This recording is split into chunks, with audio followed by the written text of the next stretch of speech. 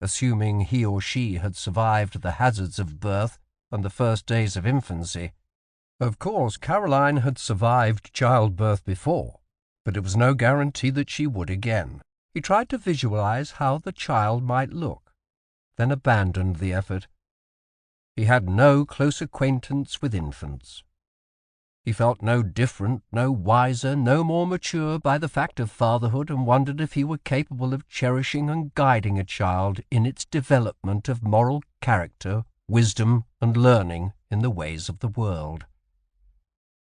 His own short childhood before his mother's death had left him ill-prepared, and most of his learning had been accumulated through the bitter years and hard knocks of experience.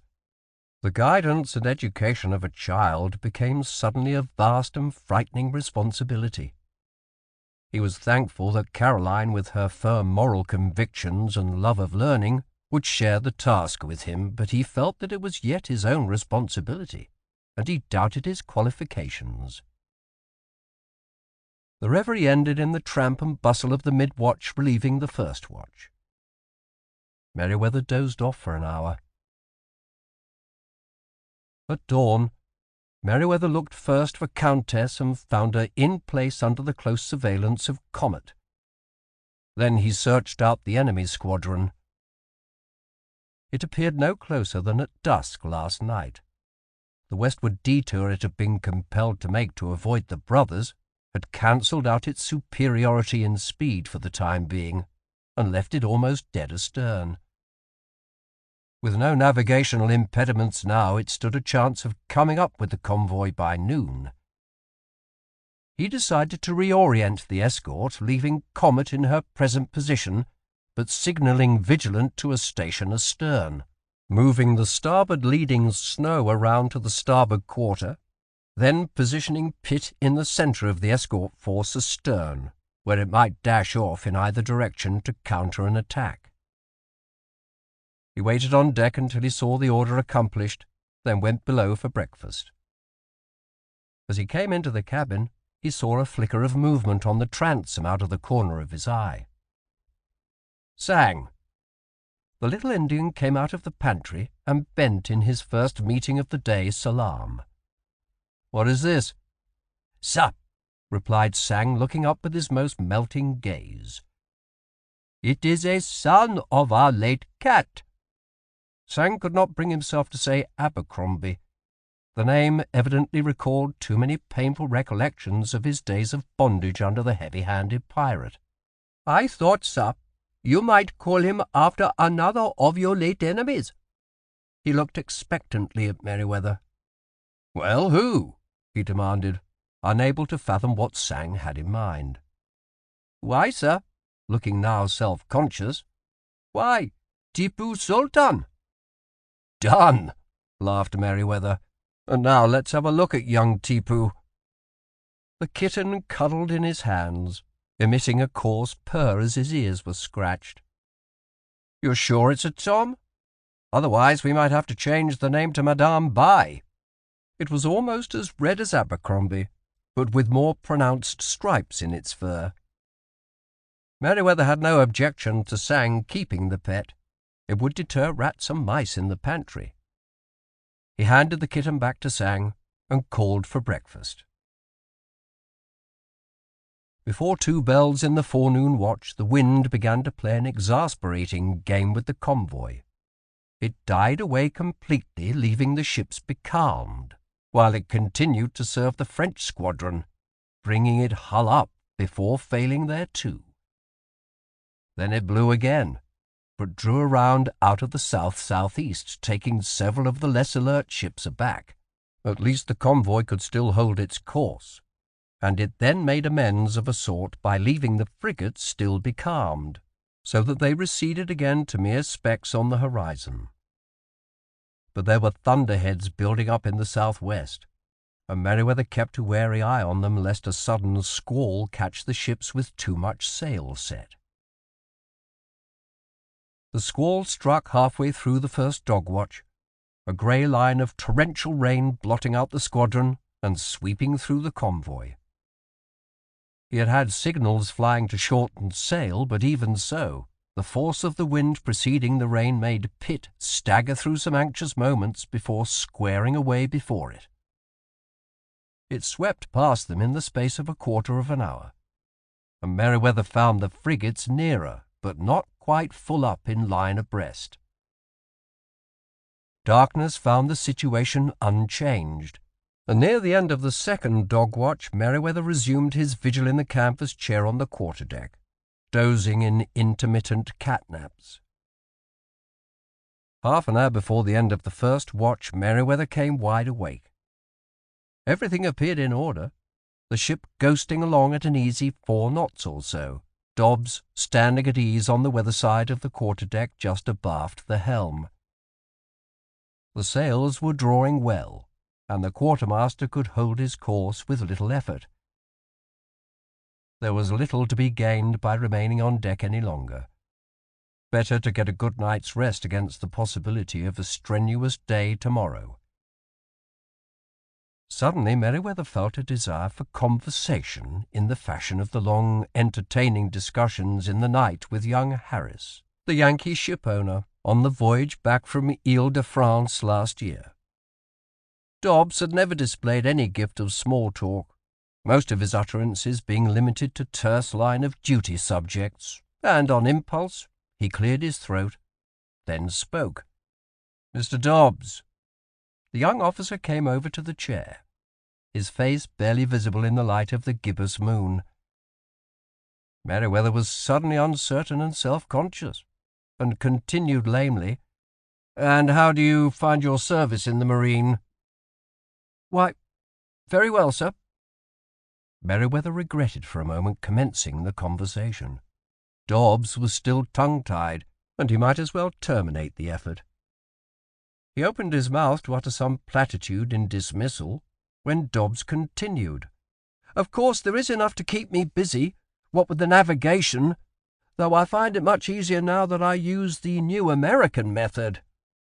"American method?" Merewether had learned Moore's method by rote, in preparation for his examination for a commission as second lieutenant 10 years ago, and still could toil through the tedious equations to a solution when the necessity arose. He was no mathematician, and had not heard of a new method, American or otherwise. "Yes, sir. A theory of navigation published 5 or 6 years ago by a man named Nathaniel Bowditch. The work is called The New American Practical Navigator, and it presents a method that is shorter and more accurate than Moore's. I found a copy at Fort William last year, and then showed it to Captain Wilkerson, the fleet surveyor and navigator at Bombay. He proved out the equations, and suggested that I use both methods until I was sure the new one worked. And it does. He asked me to write a report of my experiences with my comments and recommendations. Possibly, he said, the entire marine should adopt the theory if I found it superior to the Moore method. I have all the results, and a rough draft of my report to submit when we reach Bombay." There was genuine enthusiasm in Dobbs's voice. There were more depths to this young man than he had previously discerned, Merewether concluded. "How did you learn so much about mathematics?" "Mostly since I came into the marine. Of course, I had some education, but Lieutenant Massey in my first ship taught me the theory, and McCrae helped me too, so I've studied ever since." "How did you chance to enter the marine?" "Sir, my parents died of smallpox when I was 15. My father had a greengrocer's shop in Manchester, but of course I was not able to carry on the business, and my uncle sold it as my guardian. I wanted a warrant as midshipman in the Royal Navy, but we didn't have the connections. My grandfather had sailed as mate in an Indiaman, and one of his old shipmates had the influence to get me a place as a volunteer in the marine. I took the examination for lieutenant 2 years ago, became a passed midshipman, and then you got me the commission as second lieutenant last year." "You have made very good progress in the marine, and earned every step of it. You know I made special mention of your services at Ras El Khaimah." "Yes, sir, you showed it to me. Thank you." No thanks are necessary. It was your due. Will you make the marine your career? I hope to. I enjoy navigation and seamanship, though I don't have the flair for gunnery that Larkin has. By the way, sir, did you see the report in the London papers at Bombay of a steam-propelled vessel? No. Is there such a thing? Yes, sir. An American named Robert Fulton built such a ship last year at New York. It has boilers and a steam engine that turns paddle wheels on either side, and it can sail right against the wind and tide. Merewether thought instantly of the problem of finding and storing enough galley firewood, even for a 3-month voyage. Would there be room for a crew and cargo after stowing enough wood for a voyage? And wouldn't the vessel be likely to catch on fire? I don't know, sir. Perhaps you could use Newcastle coals. They burn hotter and longer than wood. A long way to Newcastle, Merewether replied dryly. Something in the idea of a ship with its white wings of sail being corrupted by a smoking, stinking, clanking engine like the ponderous puffing billy that pumped the graving docks dry at Bombay offended him. And, too, he had spent the major portion of his life learning the art that enabled him to take a vessel from port to port regardless of wind direction. Should this hard-earned mastery be superseded by a mere machine that any dolt could manage? It will be a long time, I think, before such a contraption becomes practicable. I have hopes I may serve in one before my career in the marine is finished, said Dobbs in a far-away tone. Merewether could dimly distinguish the blunt features in the moonlight as Dobbs looked up to check the trim of the sails, then drifted over to look in the binnacle. When he returned, he spoke in a different voice, but with a studied air of off-handedness. Sir, do you have any intimation of where our next commission may be? Merewether responded with complete candour. None whatever. Merewether had a sudden conviction that the young officer was blushing, though it was impossible to see in the darkness. Well, you know Rapid was in the scouting squadron with Commodore Waldron last year east of Malacca. We called at Penang going out, and again returning. Dobbs paused as the messenger approached. Yes, you may call the watch. He turned back to Merewether and continued. Anyway, when we were there the first time last year, I met a girl at the ball Mr. Raffles gave, and I saw her several times again last year. He went on in a small, diffident voice. She said she would wait for me, but there are others, particularly a lieutenant in the Royal Navy. Have you heard from her? Yes, in the mail we got at Ras Al Khaimah. She sounded a bit impatient. I cannot predict our next operation, provided we survive this one. But if we come back to Bombay and the requirements of the service permit, I would entertain a request for a reasonable amount of leave. There was an appreciable pause while Dobbs assimilated the statement. There was a tramp and bustle as the mid-watch began to come on deck and relieve. Dobbs withdrew to impart the situation and night orders to McCamey preparatory to his taking the deck. You never know, Merewether mused.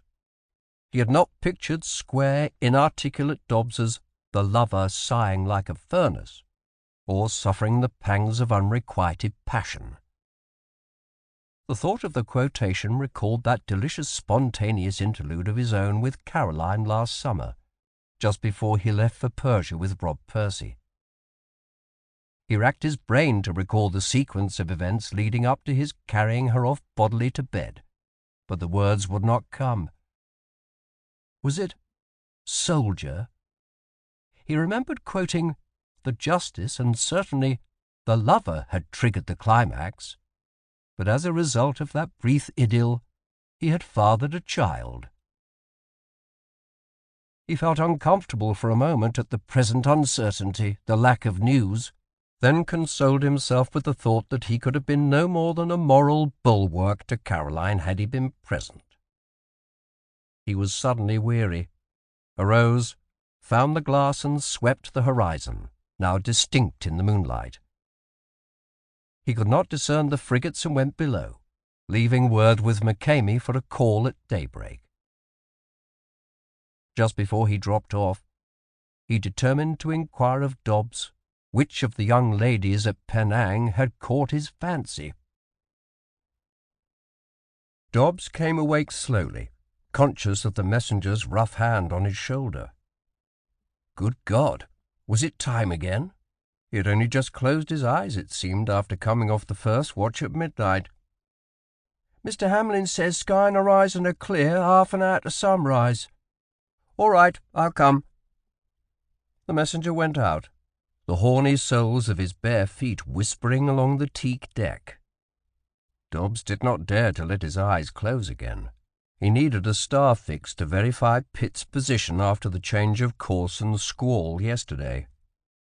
There had been too much cloud cover to observe even a single star last night, and the captain was most particular about his day's work in navigation, though the dead reckoning position was never far from that established by celestial observation. The thought of Merewether produced a warm sensation in his heart as he remembered the report of the operation last spring at Ras ul Khaimah. He could recite from memory the paragraph dealing with himself. "I wish to call particular attention to the services of Lieutenant John Dobbs, whose survey of the bottom disclosed the shallow winding channel leading to a point just off the town, allowing Pitt to approach the fortress within point-blank range. His energy, resource, and attention to duty are in accordance with the highest traditions of the company's marine, and largely responsible for the success of the operation." Dobbs put his feet on the deck and groped for his trousers, then found his boots and clumped into the wardroom to pour a cup of tea. On deck, Hamlin and Gaffner, the duty quartermaster, had the sextants laid out and the hack watch already compared with the chronometer. The motion of the ship was easy, the sea calm, the sky almost cloudless. The stars were brilliant, and the horizon just becoming distinct as he gulped down his tea and picked up the sextant. The captain's canvas chair at the weather rail was empty, he noted, before he looked up at the heavens. "Betelgeuse," he told Hamlin, sighting through the reversed sextant on the star, then moving the arm on the arc until the horizon became visible in the mirror. He turned the instrument right side up and made the fine adjustments to bring the star down precisely on the line of the horizon. "Mark! Mark! Mark!" Hamlin echoed him, and Gaffner made a note of the time, then the altitude each officer read off from the ivory scale inletted in the ebony instrument. Only a slight difference, Dobbs was pleased to note. They repeated the observations on 4 more stars. Then Dobbs and Gaffner went into the cubby to commence solving the intricate equations conceived by Nathaniel Bowditch in his new American method that eventually would result in a position he could plot on a chart. Hamlin would work out his observations for comparison when he came off watch, but for the present the diminutive Gaffner would also work out the sights according to Moore's older formulas, as a continuing check on the new method. Finished, Dobbs painstakingly plotted the indicator position on the chart, marking it with a faint dot surrounded by a circle, then added the date and time, and looked over at Gaffner, hunched on a stool, his sharp face intent on his figures. In the yellow light of the lamp, the quartermaster resembled a gnome in a drawing out of a storybook. He set down the final figures, slid off the stool, and rapidly manipulated the parallel rules on the chart, then placed an almost invisible dot. "Less than a mile off difference, sir," he reported in a high Cockney voice. "I was hoping to catch her off this time." He grinned, showing yellow teeth. Dobbs grinned back at him. "And so you might, but I threw out the star I mistook for Capella," he said over his shoulder as he went out on deck into the light of the rising sun. "I make it 12 degrees, 31 minutes north, 52:50 east," he reported to Hamlin, who entered the position in the deck log, then sent the messenger to the cabin with the slip showing the date, time, latitude and longitude initialed by Dobbs. Dobbs looked about the deck, then astern, yawning mightily. The topsails of the frigates reflected gleaming white in the oblique rays of the sun. They were measurably closer than at dusk last night, but not dangerously so, he decided. By noon, assuming the wind held and no squalls, Pitt might well be in action. A spot of breakfast would help now. The wardroom mess steward had actually found 2 swine in Muslim Jeddah, and there was still bacon for breakfast. Larkin was alone at the table, finishing a cup of coffee before he took the deck for the forenoon watch. Dobbs would succeed him in regular rotation at noon, and they grunted amiable good mornings at one another, before Larkin picked up his hat and went out. While the tea cooled, Dobbs thought of his conversation with Captain Merewether last night, and felt again the inner sense of warmth. The man was essentially kind, he decided again, though he brooked no nonsense and demanded efficient performance of every duty assigned. There had been no obligation on his part to offer a leave, even if the exigencies of the service permitted, and Dobb would not have asked for such indulgence on his own initiative. Even if granted, it would take a mighty and fortuitous combination of luck and circumstances to transport him to Penang and back. Possibly, it would be more realistic to ask for transfer to a ship serving in the Straits area, though it would mean leaving Merewether for some unknown quantity as a commanding officer. But Judith was worth it. Her visions swam before his eyes as he stared blindly at the sideboard across the room. She had been a pert slip of a girl, the youngest of the group, when he met her at the governor's ball at Georgetown more than a year ago, and he had monopolized her evening. She had put him at ease instantly. He had found no need to talk, as she bubbled along in a stream of inconsequential gossip, identification, and judgments on others present, punctuated with indirect inquiries about himself. And yet when he spoke, she had listened. By the end of the evening, he knew she had been born in Bombay, daughter of a sailing master in the Marine who now served as port captain for Penang since he had lost an arm, married to the sister of a writer in the company's Bombay establishment. Dobbs had found himself for the first time in his life in the close company of a girl, albeit one some 5 years his junior. He had asked to see her again, and she had consented. On Rapid's last call at Penang last fall, he had summoned the courage to ask her to marry him, and she had made a conditional acceptance, that the marriage take place within the year. Cold hatred welled up in Dobbs as he thought of Lieutenant Garner serving in HMS Argus, based on Penang, who persisted in pursuing Judith during his absence. He had been within an ace of calling the obnoxious rival out last fall, but Judith had dissuaded him. Still, the danger persisted. Absence might not make her heart grow fonder, but he felt the most urgent compulsion to make her his own. Life would not be worth living if he could not have Judith Johnson. He pushed back the chair and hurried to his room to take pen in hand and compose a letter to be posted in Bombay, hopefully as specific as he could make it.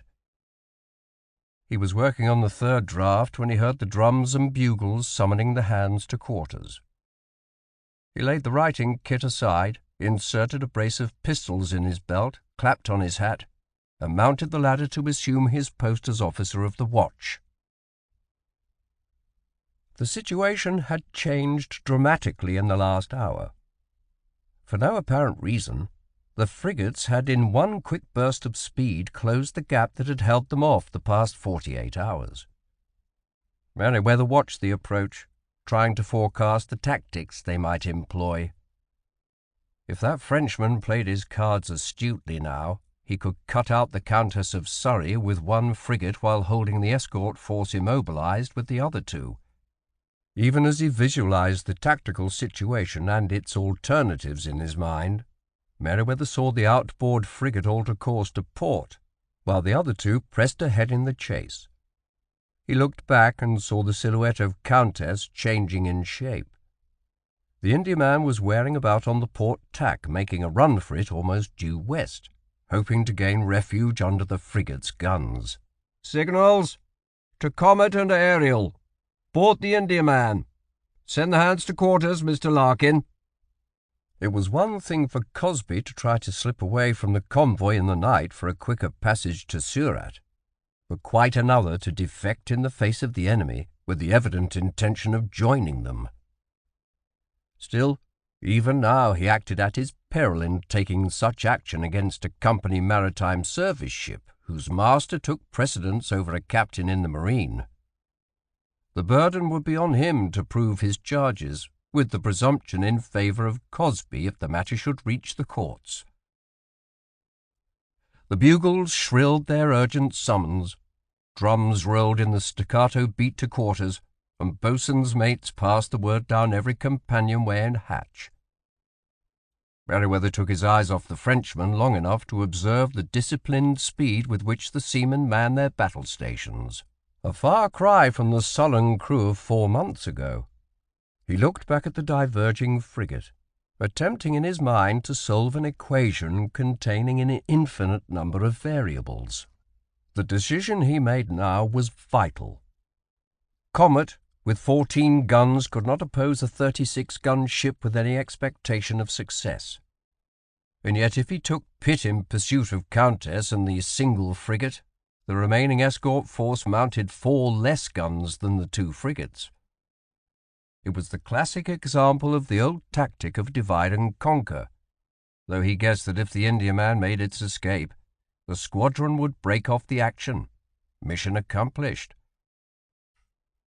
The silhouettes of Comet and Ariel had also altered as they wore about in pursuit of Countess.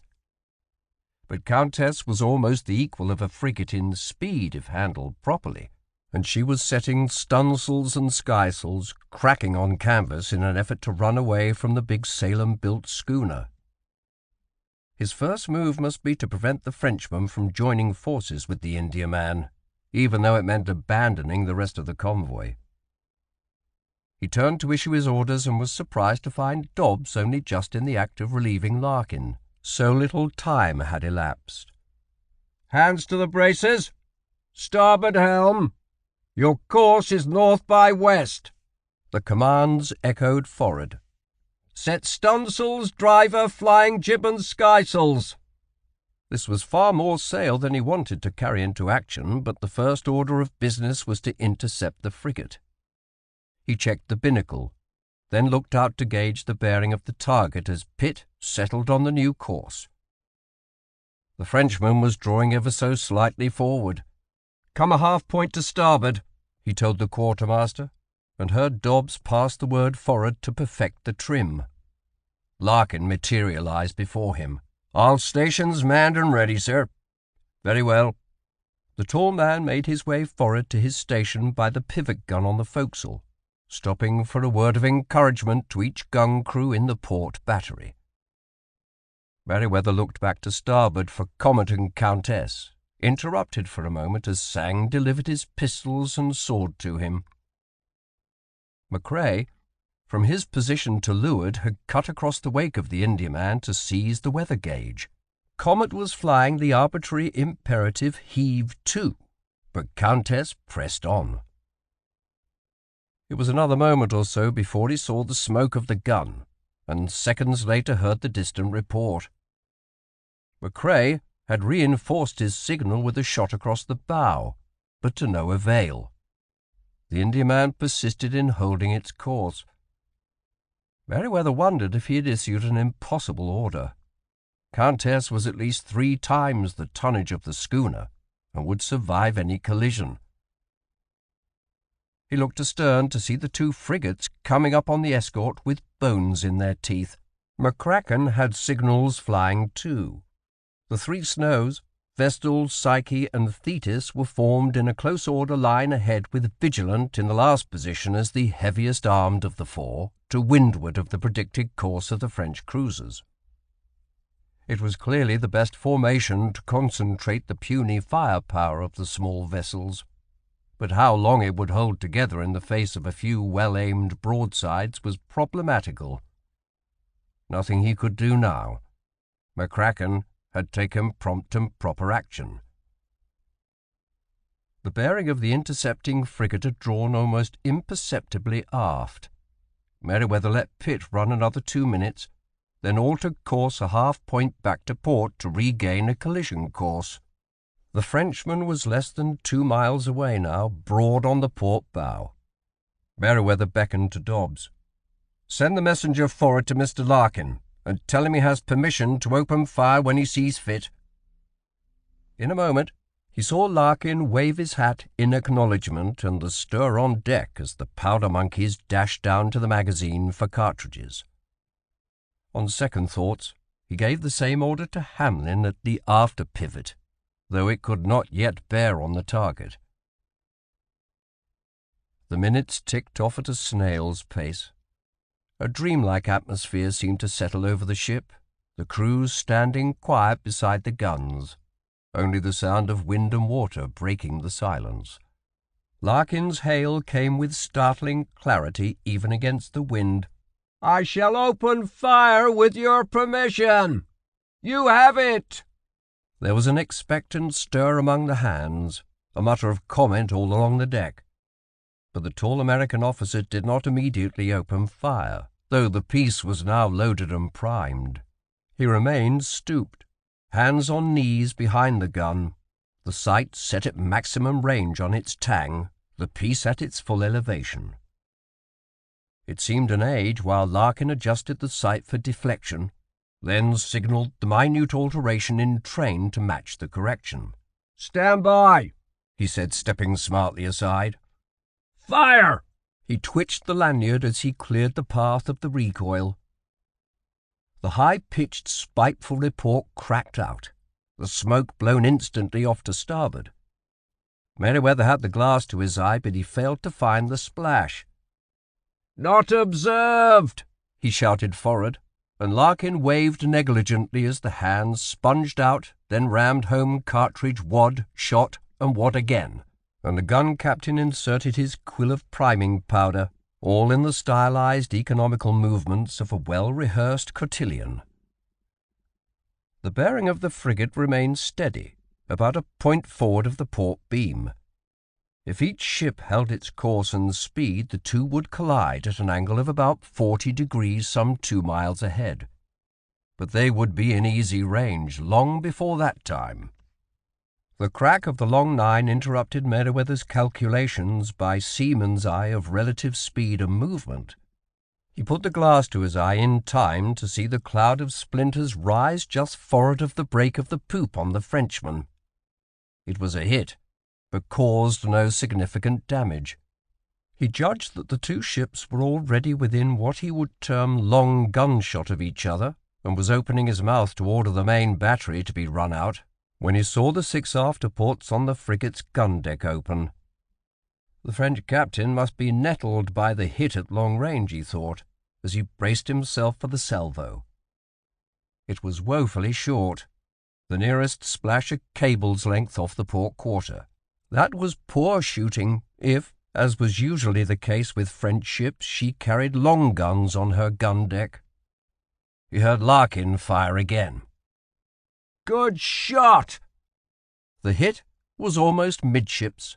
The bulwarks showed a ragged gap beside a deck carronade, and there were men down. Ports opened on the frigate. The Frenchman was showing his teeth, but no broadside followed immediately, and Merewether looked back for Comet and Countess. Far off the starboard bow, the silhouette of the Indiaman had altered. She was almost bows on, with Comet still alongside.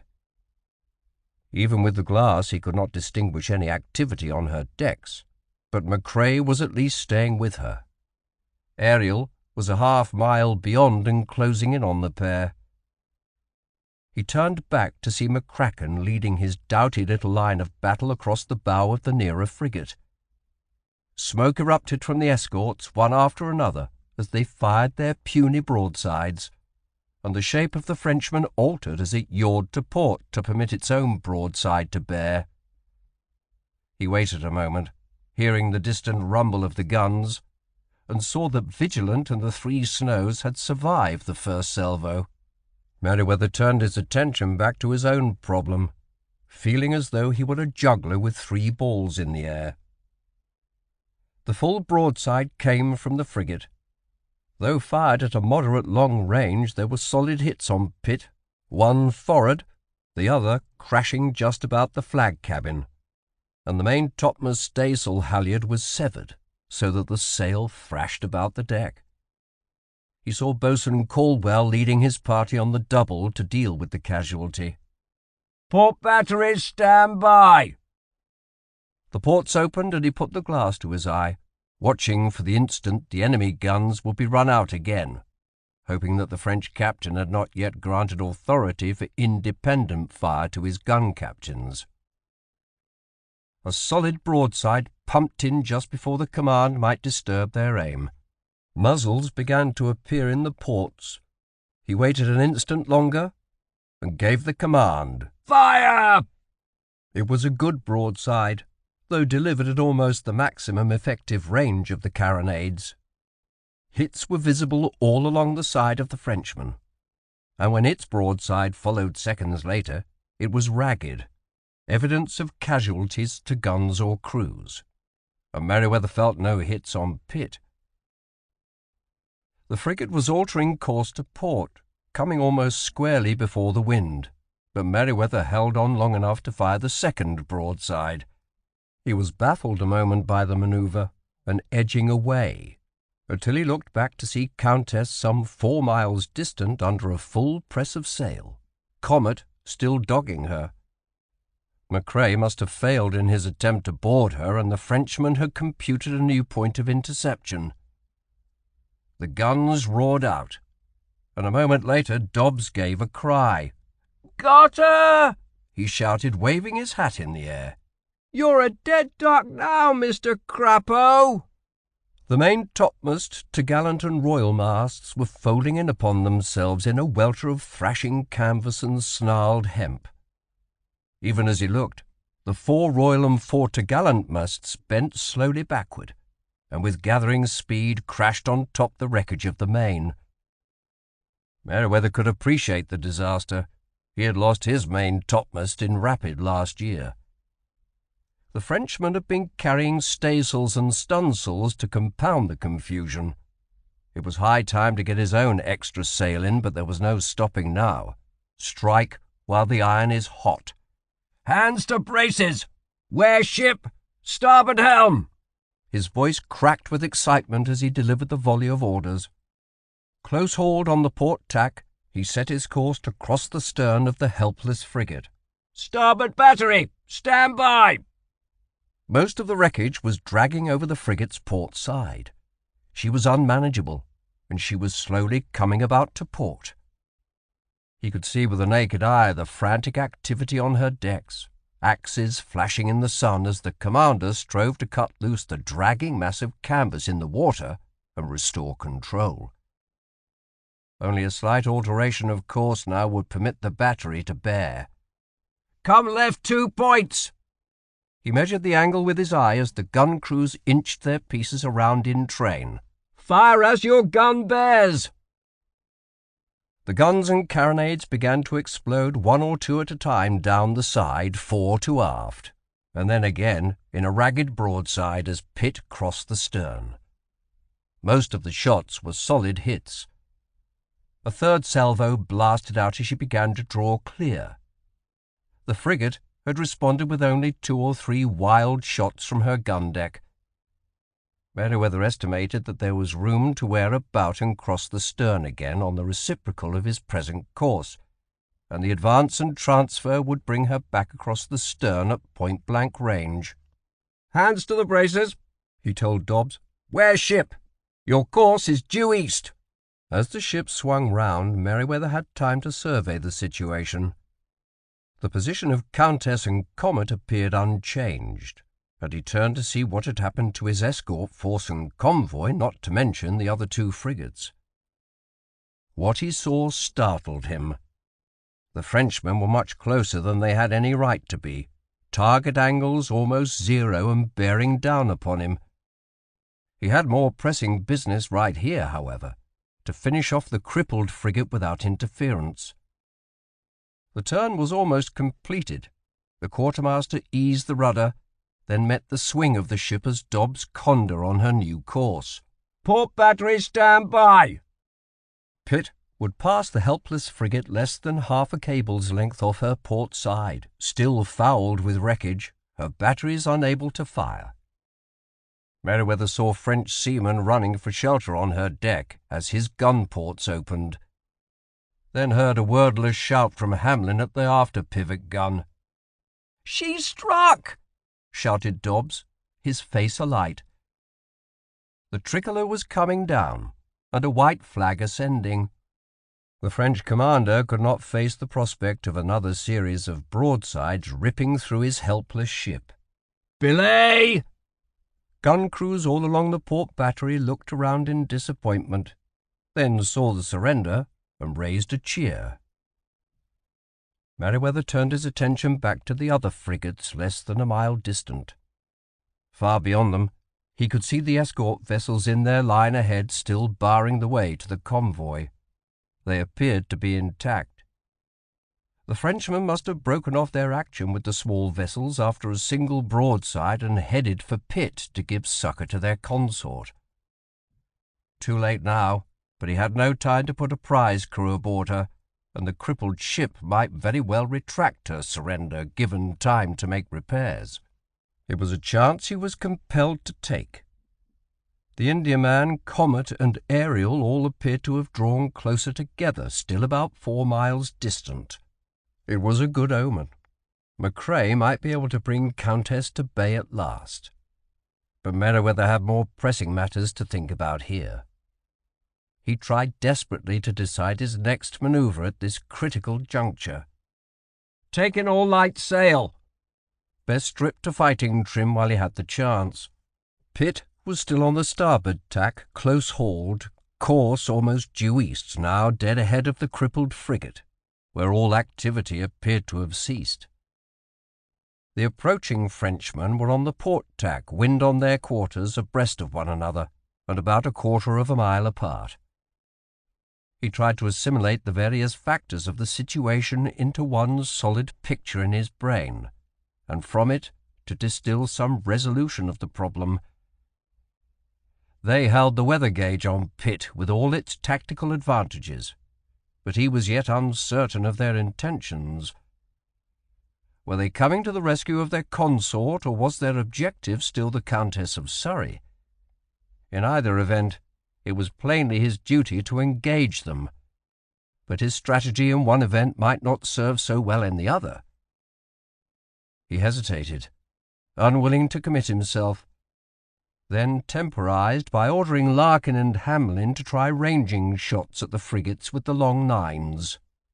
He missed the fall of shot in his preoccupation with the next move, then temporized further by ordering the starboard battery to stand by. The frigates were within long cannon shot, but beyond the range of the carronades. Merewether gave the order almost absently. "Divide your battery, Mr. Hamlin. After section, aim for the starboard frigate. Fire when you are on target." The commands went yelping forward, relayed by each gun captain in turn. In a moment, the cries of "Mark! Mark! Mark!" came echoing back along the battery. In that brief interval before the broadside roared out, Merewether came to a tentative conclusion.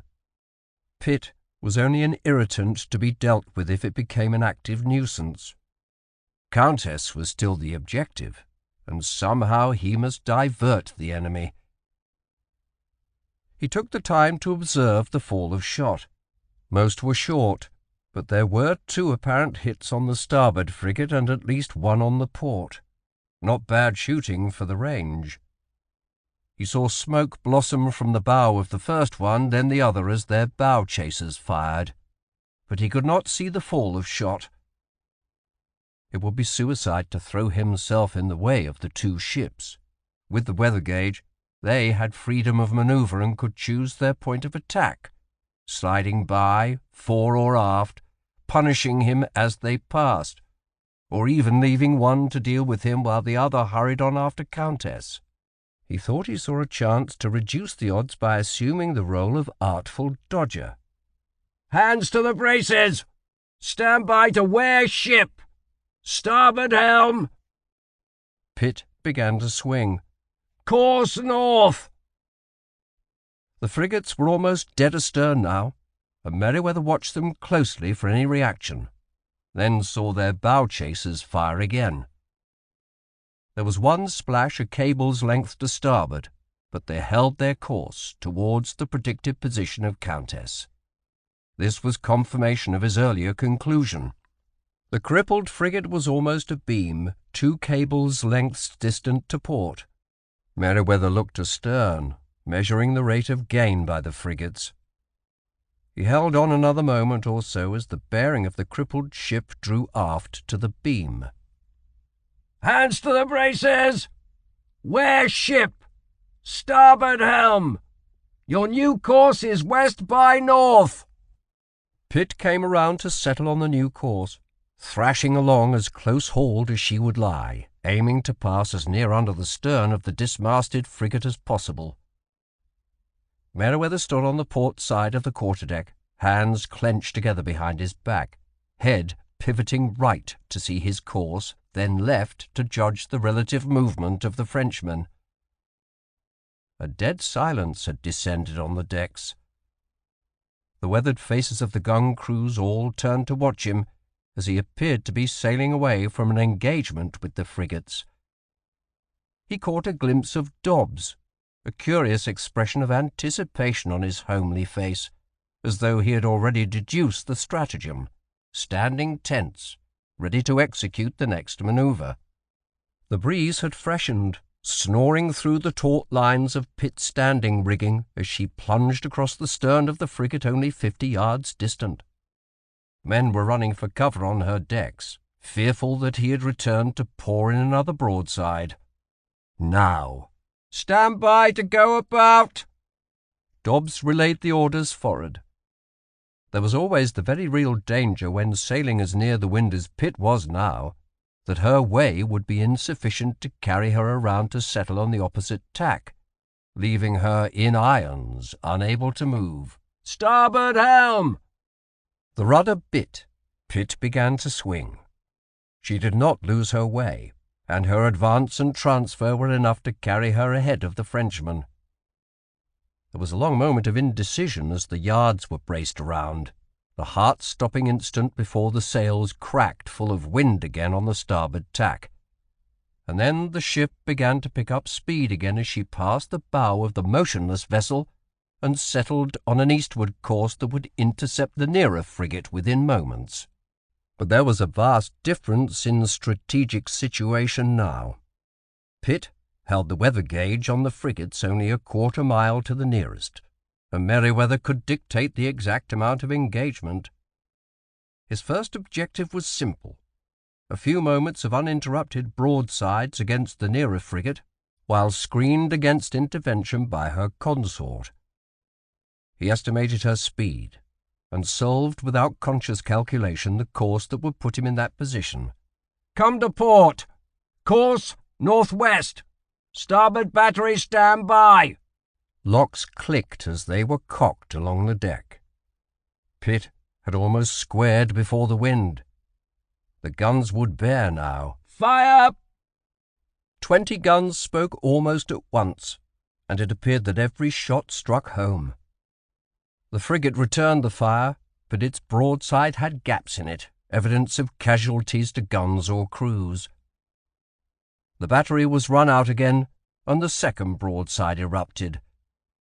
If the drill ran true to form, he could count on getting off 3 shots from his shorter guns to 2 from the Frenchman. "Fire at will!" There was no need to control the gunfire any longer. Let the faster crews set their own pace. The firing assumed a galloping tempo as the ships edged together, and clusters of grape were now being rammed down on top the round shot. The frigate had lost its bowsprit and headsails, the mainyard was shot in two and the spanker boom splintered, in addition to major hull damage. In a single-ship action she would strike within a few more such broadsides, but he saw the second ship coming across her wake. In a moment it would be in position to repay Pitt with interest. "Starboard helm! Port battery stand by!" If she would just come around fast enough, he could avoid her broadside and be in position to rake the consort. The last shots from the starboard battery were fired even as the ship swung. The first frigate was wavering out of control. Only a few yards more, and he would be across the bow of the second frigate. There came a last despairing shot from the main battery of the first Frenchman, and disaster struck.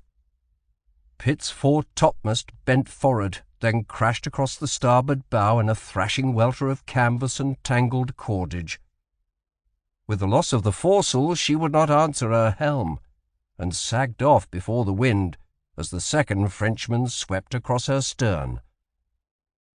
There must have been at least a dozen hits. The main yard fell, as did the spanker gaff, fouling the helm. 2 quarter-deck carronades were dismounted in the port battery, and men were down along the deck. Even so, the port battery roared out as the frigate came into range, making solid hits all along the side of the ship. The second ship put her helm up and spilled the wind from her sails. Evidently, she intended to tarry a bit and punish Pitt before resuming her dash for Countess. Merewether heard firing from starboard again and looked around. The first frigate had managed to rig a foresail and was creeping up to starboard. Her guns were firing steadily now from both batteries, but somehow the enemy's masts remained intact, and the starboard frigate obviously intended to board. There was nowhere to go. He was caught fast in a trap. There was nothing he could do but try to fight off the attack. "Canister!" he shouted in desperation as the starboard frigate crashed into the bow, driving Pitt's head around and causing her bowsprit to tangle with the standing rigging of the port frigate. There was a frenzied activity in the ship to port as her hands tried to cut loose the tangle and free themselves, but she had lost her way, and the wind inexorably pushed her against Pitt. The guns were almost muzzle to muzzle now, and those that could still fire threw flaming wadding into both ships. Smoke was boiling up through the forward companion, and a party was dragging a length of hose from the pumps, while powder monkeys doused a dozen smaller fires with pails of sea-water. He saw the carpenter standing before him, shouting, "Near 4 feet of water in the hold!" The words came through with startling clarity. He saw Dobbs look around. Hell, they might sink before they burned. "Stop it as best you can," Merewether told the carpenter, and turned to see a party forming up with cutlasses, pikes, and pistols in the waist of the port frigate. "Repel boarders! Repel boarders!" he shouted, and saw the marine detachment on the forecastle drawn up in 2 rigid ranks, muskets already aimed. The smoke from the volley obscured them, and he looked back to starboard. The batteries of all 3 ships still fired, not in measured broadsides, but in an irregular tempo as the serviceable pieces managed to reload. There was activity on the deck of the starboard frigate, blue and gold-clad officers rallying a party of French marines, while seamen swung out over the bulwarks to slash at the boarding nets.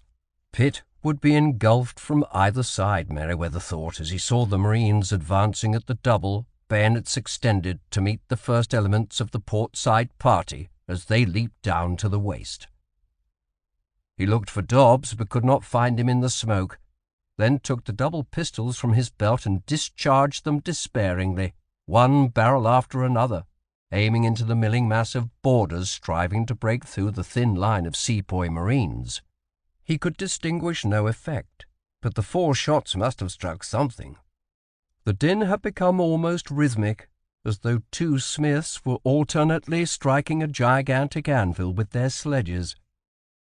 The ships on either hand continued to fire with only an occasional shot from Pitt now to punctuate the horrid tempo. The scene was a nightmare, worse than the one he had dreamed at Calcutta last year. The situation was hopeless. He would die here in the approaches to the Gulf of Aden, uselessly, without a glimpse of his own child. A cold tide of terror flooded through him without warning. "I shall die," he said, not realizing that he spoke aloud. "I do not want to die. I must not die now." He felt his mouth work and saliva run from the corners. Merewether wiped his chin with the back of his hand as he moved towards the flag halyards, unreasoning panic hastening his steps. He must survive at any cost, and only a single avenue was left. He must strike his colours, surrender the ship and thereby live. He came hard against a sturdy blue-jacketed figure in the murk just forward of the helm. One quartermaster lay already dead, and the other writhed weakly in a puddle of blood. The wheel was unattended, but the ship was going nowhere. He tried to shove past the figure, feeling momentary anger at the unexpected obstacle, then recognized the plain, blunt features through the swirling smoke. "Captain!" shouted Dobbs, his high voice penetrating above the clamour as the smoke of another discharge again engulfed them. "Move!" shouted Merewether in desperation, using his hands to try to push the officer to one side and reach the halyards. "Stand aside! I must strike! Surrender!" His voice cracked. Dobbs' face became visible as a slant of wind dispersed the smoke again. His expression was of disbelief, then incredulous dismay, mouth opening, eyes staring before his face began to work, crumpling in upon itself as tears started and he wept. God damn the man! Did he possess no imagination, have no desire to live? Merewether's body tensed to exert the force to shoulder him aside and press past. He shouted again, almost in his ear, "I must surrender!" There was a shattering blow. Incandescence exploded behind Merewether's eyes, and he felt himself fly through the air, observing with a sense of detachment the curious phenomenon of the mizzen upper works rotating lazily above him. He crashed to the deck on his back and lay stunned, fighting to regain his breath. Was this it? Was this death, the end of his mortal existence? He began to breathe again, and consciousness flowed back through his body. With an effort he managed to roll over, get to his knees, then shakily on his feet. There was a bloody heap of blue and white rags pitched against the port bulwark beside a dismounted carronade. Dobbs? Merewether could not bring himself to look. He turned to face forward again. The scene was as though frozen in time, boarders still pressing against the marine detachment to port, guns thundering from both sides. There was yet time to reach the halyard, haul down the marine ensign, end this horror. He drew his sword, then staggered towards the pinrail to slash the halyard. He saw movement in the waist of the starboard frigate, men brandishing pikes, cutlasses, and pistols, as they poured, shouting across the narrow gap between ships into Pitt. Good God! Was there time even to surrender? "Form Lion's Mouth! Form Lion's Mouth!" The high-pitched command behind him was audible over the din of the battle. What? The command made no sense to him as he whirled around to look. That child Marlowe was running forward, cutlass in one hand, a glowing length of slow match dripping sparks in the other. The hands from the starboard quarterdeck carronades were snatching cutlasses and pikes from the racks. Even as he wondered, the boy reached the 3-pound boat howitzer set just forward of the mizzen and jammed the slow match into the touch-hole. A hatful of musket balls fired at point-blank range was a fearsome thing. It cut an expanding swathe through the boarding party from starboard, and Merewether joined Midshipman Marlowe in leading the screeching, shouting lion's mouth charge to fall upon the shaken survivors, driving them willy-nilly across the deck. Some managed to scramble back into the Frenchmen, but the majority were cut down or dropped their weapons in surrender. He came to a halt, seeing blood on his sword and a trickle blinding his left eye. He had not felt the blow, but his fingers found the slash across his forehead into his hair. No time to stop. Hamlin was now leading the Lion's Mouth force to fall on the flank of the port boarding party, as Marlowe crouched on the deck, shoe off, blood oozing through the toe of his stocking. There came the crash of a broadside of many guns from somewhere forward. Good God! What now? Had the crippled frigate somehow revived and joined the action? He ran towards the forecastle, leaping up the ladder to peer forward through the smoke, as the breeze rolled it back to reveal Countess of Surrey for a moment, before her 18-pounders roared out again. She was lying less than 100 yards dead ahead of the port-side frigate, sails brailed up, every raking shot crashing through the length of the Frenchman. Merewether looked about as though in a dream, wondering when he would awake with a start to find himself back in the lodgings at Calcutta with Caroline beside him. It was only a moment ago that he was ready to betray himself, his men, and the marine by hauling down, striking his colours, intent only on preserving his own life. And Dobbs was gone, dead, struck down by a cannonball even as he tried to push the young officer out of the way in his craven attempt to surrender. But it was no nightmare, he knew, seeing the long pivot gun on the forecastle smashed and dismounted. The mutilated bodies strewn about it were real enough, but he was thankful that he did not recognize Larkins among them. He stood, sword dangling from his nerveless hand as the breeze pushed the smoke back again to reveal Comet and Ariel lying just ahead of the starboard frigate, pumping broadside after broadside into the Frenchman. 5 minutes later, the port frigate hauled down her colours, quickly followed by her consort, and silence descended on the scene. The chaos was deadly serious. It was touch and go whether Pitt would sink under them before they could get the sail fothered under her bottom to check the torrent of water that poured through the gaping wound on her starboard side at every roll in the long swell. Boats from Comet, Ariel, Vigilant, and Countess disgorged parties of artisans armed with the tools of their trades, and the men joined the frenzied activity, rigging pumps, moving the carronades across the deck to give the ship a port list, plugging shot holes. The surgeon assigned to the escort force came on board with his mates and loblolly boys, and dived below to the sick bay. Merewether made no conscious decisions. The instinct of a lifetime at sea served him. Macao out of Comet ensured execution of his orders. The crews of the escort vessels were decimated to furnish the prize crews for the frigates, and soon the flag of the Bombay Marine was flying over 3 French tricolours. The lines to the sail, now stretched over the side and bottom of the ship, were just being secured when the thought struck Merewether. "Macrae! The transports!" Somewhere over the horizon to the south were ships filled with French soldiers bound for some point in the Gulf of Cambay to assist the uprising against Holkar in Rajputana. The small Scots officer looked at him, the cast in his eye evident. "Dinna worry a muckle about them, Captain," said Macrae in the thick accent that he affected in moments of stress. "They will go nowhere now. We have the she-tiger and her cub battened down below decks. And Cosby's dead." "Dead?"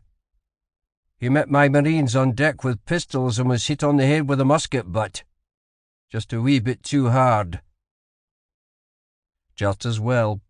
It would have been a sticky affair to bring a company maritime service captain to trial for treason. "His officers claim they did not know his motives or intentions. They only obeyed orders. I left my Marines aboard to make sure they continued to do so, and brought her here as fast as she would sail. Her gun crews made an excellent practice, I thought, considering that they are merchant seamen." "Yes, you saved Pitt, and me." A wave of nausea flowed through him, and he felt an almost overwhelming compulsion to blurt out the nearness of his surrender and his blind panic. But he managed to control himself. He saw Macrae looking at him with concern. "Do you feel all right, Captain? That cut? It's only a flea bite. And now if you'll be kind enough to send off your press gang to pick up lascars from the convoy to man the pumps, I'll be much obliged." It was after midnight when he came into the flag cabin to throw himself fully clothed on the cot that had survived the bombardment and sleep until dawn. Macrae sat wearily in the stern sheets of Comet's gig as it pulled away from Pitt. It had been touch and go as to whether they would save the frigate, but with the sail now fothered under her starboard side, the flooding had been checked to the point where the pumps could just barely contain it, and the lascars impressed from the country ships in the convoy provided a fresh reservoir of manpower to serve them. By moving guns and water casks to port to induce a list, the shattered planking might be exposed sufficiently to permit more permanent repairs. He had left all of the carpenters out of the escort force aboard to lend assistance, and they would work through the night, plugging holes and caulking the lower gun ports in preparation for the ship to be heeled over. It had been a long yesterday. Now it was halfway through the mid-watch in a new day, and Macrae felt his body slumping. He realized now that he had been on edge ever since Merewether assigned him to the duty of holding Countess on a short tether. If the decision had been left to him, he would have landed a detachment of Marines on her deck, put the master in irons, and hanged the consequences. Still, he could not appreciate the considerations that had dictated otherwise. As for Merewether, he had appeared to be in a daze, though he had given every proper order to save Pitt. When Macrae arrived on board at the head of his rescue and salvage party, it was as though he was a stranger, silent, withdrawn, looking past him as though he were unable to focus, even a perceptible hesitation in his usual brisk gait. Intent on collaring Countess, Macrae had missed much of the tactical manoeuvres by which the deadly frigate action had been played out, but he had observed the last few minutes as he conned the Indiaman into position, and had seen the inferno Merewether had survived with the 3 ships locked together, and many of the enemy guns still in action. As for his own role in the action, he characteristically minimized the part he had played. He had done no more than the duty enjoined upon every officer in the Marine, engaged the enemy with all the force he could bring to bear. He thought with deep regret of young Dobbs, destined to be committed to the deep this day. The boy had developed into a first-rate navigator and ship-handler, and his single-handed attention to duty made him a most desirable junior officer. Hard lines. And Hamlin had confided that Dobbs was betrothed to a young lady down at Georgetown. Macrae was sure he remembered the girl from the ball there last year. Hard lines. And Larkin, that confident, sanguine, proud American, lying even now in a drugged sleep amid the horrors of the loblolly, his left arm amputated above the elbow. His philosophy and way of life were at variance with Macrae's tidy, cautious, Calvinistic Scots nature, always pessimistically expecting the worst. but he respected the man's courage, abilities, and plain-spoken common sense. Of course, Nelson had gone on to glory after losing an arm, but in a service such as the Bombay Marine, it could be a well-nigh insurmountable handicap, and he could not see Larkin accepting some safe shore billet to wait out the years until retirement. He heard the hail and the coxswain's reply, "Comet," and came back to the present as he mounted the ladder. His steward had laid out tea with biscuit and a pot of jam, and Macrae was suddenly ravenous. He had done all he could for the present to aid Pitt, and he felt the necessity for a medicinal dram for himself before he began the repast. He felt the whisky expand through his body, dissipating some of the fatigue, and he ate the biscuit, heaped with preserves, with relish. Finished, he felt a craving for the pipe he occasionally took. Tobacco was shaved off the plug and tamped into the clay bowl, then lighted with a spill from the lamp. When it was drawing well, he sat back, blue smoke eddying over his head, and thought again of Merewether.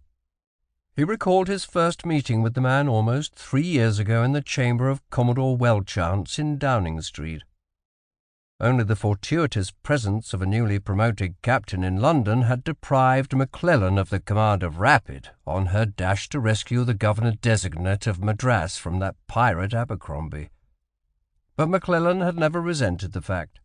Macrae could confess some initial reservations.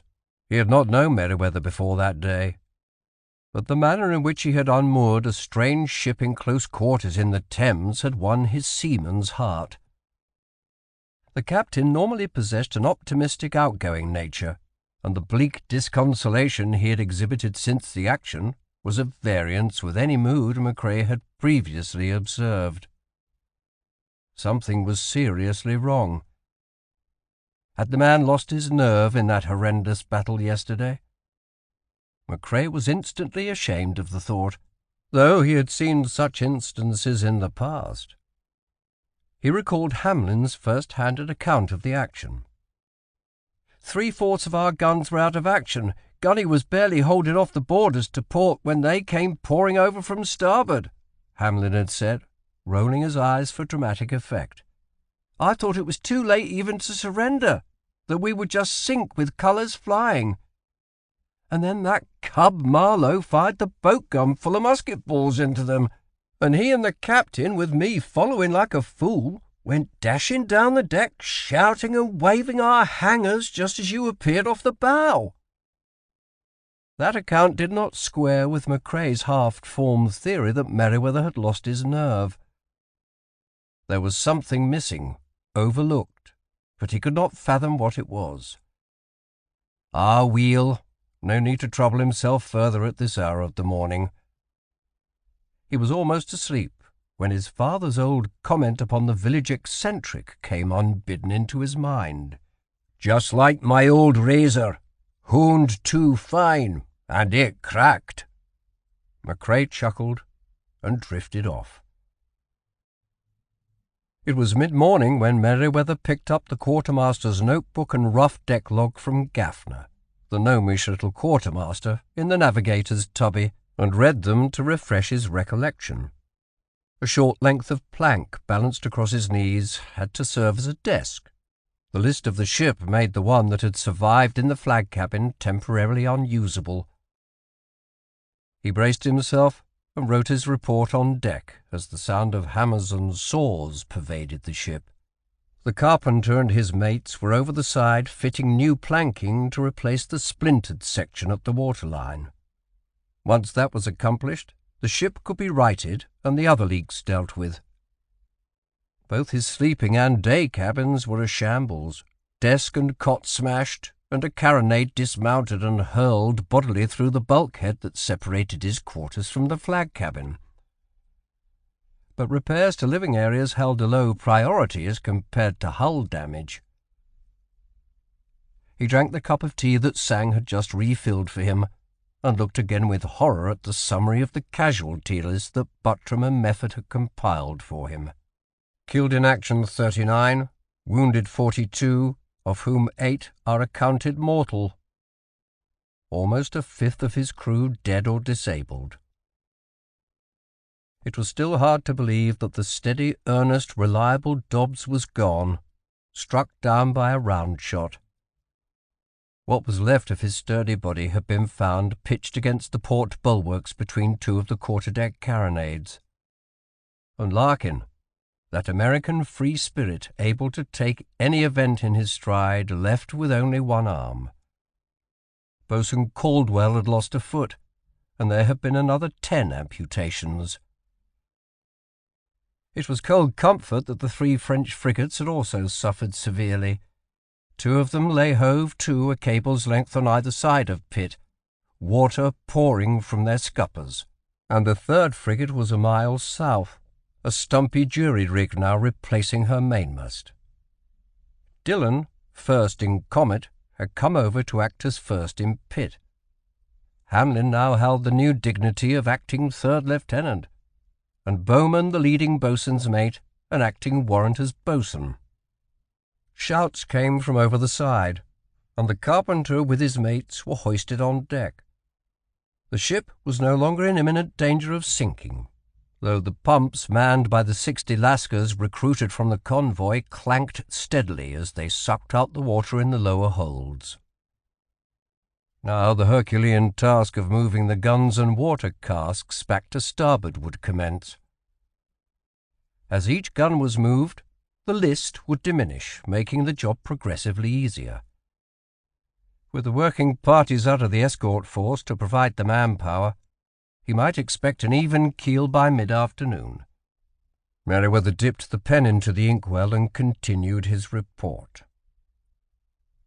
Having shot away bowsprit, foresails, and spanker, as well as inflicting severe hull damage to Glorieuse, her consort, Thetis wore across Pitt's stern to engage her to port. As Pitt was wearing to port to counter this manoeuvre, her foretopmast and headsails were shot away, making the ship unmanageable and causing her to collide with Thetis.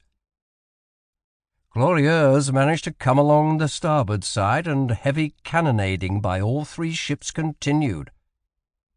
Thetis organized a boarding party and managed to reach Pitt's deck, where it was contained and then repulsed by the Sepoy Marine Detachment under the able command of Jemadar Gunny.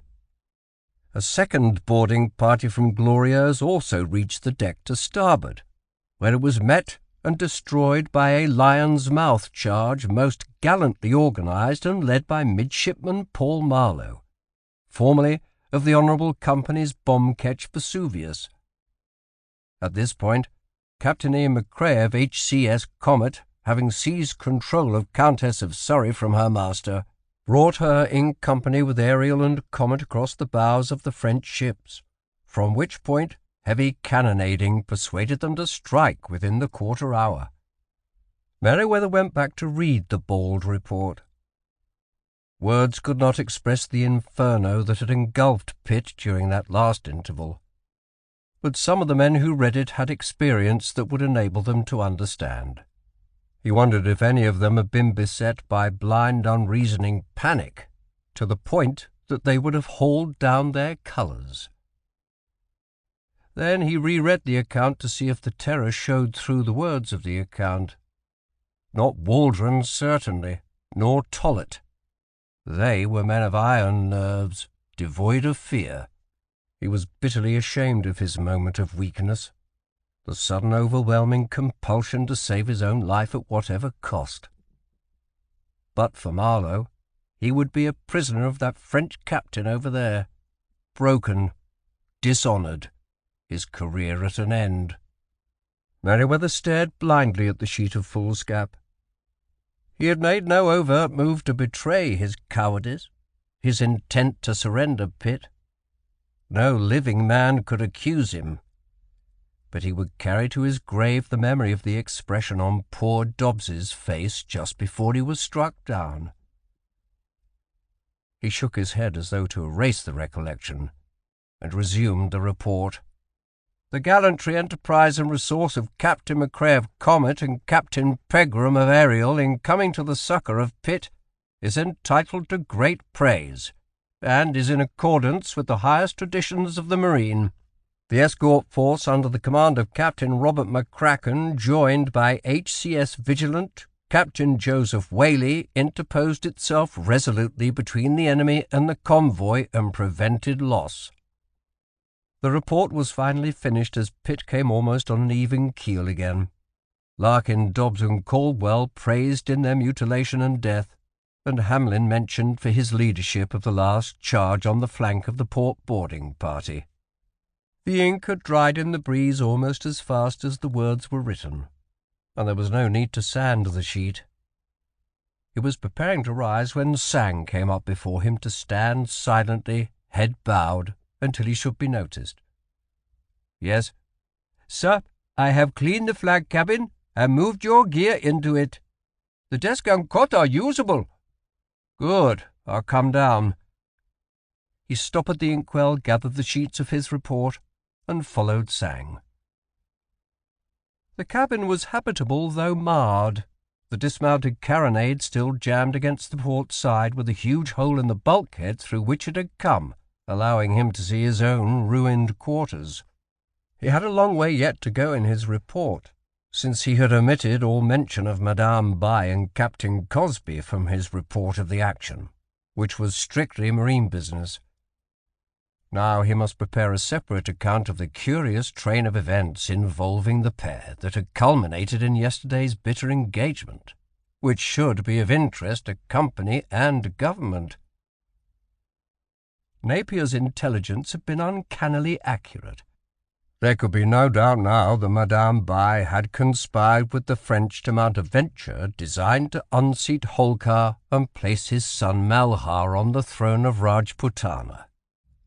Once accomplished, she would be the effective ruler of the most powerful state in the Maratha Confederation, and with her ties by blood and affinity with the French, would also be in a position to do incalculable harm to the company's interests in Central India.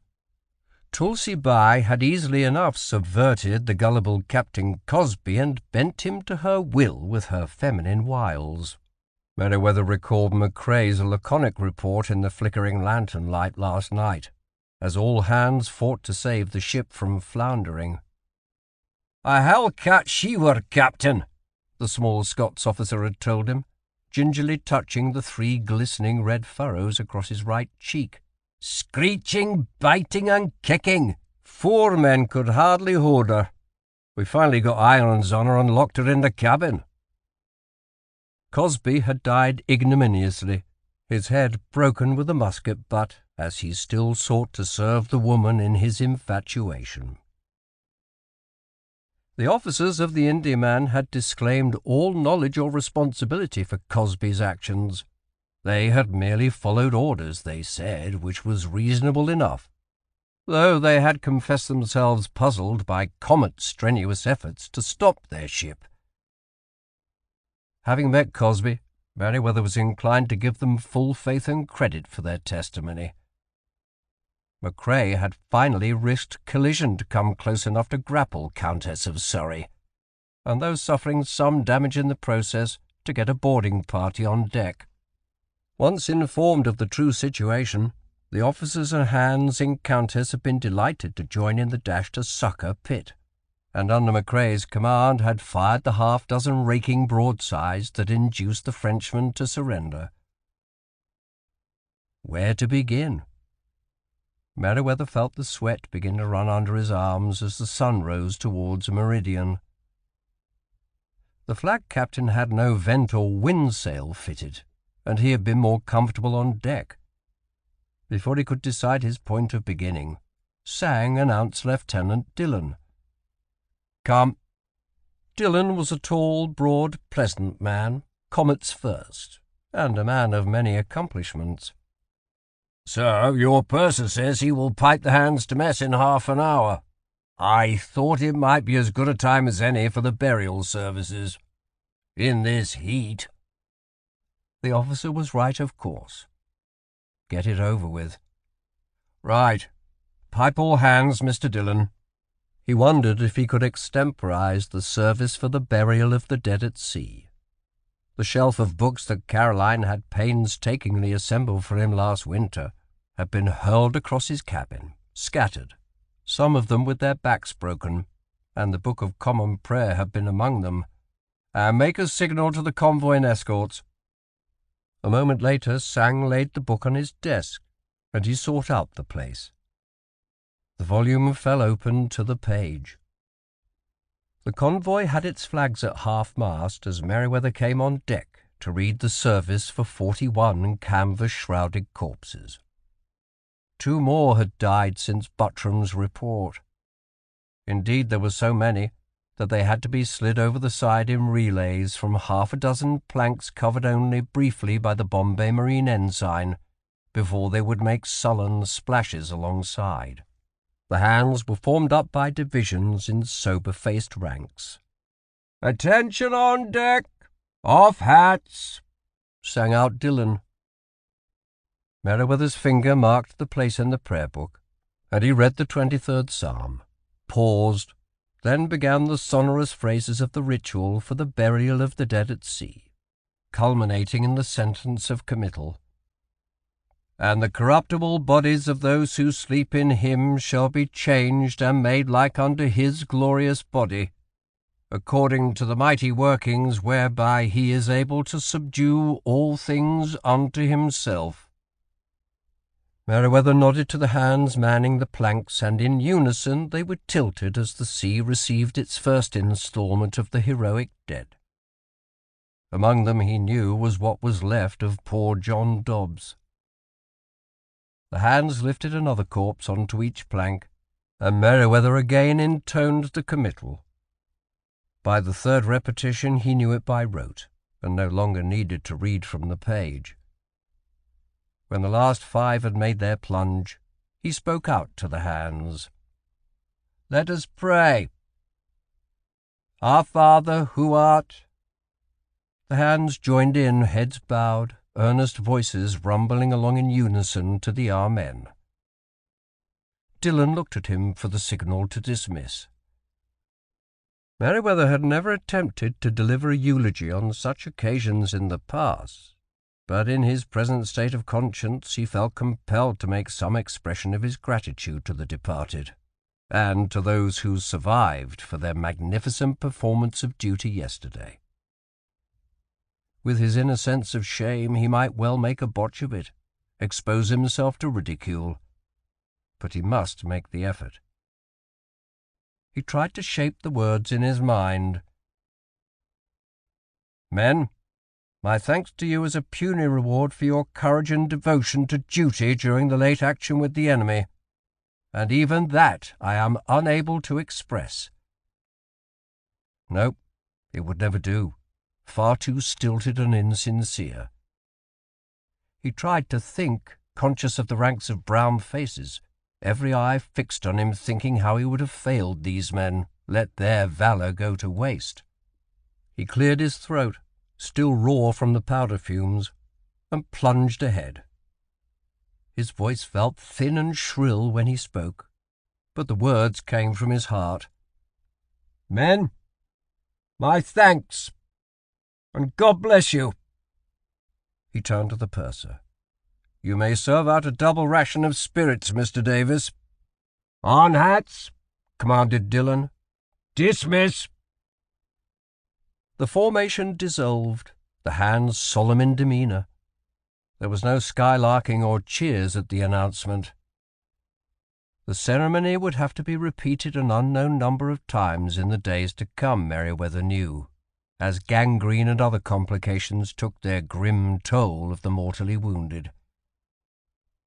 It was a gloomy prospect, but he would face each day as it came. For the present, with the flooding stopped, he would get the spare mainyard fished to the stump of the foremast and carry enough sail to permit Pitt to steer a course across the Arabian Sea to Bombay, where the Parsi shipbuilder Jamsetji would make her whole again. As he turned to go below, he saw the wizened quartermaster, Dobbs's special favourite, Gaffner, squeeze into the line of hands drawing their issue of spirits, pannikin in hand. When the burial ceremonies had been completed and the hands lined up for the issue of spirits, Gaffner left his refuge in the navigator's cubby beside the after-companion. When a man is over 40, barely 5 feet tall and a scant 7 stone in weight, he has learned to avoid jostling deckhands as much as possible. His stature, or lack of it, had made him the butt of many pranks at the hands of callous seamen these past 30 years. Only last week, that ape, Bowman, now promoted to acting boatswain, had picked him up by the scruff of the neck and held him out at arm's length to the vast entertainment of a score of mirthful idlers. Well, he told himself viciously, Bowman's new rank and dignity as a warrant officer would not avail to shield him. He would repay the insult with interest at a suitable time and place, but in such manner that there could be no retribution. He slipped past the line of men drawing their ration to insert himself ahead of a friendly face, pannikin in hand, pretending not to see the captain pass as he went aft, then withdrew to sip the liquor in the privacy of the cubby. The only person for whose death he had felt something resembling grief since his mother died had just been given the deep six. Mr. Dobbs had treated him with dignity and consideration, had selected him from all the other quartermasters to be his assistant at celestial observations, and trusted him to have the sextants laid out, initial error noted, hack watch compared with the chronometer, notebook and lead pencils in hand. Gaffner wondered who would succeed him as navigator. Not Macao, surely. He would be a fortnight just completing the computations, and then they would be dead wrong. Hamlin just might do, but he tended to be erratic in mood and a little too high-handed for his taste. He sipped the spirits, savouring every drop, sorrowful when the pannikin was drained, but enjoying the sense of well-being they engendered. Gaffner had neither the strength nor weight to stand a trick at the wheel, but he could measure the altitude of sun, moon, or stars as accurately as Mr. Dobbs and work out the equations almost as rapidly. It was an unlikely enough accomplishment for a Cockney waif, orphaned at 6, living on the verge of starvation during his childhood, but he had managed it. He thought of the unfrocked schoolmaster who eked out a living as a scrivener in the Cheapside Row where he had lived, who had befriended him. The man had lost his position at a private school because he liked little boys too well. But Gaffner had been willing to accommodate him in exchange for food, shelter, and being taught to read and write and cipher.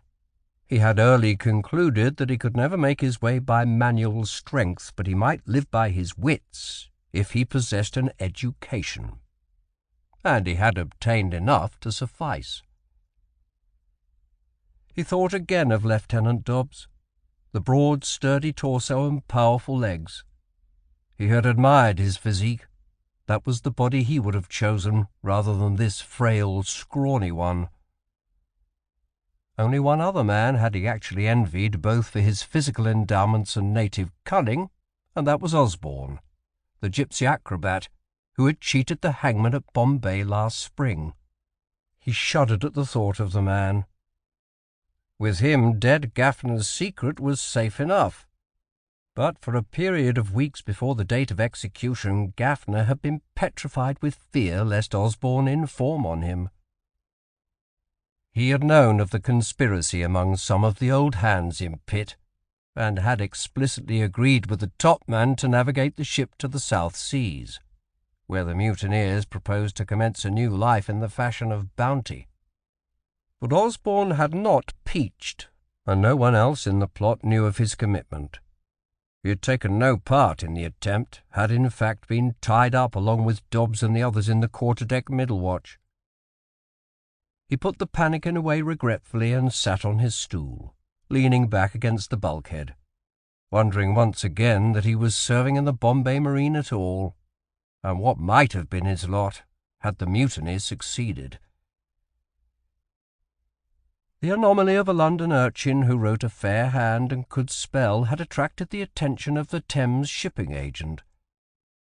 When Gaffner discovered that he was doing the work of men 3 times his age in drafting bills of lading for starvation wages, he had helped himself to the money in the till one night and stowed away in an Indiaman berthed at Blackwall. He was discovered after the ship had cleared Land's End, and spent the balance of the voyage to Bombay at hard labour in the scullery. With the perennial shortage of European seamen, particularly one who could read and write, he had found a berth as ship's boy and powder monkey in the marine, eventually to rise to quartermaster. Gaffner in his time has served a score of competent navigators, and soon knew as much of the theory as most of them, but he was content with his billet and the perquisites that went with it. One other accomplishment he possessed that he never mentioned was the ability to read lips. The schoolmaster of his childhood had instructed him in the art, and with his prying, secretive nature, Gaffner enjoyed eavesdropping on conversations quite beyond ordinary earshot. He had become privy to many otherwise well-kept secrets, as well as scandals and assignations, but he merely stored the memorable episodes in the dark recesses of his mind, to be extracted and savoured again from time to time. A shadow darkened the door, and he looked around to see Merewether. "Good afternoon," said the captain. Gaffner noted for the second time this day the frown and stern set of the brown face, in contrast with the startling white expanse of scar tissue across his right cheek. He had never exchanged much more than a score of words with Merewether, a few aye, sirs, and perhaps a brief response to an inquiry as to wind, weather, or position. "I return the notebook and deck log with my thanks." Gaffner took them and placed them in the locker without comment. It had been Gaffner's duty to keep the quartermaster's notebook at general quarters under the supervision of Dobbs as officer of the watch. It recorded in exact chronological order every command, change of course, alteration in sail, or other event affecting the operation of the ship. Gaffner had turned the half-hour glass as regulations prescribed, but had also consulted the navigational watch to fix the precise times. He already knew that yesterday's action had consumed 2 hours and 11 minutes from the first broadside into the French frigate to the time the last enemy ship hauled down her colours. Now, in this second encounter with the captain in a matter of hours, Gaffner did not meet his eyes lest he somehow betray his secret knowledge. Gaffner resumed his perch on the stool and leaned back comfortably against the bulkhead, closing his eyes. This should be a delicious interlude of total recall, he told himself, as he extracted his latest secret for its first examination since the event itself.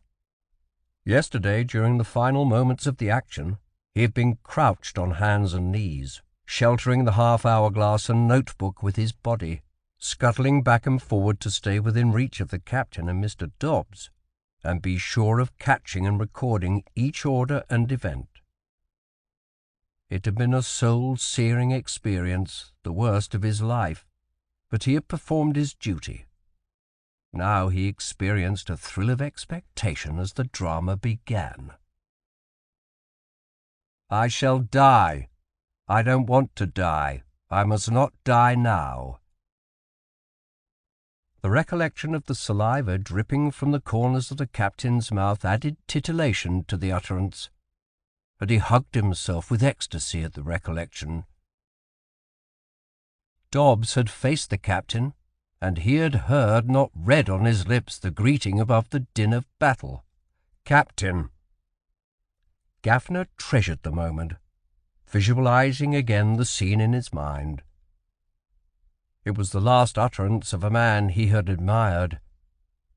He anticipated the climax of the scene, and hugged himself again. "Move, stand aside," Merewether had said, trying to press past Dobbs. "I must strike.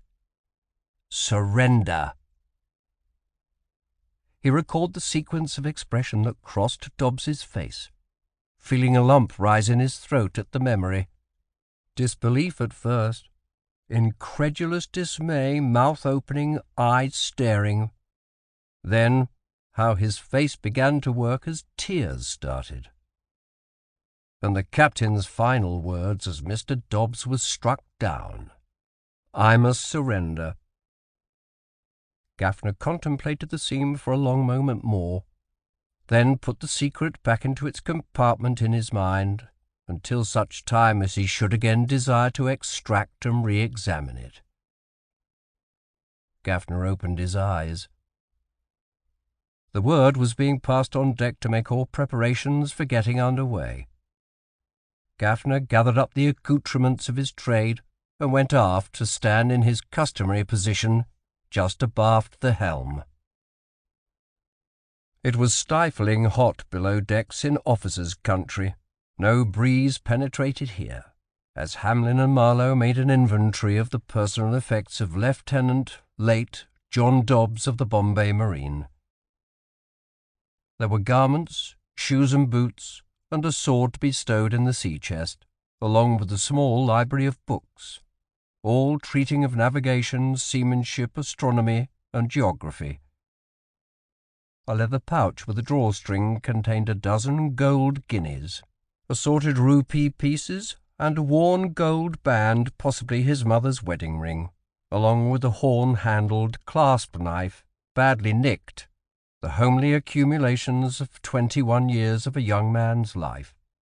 Merewether sat in the one chair in the cramped room, sweat trickling under his arms, as Hamlin called off each item and Marlowe entered it on the inventory to be signed, sealed, and witnessed. "One writing kit, poor order," said Hamlin. "One sheaf of notes entitled Notes and Observations on the New American Method of Navigation by Lieutenant John Dobbs, Honourable Company's Marine." "I'll take those," said Merewether. "They go to Captain Wilkerson, the fleet navigator." "So noted," said Hamlin. "Here is a packet of letters and some unfinished ones as well, though 2 are pretty well crumpled. Johnny was in correspondence with Judith Johnson down at Penang, you know, and you might want to forward them, though they seem to be more drafts than finished letters." The gloomy task was finished, and all 3 officers signed the inventory. Back in the ruined flag cabin, he laid the packet and the 2 crumpled balls of foolscap in the basket on the desk. He was in no mood to write the letter of regret and condolence to the next of kin, whoever that might be. There would be time enough on the voyage to Bombay. Each thought of Dobbs revived the spectre of his panic at the crux of the battle, the unreasoning desire to live at any cost, and his shameful determination to surrender the ship to achieve survival. The memory of the expression on Dobbs's face haunted him. Merewether wished for a moment that Dobbs had not been so stubborn. Had he stepped aside, the ball would have struck Merewether instead. Oh, hell! This train of thought could lead to madness. But his mind would not leave off the morbid train of thoughts as he stared blindly out the shattered stern lights. There was no doubt, he told himself. Pitt had been in extremis. A frigate of equal force locked to either side, battering away with their heavy guns as musket balls rained from their fighting tops to decimate the topside hands. And then, when the port-side boarding party had been just barely contained by Gunny's marines, the second attack had come leaping across the gap from the starboard frigate to race aft. At that point, even as he drew his sword to cut the flag halyard, who could have predicted that Marlowe would leap into the breach? No, he tried to tell himself. As the situation appeared at the moment, he formed his resolve to surrender. It was the only prudent decision. To resist further would have been only a vainglorious sacrifice of lives to salve a foolhardy pride. But his logic failed even to convince himself. The very fact that Pitt had survived the action by whatever chance proved the fallacy of his arguments. Naval history was replete with instances where resolute men had snatched victory from the jaws of defeat. Hopeless as the situation might seem, it could appear quite different through the eyes of the enemy captain. No, he had intended with all his craven heart to surrender, and he would never trust his courage and resolution again. Better to resign from the marine and find a less demanding calling. Something touched his ankle, and he came back to the present with a start. It was the tiger-striped kitten Tipu Sultan Sang had adopted, but his appearance was materially altered from the last time Merewether had seen him. He now had only a raw stump to mark the place where his saucy little spike of a tail had waved. God, even the cat had been maimed in the action. "Hello, little fellow." He picked him up and examined the wound. It appeared to be healing cleanly, and the kitten began to purr, then escaped from his hands to the desk-top, there to bat the crumpled balls of foolscap about in the basket. Evidently the cat was in no present pain and had accepted his loss philosophically. Merewether nudged one of the playthings, and the kitten sprang on it, then seized his hand with forepaws, rolling on his back to kick clawlessly with his hind feet, alternately gnawing at his knuckles and then licking them with his rough tongue. The cat had spirit. He did not permit his wounds to daunt him. "Sang, I think young Tipu requires some refreshment." Sang took the kitten back to the pantry. The antics of the animal had been a pleasant diversion for his gloomy thoughts. One of the crumpled sheets had been knocked out of the basket by the cat and lay in the centre of the desk half unfolded. There was writing visible in Dobbs's small, precise hand. Without willing it, Merewether could read the salutation, "My dearest Judy," and part of the first line, "Wonderful news." Curiosity overcame him. He flattened the sheet and read the balance of the unfinished paragraph. "I may be able to get leave enough to come to Penang this autumn, and if I do, will you marry—" The writing stopped, but there followed several irregular repetitions of names. Judith Johnson, then Mistress John Dobbs in much embellished script, Judith Johnson Dobbs, and in shaded block letters, Lieutenant and Mrs. John Dobbs.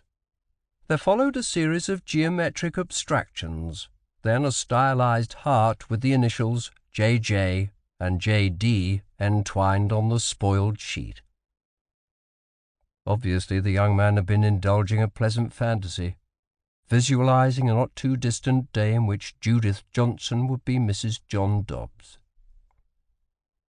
Merewether felt a sudden sense of shame at thus peering unbidden into the soul and secret heart of a young man. But it was too late to recall his impulse. Seeing this pitiful memoir of an idyll shattered by a cannonball, Merewether was sick at heart. He felt worse, even guiltier than before his spirits had momentarily been revived by the playful kitten. There was no remedy. A mere resignation was not enough. Death by his own hand was the only expiation for his failure. But lest he compound his sins, he must first bring the convoy safely to Surat in accordance with his orders. There was a knock on the door, and the carpenter and Bowman, the leading boatswain's mate, wearing the new dignity of an acting warrant as boatswain, came in. "Sir," said Mr. Svensson, "if we hit no full gales, I think the ship floats until we reach port." Bowman agreed, showing his broken teeth, souvenirs of his long fight from the lower deck up to boatswain, the king of warrant officers. "And the mainyard is fished and stayed, and the sails bent on ready to set forward." "Very good. Ask Mr. Dillon to see me at his convenience, and you may pass the word to make all preparations for getting under way." Merewether resolutely refused to let his mind return to the morbid thoughts of a moment ago. He concentrated upon the signals necessary to get the convoy moving again, and the course he must set to raise Surat. Wearing the twin indignities of acting third lieutenant and navigator of a 36-gun frigate at age 18 had not changed the outward appearance or manner of Midshipman Hamlin.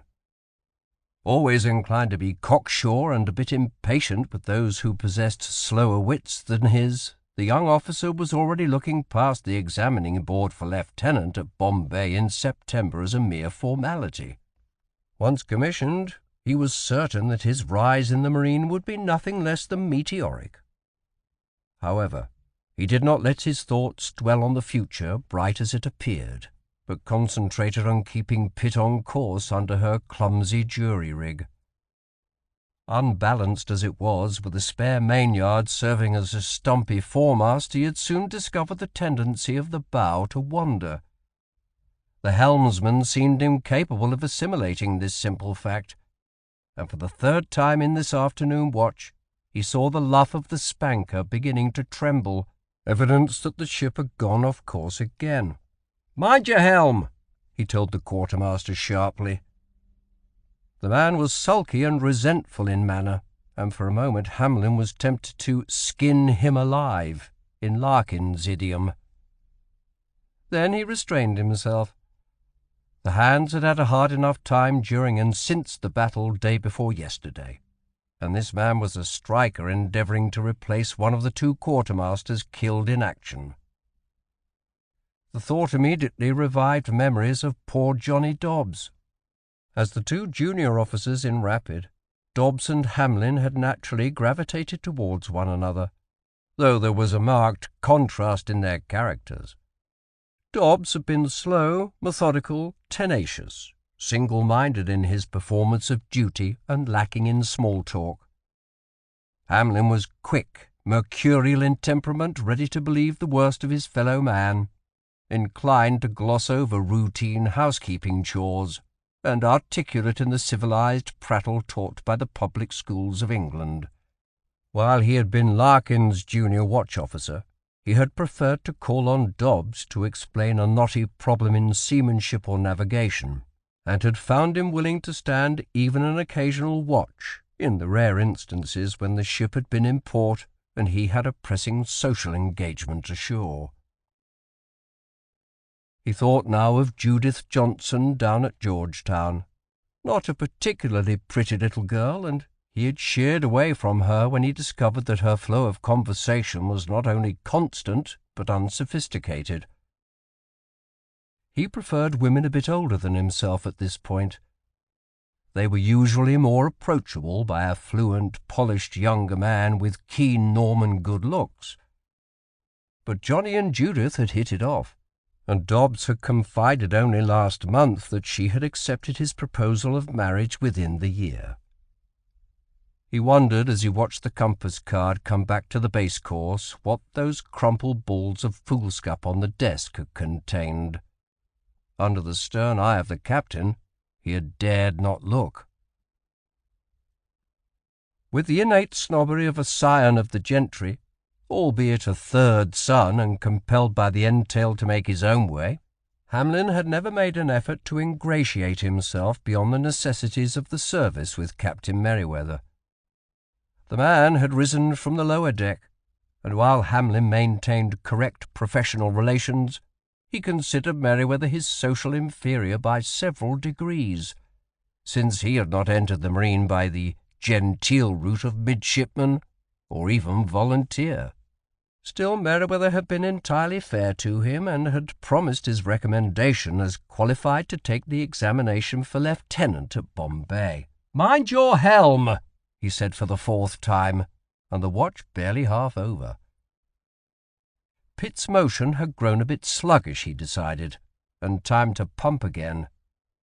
"Turn those lascars out. Man the pumps," he told the boatswain's mate of the watch. "And mind you have the carpenter sound the well before they start."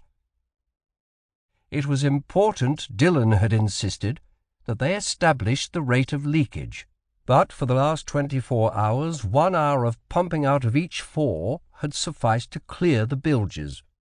and the carpenter was still finding and plugging holes. The thought recalled the Holocaust he had survived. He remembered with contempt his bright observation that an engagement with 3 frigates of equal force should be an interesting affair. Even the action with those privateers in the Straits last year had not prepared him for the reality of an all-out naval battle. And the captain had hung on beyond reason to the point where it became a foolhardy slaughter. Hang the glory and prize money! Life was more precious than either. Hamlin wondered suddenly if regret for the men killed and wounded was the cause for the captain's gloomy preoccupation since the battle. In his 1.5 years of service under Merewether, he had never seen the man in so bleak and melancholy a mood. He wondered what secret guilt might be concealed behind the taciturn, scarred face. Hamlin's father was fond of saying that he could read peculation in the mien and manner of an embezzling estate agent long before the rent books revealed the fact, that no man was capable of entirely concealing a guilty conscience. That woman! Suddenly he was sure she was the cause of Merewether's dejection. Of course. The time was almost exactly right since her mysterious visit last week. The saintly Merewether had bedded her in his cabin, and she had peppered him. He almost chuckled at the thought, though it was enough to give concern to any man returning to a wife after long absence. He would make a discreet inquiry of Mefford or Buttram to confirm his theory, but he was convinced in his own mind of the reason for the captain's remorse. Hamlin finished his watch in high spirits, elated at having divined Merewether's guilty secret. The 3rd day, there was enough of a blow to cause the convoy to shorten sail, and Merewether and the carpenter concern. Merewether, Dillon, Mr. Svensson, and the acting boatswain were down in the middle hold, where a mare's nest of timbers braced the shattered frames on the starboard side.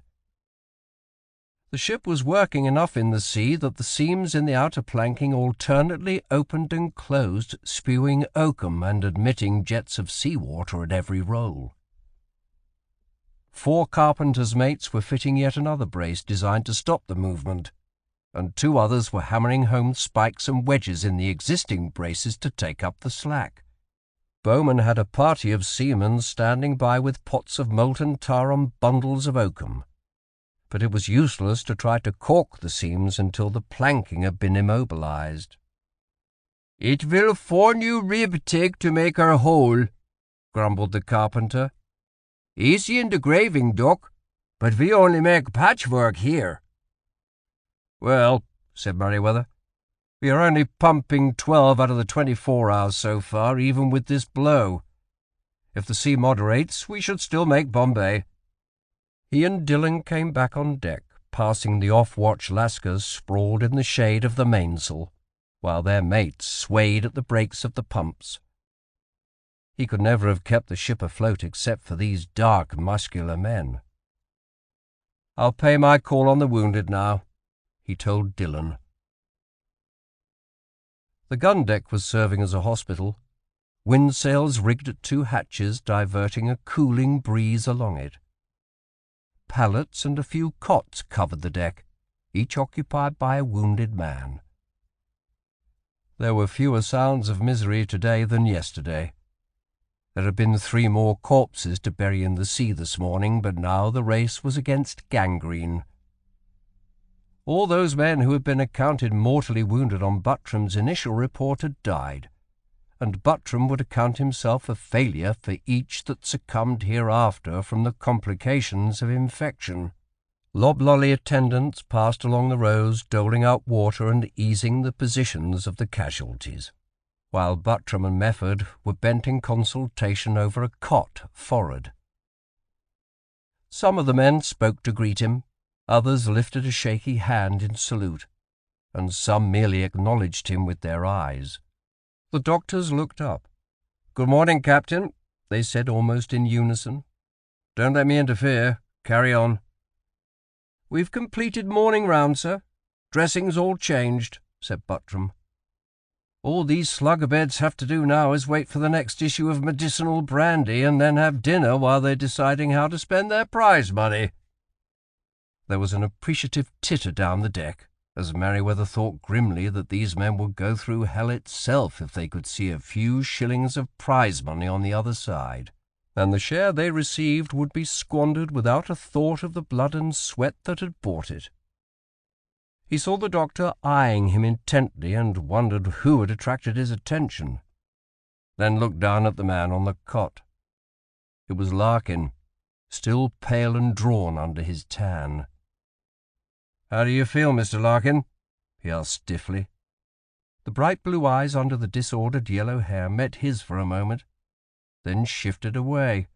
"Oh, tolerable, Captain, tolerable.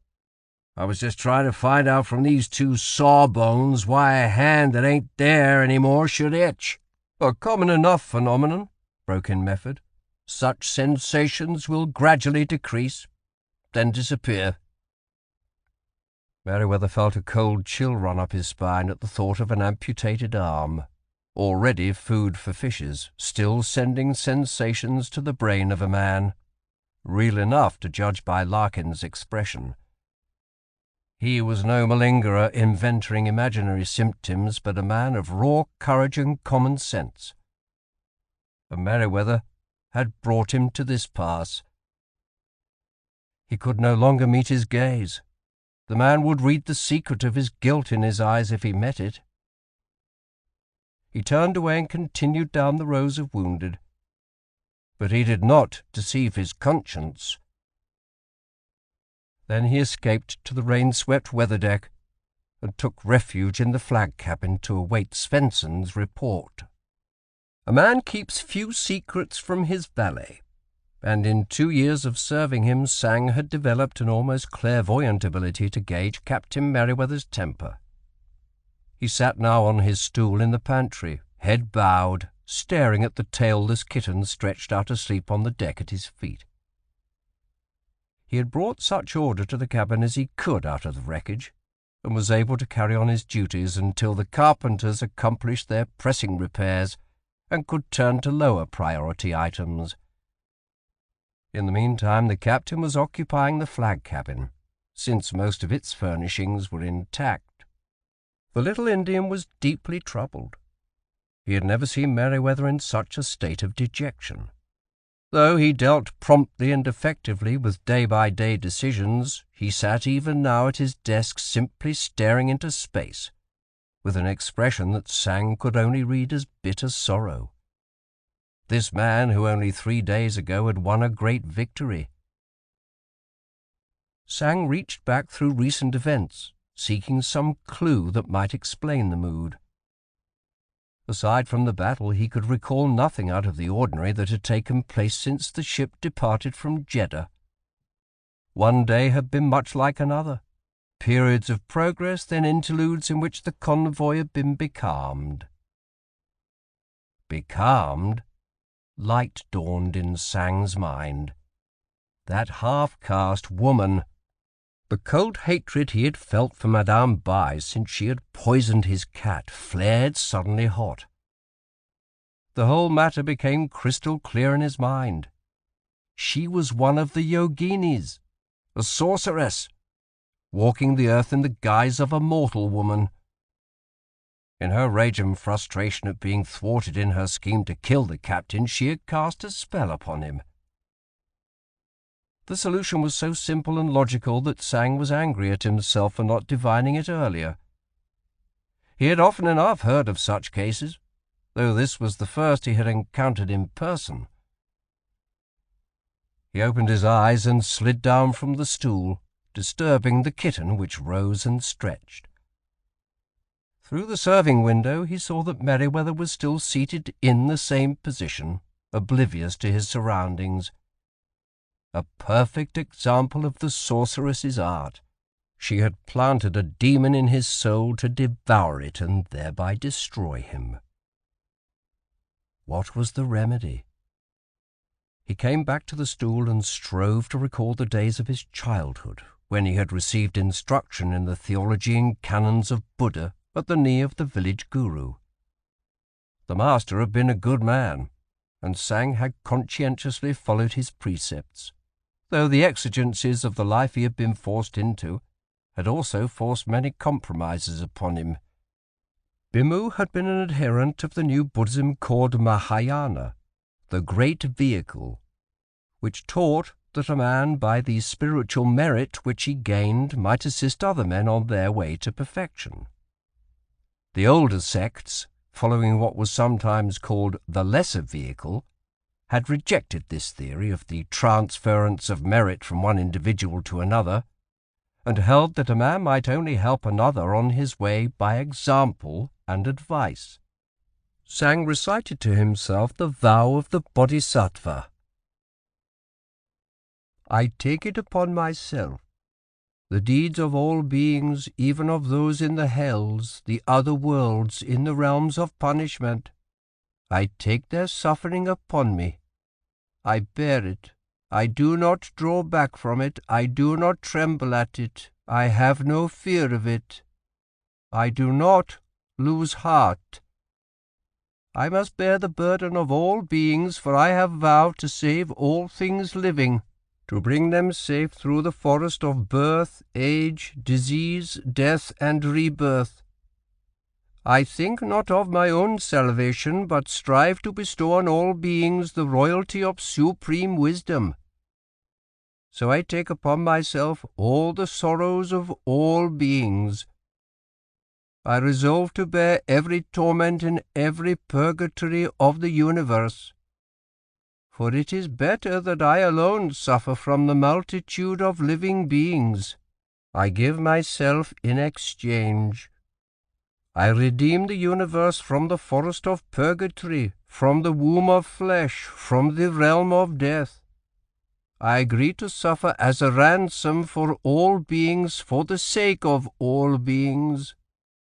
Truly I will not abandon them, for I have resolved to gain supreme wisdom for the sake of all that lives, to save the world. The doctrine was good. Tsang felt a warm glow of satisfaction spread through his small body with the conviction that it was within his power to make Captain Merewether whole again, rid him of the demon that possessed him. But how? Bimu had taught that these she-demons must be compelled, coerced, rather than persuaded. He must pronounce the right formula, the mantra, in the correct manner. He racked his brain, trying to remember some of these magic phrases, but try as he might, he could not recall only the most common, having never before had the need to use such an incantation. He repeated to himself the 6 syllables, Om Mani Padme Hum.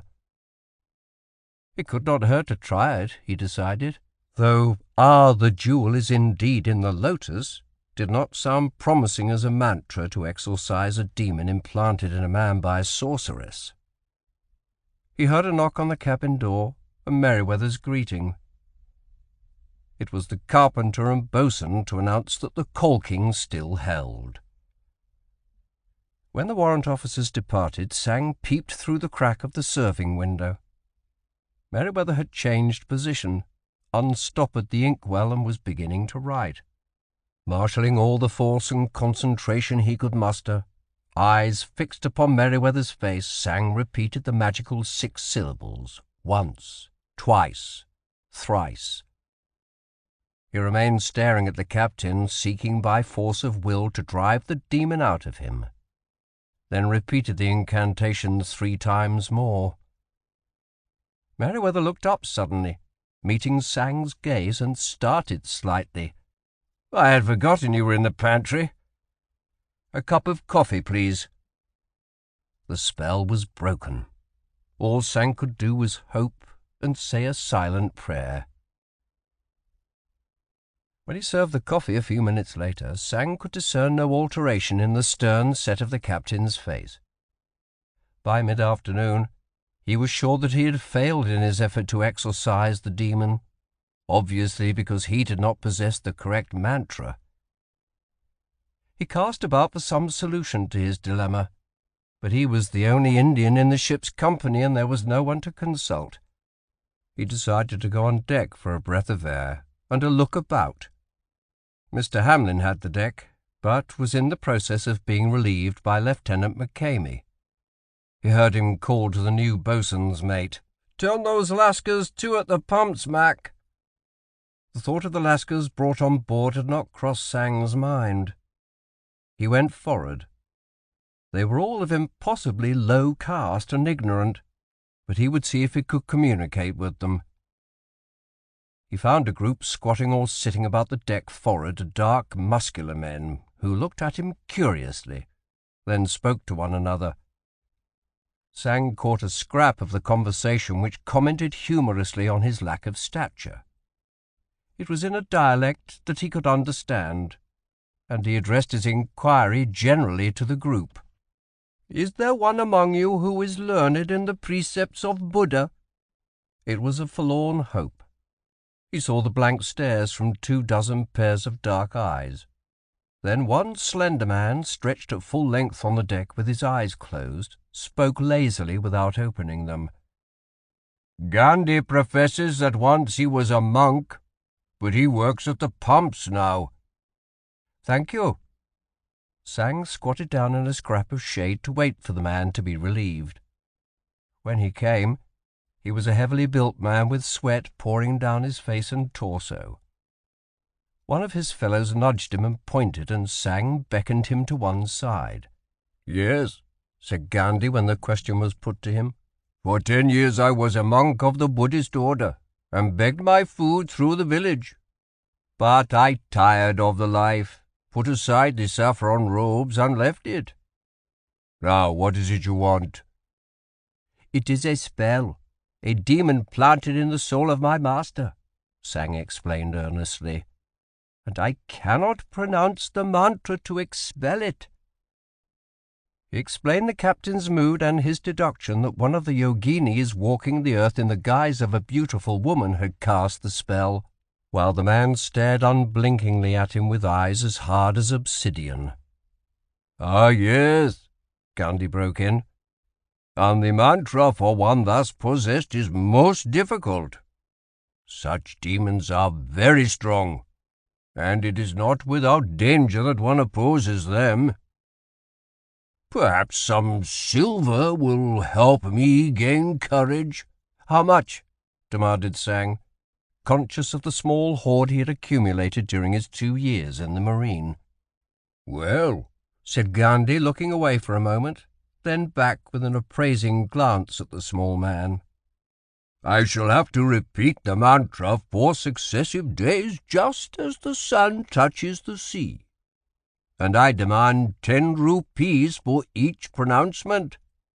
"Done," agreed Sang, pulling his small bag of coins from his loincloth and counting them out into the avaricious hand of the former monk. "And can you begin tonight?" "Yes, but expect no result until the 4th pronouncement." Sang hurried back to his pantry, feeling that a great burden had been lifted from his own small shoulders. The depressing task was done. Merewether had often enough in the past written such letters to the next of kin expressing his regret and extending condolences for the death of a kinsman by blood or marriage, but the one for Dobbs was the hardest of his career. He remembered writing for young Bertram, who had died so uselessly at the hands of Tipu Sultan near Vellore 2 years ago. But he had not been present at that death, and it had been something fortuitous, unpredictable, the angry whim of a madman in frustration. He had not then felt the crushing burden of guilt. The first letter was to an uncle and former guardian of the young officer, and, he thought cynically, the man would be comforted by the revelation that a substantial share of prize money might be forthcoming. Nothing like a legacy to cheer up a grieving kinsman. The second letter to Miss Judith Johnson at Penang had been a bit easier. He had an insight into Dobbs' sentiments, but none to hers, and he kept the message as impersonal as he could, while expressing his deep regret. In any event, the thing was done, and he even felt a sense of relief as he sealed the missives up, then called Sang to take the letters down to Davis to be deposited in the private mail bags. Merewether was conscious of a sharp scrutiny. The small man was looking at him in a manner that he had never noticed before, and he wondered briefly what prompted it. On this, the 4th day after the battle, the convoy was measurably closer to its destination, and there had been no burials this morning. Buttram had asked permission to move some of his more advanced convalescents to cots under an awning on deck, to take advantage of the fresh healing breeze. He had granted the request, but their presence on deck would be a constant reminder of his betrayal of them. The sea had subsided since yesterday, and the necessity to pump had diminished to 1 hour in 4 again. Merewether came out on deck for a last look around before darkness fell. Dillon had the watch, with Marlowe as his junior. The wind was over the starboard quarter, and the ship was sailing easily in spite of her much reduced sail area forward, but she presented a continuous problem to the helmsman to keep her bow from wandering. He saw Dillon look sharply at Marlowe, who started, then spoke to the quartermaster. "Mind your helm!" Pitt was back on course as he stepped forward to the break of the poop to look into the waist. Sang had apparently found a friend among the Lascars manning the pumps. He squatted beside a short, heavily muscled fellow on the deck a dozen feet away, conversing in whispers. The man looked up, unwinking black eyes boring into his for a moment, and he saw his lips move, but heard no sound. They remained so for a moment more, and Merewether turned away, conscious somehow that the gaze still was fixed on the back of his head as he entered the companionway. Dillon, first lieutenant in Comet and now acting in the same capacity in Pitt, was a tall, broad, pleasant man with a stock of droll stories off duty, but he was a martinet when he held the deck, as Midshipman Marlowe soon came to know. Marlowe's attention had been called 3 times this watch to sloppy steering on the part of the duty helmsman, and in injured silence he now stationed himself beside the binnacle, where he could issue a sotto voce warning before the stem sagged off noticeably to leeward. The jury rig just did not balance, and what normally would be an easy point of sailing had become difficult. His left foot still ached where the boat gun had recoiled across his toes, and his right hand was bandaged with goose grease smeared on the powder burn he had suffered when he touched off the piece 4 days ago. But the recollection was pleasant, and he savoured Captain Merewether's brief words of praise a few hours after the action had concluded. "Mr. Marlowe," he had said in a low voice, "that was a magnificent lion's mouth you formed, and I am most obliged to you." And yet the captain had seemed unable to meet his eyes, and was most unhappy in expression, but he had continued, "I shall mention your services in my report." Marlowe had been on board a relatively short time after being snatched bodily out of the sea when Vesuvius sank, and certainly he did not know the captain as well as the other officers did, but he had heard Mr. McCamey remark this morning to the purser that the captain still seemed shaken. In his carefree adolescent spirits, the battle at its outset had seemed more of a lark, a game of high adventure, than the almost fatal affair it had turned into. "Watch it!" he told the quartermaster in a loud whisper, and the man rotated the wheel 4 spokes to the right, held it a moment peering into the binnacle, added 2 more, then came back hastily 4 to the left. The ship had sagged off less than a point before he caught it, and was now back on course, though Dillon was staring hard at him. Marlowe thought again of his moment of glory. His station at quarters was the starboard battery of quarterdeck carronades, though he bore small responsibility once the order to commence fire was given, and the gun crews settled into their rigid ritual of loading and firing. His pieces and most of his crews had somehow miraculously survived the Holocaust, which accounted for his ability to form the lion's mouth from them. In the early stages of the action he had moved from one gun to another shouting encouragement. By the time all three ships were locked together his voice could no longer be heard, and he had felt desperately alone on the deck, exposed to the torrent of enemy fire.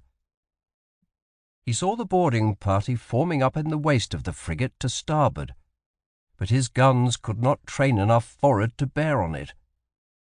The 3-pounder boat gun, crammed almost full of musket balls, was already secured, pointing forward at the break of the poop. He had had presence of mind enough to cut off a length of slow match smouldering in its tub, before his resolve somehow failed and he froze to the spot in cold terror. The memory was uncomfortable. He had been thoroughly indoctrinated during his brief career in the belief that an officer of the marine never experienced fear. He came back to the present as Captain Merewether had come on deck, and he looked hastily into the binnacle. "Mind your helm!" Marlowe snapped, although Pitt was exactly on course. He watched Merewether go forward to the break of the poop, and then resumed the examination of his recent performance of duty. Merewether, he remembered, had been just then saying something to Lieutenant Dobbs, and then was hurled across the deck as Dobbs seemed to disappear into thin air. He had remained frozen to the spot, unable to move, horrified by the phenomenon, expecting death at any instant, only to see the captain rise, draw his sword, and rush forward as the boarding party poured over the starboard side. That action had somehow unlocked the ions of terror. By example, galvanized him to utter the command and run forward to fire the boat gun into the invading mass. He had found himself beside Merewether, shrieking like a banshee, swinging a cutlass as they rushed the survivors of the boarding party, and only moments later Countess, Comet, and Ariel had commenced the bombardment that had induced the surrender of the frigates. He tucked his guilty secret out of sight in his mind, certain it would never emerge again. The fearless example of Captain Merewether had rescued him from disgrace, and he was thankful. From his station on the starboard flank of the convoy, Whaley could see only the main and mizzen upper works of Pitt outlined against the setting sun.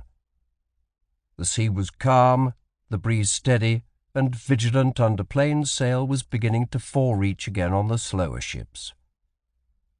He cocked his ear, expecting the order to change course so as to lose enough ground to regain position.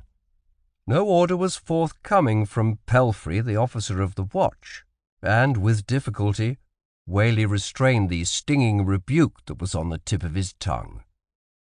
Pelfrey had no natural bent for seamanship, and had learned his duties by rote, but he finally noticed that the bearing of the guide had drawn noticeably aft, and gave the belated order.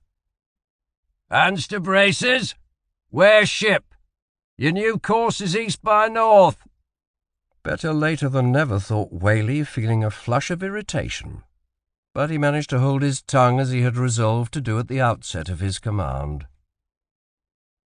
It was difficult to alter the mental processes and prejudices acquired in the years as a junior officer charged with enforcing the will and whims of a commanding officer.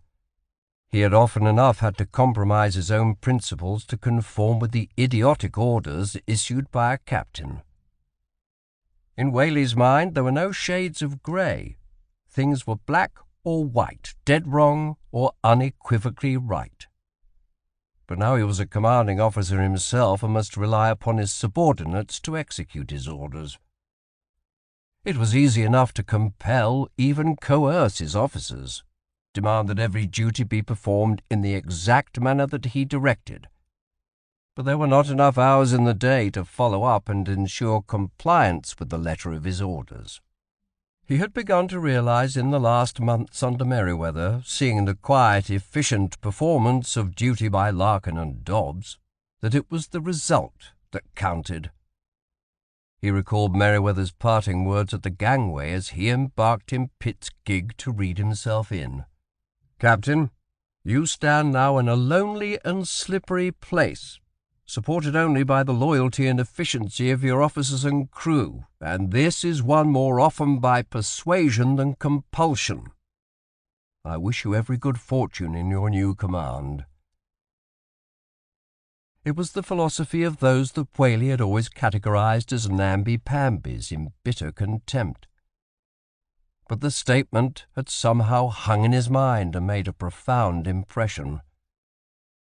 It was a concept that had not occurred to him, and he found himself unaccountably making no sweeping changes in the custom and mode of performance of duty in vigilant. He managed to repress many of the criticisms that he was accustomed to utter, and to look the other way on minor infractions that had formerly infuriated him. He soon discovered that Murray, his first lieutenant, was crackerjack at getting things done if left alone, and the boatswain had the crew in the palm of his hand. The performance of duty by all hands in the brief flurry of action with the 2 French frigates 5 days ago had been entirely creditable. He wished he had had a more active duty assignment than merely barring the way to the convoy, but Vigilant would receive a full share of any prize money realized. Whaley thought back to his first impressions of Merewether. He had, of course, known that Merewether had been jumped over the heads of a score of more senior and deserving lieutenants in the Marine, that he owed his promotion to captain to political influence in the court of directors of the company, and he was married to the niece of the former Governor-General, now Governor of Madras. Whaley, in his disappointment at being passed over himself for promotion to captain, had been entirely prepared to dislike the man, and to discover him to be weak and incompetent. The apparent reluctance to inflict punishment had confirmed his initial opinion, but he had gained respect for the man after he had thwarted the abortive mutiny. Merewether had told the assembled officers in the grey light of that early morning that every officer in the ship, from himself down, bore a share of the responsibility for the event, that each must examine his own conscience and mend his ways to ensure that such would never again occur. Perhaps it was the example of the executions at Bombay, the removal of the dissidents from the ship, or the efforts of the officers to improve their performance of duty, or the firm competence and fair play of Captain Merewether. Whatever, the hands in Pitt had welded into a crew that had fought to the last gasp. It was difficult to fault such an achievement. It was almost dark. Whaley could still see the guide in the convoy, now almost exactly on bearing. He did not look around, gave Pelfrey no cue, but he heard the order given only 10 seconds late this time. "Hands to the braces! Wear ship! Your new course is northeast." Whaley turned and went below in his short, brisk gait, confident for the moment that though he stood in a lonely and slippery place, he was adequately supported, and that the precepts of Captain Merewether held merit. 7 days after the amputation, Larkin still felt shaky, and he could not seem to bring his thoughts into focus. He was content to relax in a canvas chair rigged beside his cot under the awning Buttram had ordered spread forward, appreciative of the steady breeze from the southwest that found its way under the canvas, and sip the thrice-daily ration of port the surgeons had prescribed. It was intended to stimulate replacement of the blood he had lost from his wound, but he considered the prescription mere superstition. He had no taste for wine. Red meat was the best remedy. There was little pain in his stump now. It appeared to be healing well, though a twinge would come when he involuntarily reached for something with the non-existent hand. He had suffered no sickness or serious injury since childhood. His recuperative powers were excellent, and he anticipated no complications. Larkin's thoughts turned to his own future. While he might be permitted to stay on in the Marine, the prospects for a crippled junior officer were not bright. and he had grown weary this past year of the constant pressures of service at sea.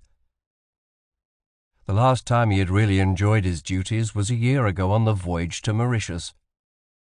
The scouting expedition to Java last fall had been hard, serving as first to an ambitious and demanding officer such as Tollett. Then he had been denied his own command in Rapid due to her unseaworthy condition, had become second lieutenant to Whaley's first with all its complications of the unsuccessful mutiny. He would have resigned after Ras ul Khaimah but for Whaley's transfer. He thought of Dobbs, that quiet, earnest young man, and felt a pang of regret at his death. He had never been close to Dobbs. Their interests were too disparate. But as first lieutenant of a man-of-war, he had learned that he could rely implicitly on the officer to carry out his orders. He had been happy to see Dobbs receive his due for the success of the operation at Ras ul Khaimah, and happy for him again when he confided that he intended to marry that talkative little girl at Penang he had met last year. Bad luck. The thought of the girl made Larkin consider his own situation. He had had no more than a passing interest in any woman since Jane Wisdom encouraged his attentions at Bombay 2 years ago, and then married another. He had seen her again at Bombay last winter, one child in arms and another imminent, now fat and blousy. His thoughts turned once more to his own career. He had no desire to wait out the years in the Marine in some backwater station. He had saved most of his pay, all of his prize money, and the occasional gain from a bit of private trade. He had the capital to take him back to Kentucky, if he so decided, and establish himself in some appropriate venture. But he was uncertain of conditions there since it had become a state 13 years ago. Possibly there were greater opportunities south or west, since the United States had purchased Louisiana from Bonaparte. He was not sanguine as to his chances of making his way on the frontier with only one arm, but he had always had a bent for trade. He could drive a shrewd bargain, and had an instinctive feeling for what the traffic would bear. But the trade of merchants was too confining. Possibly he could pick up some land grants in the new territories and resell them at a profit. Though he had no moral scruples, he did not consider the slave trade. He had had enough of that, and it had no future. He could reach no conclusion, of course, until he returned to the United States and saw for himself the conditions there. But he realized that he had not even considered India or England. They were too crowded for his free spirit. Buttram and Mefford appeared with the loblolly attendants carrying their medical kits. Larkin permitted the bandages to be unwrapped and forced himself to look at the raw stump with the black loops of the sutures tying off the blood vessels protruding. Buttram bent to sniff delicately at the surface, then looked up with a smile. "Healing cleanly, Mr. Larkin." He tested the sutures, pulling gently with thumb and forefinger. There was a stab of pain, and Larkin winced. "It will not be long before these will come out. If you feel equal to it, I suggest you take a turn or two about the deck twice a day to build up your strength." "Yes, doctor. I'll commence tomorrow." Buttram coated a wad of lint with the medication, pressed it against the stump, and began to replace the bandage. "Have you talked with the captain lately?" he inquired. "Oh, yes. He stopped by each morning to inquire as to my health." "Have you noticed a change in him since the battle?" Had there been a change? Merewether had always been quiet and courteous, no bluster or bombast in his manner. But, yes, he had appeared much more subdued.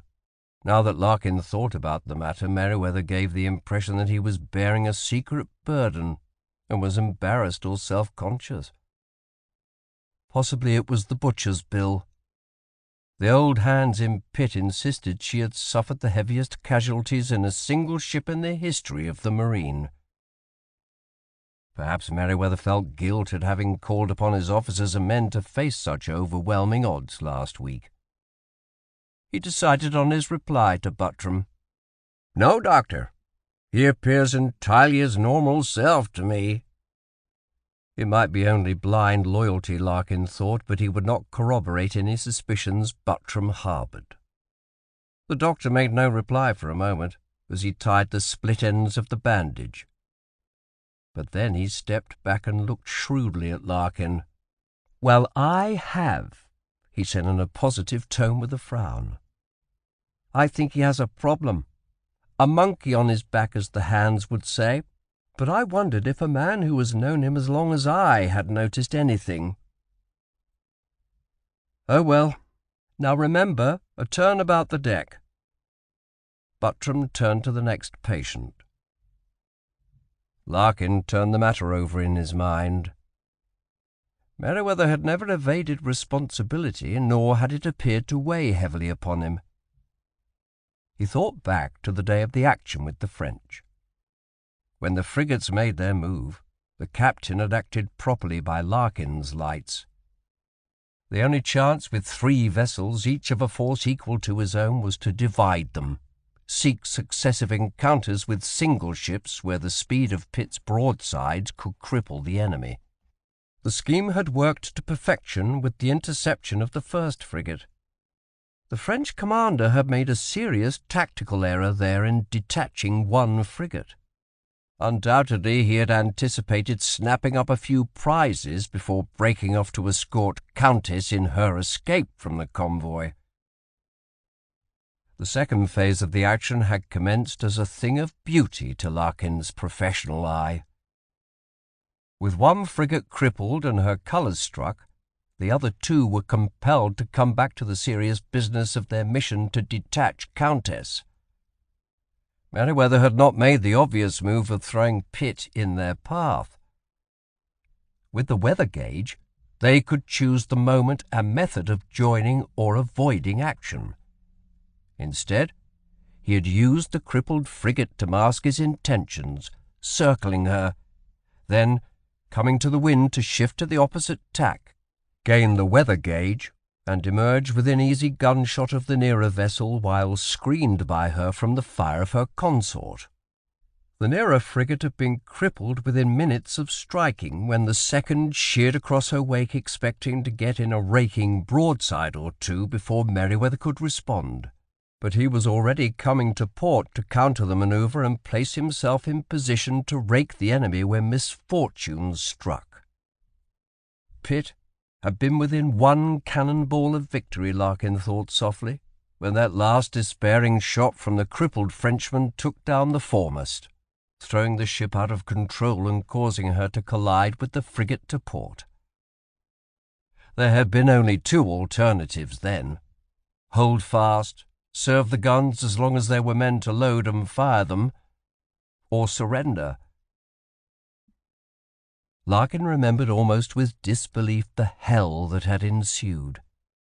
The crippled frigate able to close again to starboard and grapple, while the undamaged one pumped in her broadsides from the other hand. He had seen the boarding party assembling in the waist of the ship to port, and was training the long 9 around to dose it with canister, when the blast of grape-shot wiped out his crew and took his arm. He could not remember anything more until he awakened from his drugged sleep some time in the mid-watch next morning and asked for water to wet his parched throat. His first question to the loblolly attendant after he gulped down the cooling cup had been whether they were prisoners. "Oh, sir, them Frenchies struck right after you come below." It was hard to believe. Pitt had been in extremis. 2/3 of her guns out of action, the deck littered with dead and wounded. He could remember looking aft just before he was hit to see the Bombay Marine ensign still flying, and wonder at Merewether's tenacity. In his judgment, the surrender should already have been made, but events had proved him wrong. He thought again of Buttram's question and his reply. Of course, the doctor was a trained observer. Possibly he read into Merewether's manner something more than regret that so many of his men had been killed or maimed as a result of his stubbornness. The concept did not trouble Larkin. His own philosophy was simple. If a man hired out, signed articles of enlistment in a naval service, he assumed the risk, took the bitter with the sweet. Larkin's train of thought was interrupted by the appearance of mess attendants with the evening meal. Somehow there was fresh roast beef and great balls of fire. It was a bit rare, just the way he liked it. The word swept through the sick bay that Flint, acting as master of Countess, had slaughtered his last bullock and sent over a side of beef for the wounded with his compliments.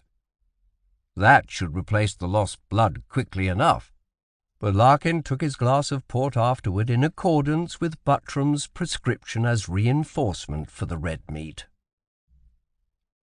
The sense of well-being engendered by the delicious meal encouraged Larkin to rise and take a turn about the deck a day earlier than he had planned. Dusk was not far away, the sun just beginning to touch the horizon here halfway through the second dog watch. Some hands on the forecastle had brought out fiddles, flutes, and other instruments, and they launched into a sprightly tune. He made his way slowly through the waist aft, past where the party of Lascars squatted twittering like a flock of birds, and saw Merewether leaning against the bulwark on the weather side of the quarter-deck. He would have raised his good hand in salute, but the scarred face was set in an expression of such despondency, dull eyes staring blindly forward, that Larkin chose not to intrude.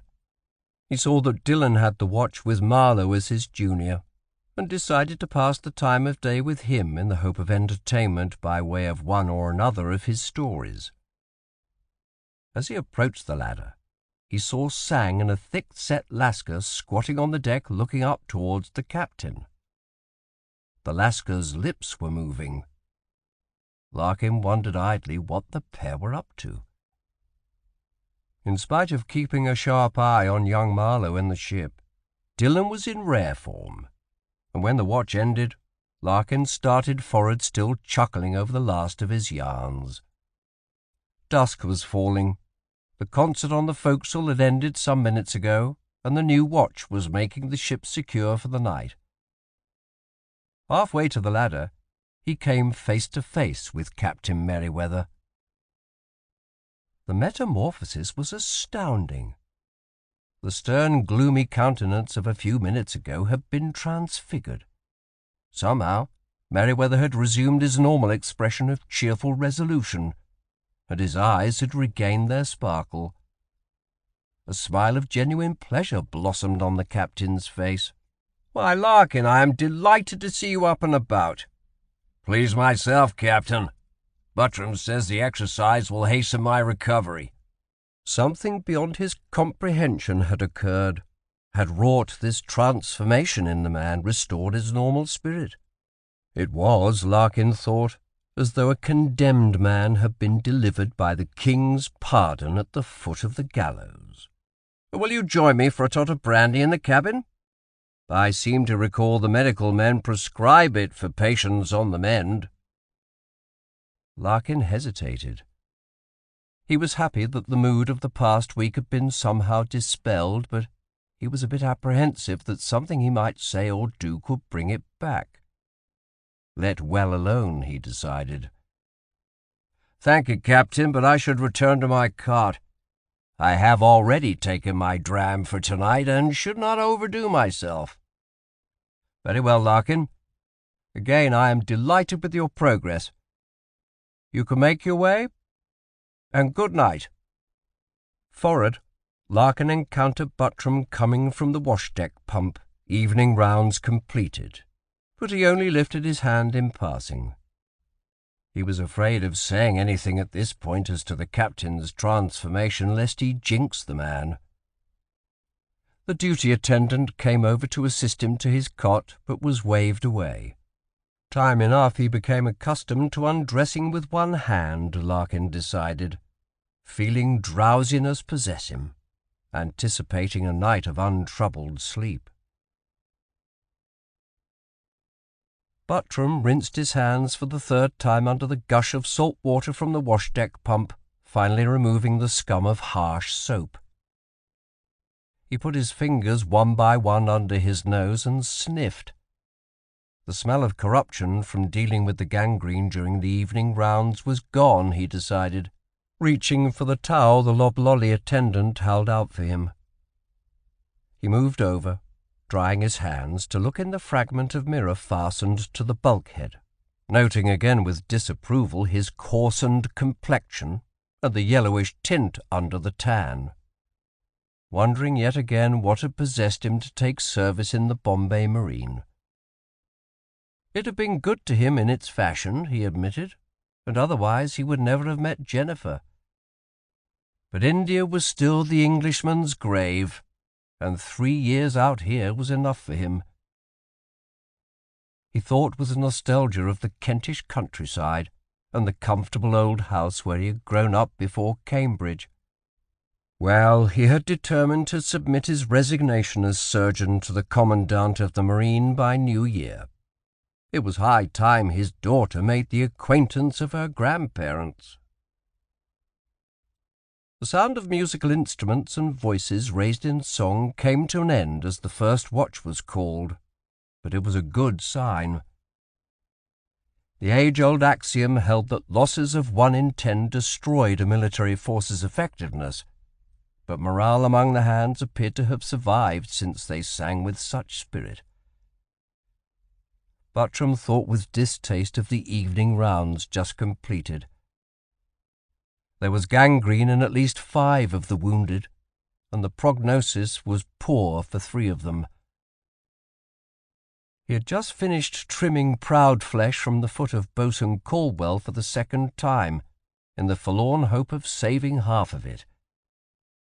But when a grape shot had sheared off the toes, there were usually complications in the rest of the foot, and he might yet have to amputate. Larkin was taking the loss of his arm philosophically, already ploughing how he might swivel a staff to the forearms of his long rifles to serve as a rest when he fired them.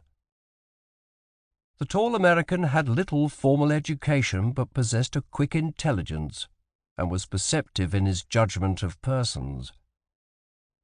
Buttram had tried a while ago to draw out his opinion of the state of mind of Captain Merewether, but Larkin had dissembled, had not been frank with him.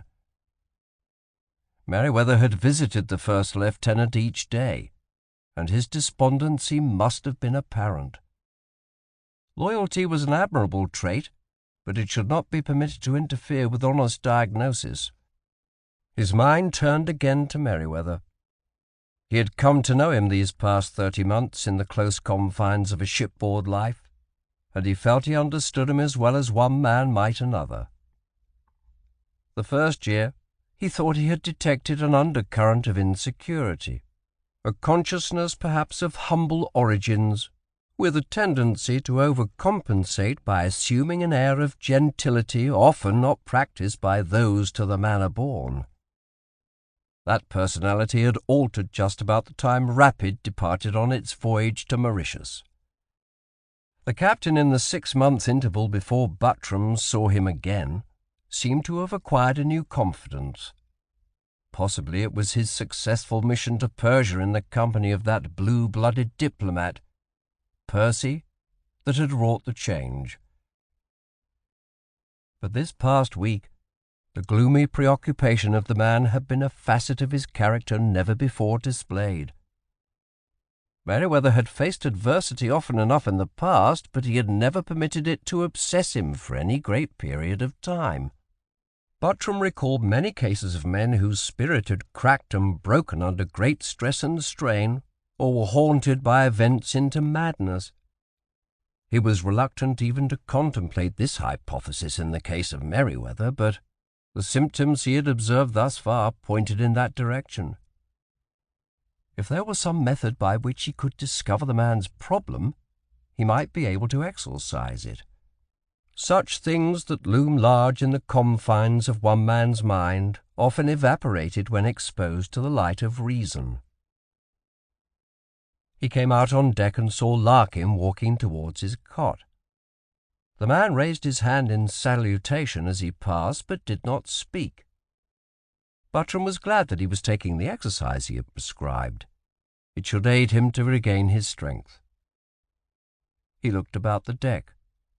It was a pleasant evening, beginning now to cool, but it would still be hot in the wardroom, and without conscious logic the doctor decided to pay a call on Merewether. He had the excuse of updating his medical report after all. The greeting that responded to his knock was in a stronger voice than Buttram had heard Merewether use the past few days. The captain was leaning back in his chair, shirt unbuttoned, pen in hand, and a sheet of foolscap on the desk. Buttram was instantly conscious that the captain had altered materially in the past few hours. His expression of dejection had lifted and been replaced by the normal air of resolution he had worn since the doctor had known him. In his surprise, Buttram almost forgot his opening gambit as Merewether waved him to a chair. "Sir," he began lamely, trying to remember some development in the sick-bay that was important enough to justify his visit.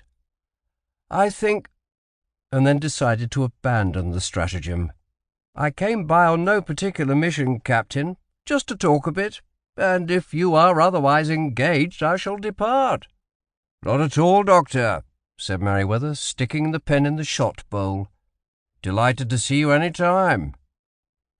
His gaze met Buttram's squarely for the first time in a week, clear-eyed and serene. Of course, Buttram had seen persons who could rise from the depths of despondency to ecstasy in the drawing of 2 breaths, but instability had never appeared to be a part of Merewether's temperament. But I was about to violate one of my own rules at sea by having a glass of gin. Will you join me? Claret? Brandy? Brandy. Buttram was recovering from his astonishment, and he took advantage of the interval while Merewether rang the bell and gave Sang the order to make a closer study of the man. He was thinner, the high cheekbones stood out more than they had a week ago, but otherwise he was, to all intents and purposes, in body and manner, the same Merewether that Buttram had known before the battle. He shifted his gaze to Sang as he turned to go back to the pantry. The little Indian steward had worn an expression of perpetual sadness since Buttram had first known him, but now he too was transfigured. His face was alight, eyes glowing, radiating happiness as he disappeared into the pantry. The doctor could not fathom the change in Sang any more than he could that in Merewether. There must be more here than met the eye, but he could devise no means to unearth the secret. The brandy was set before him.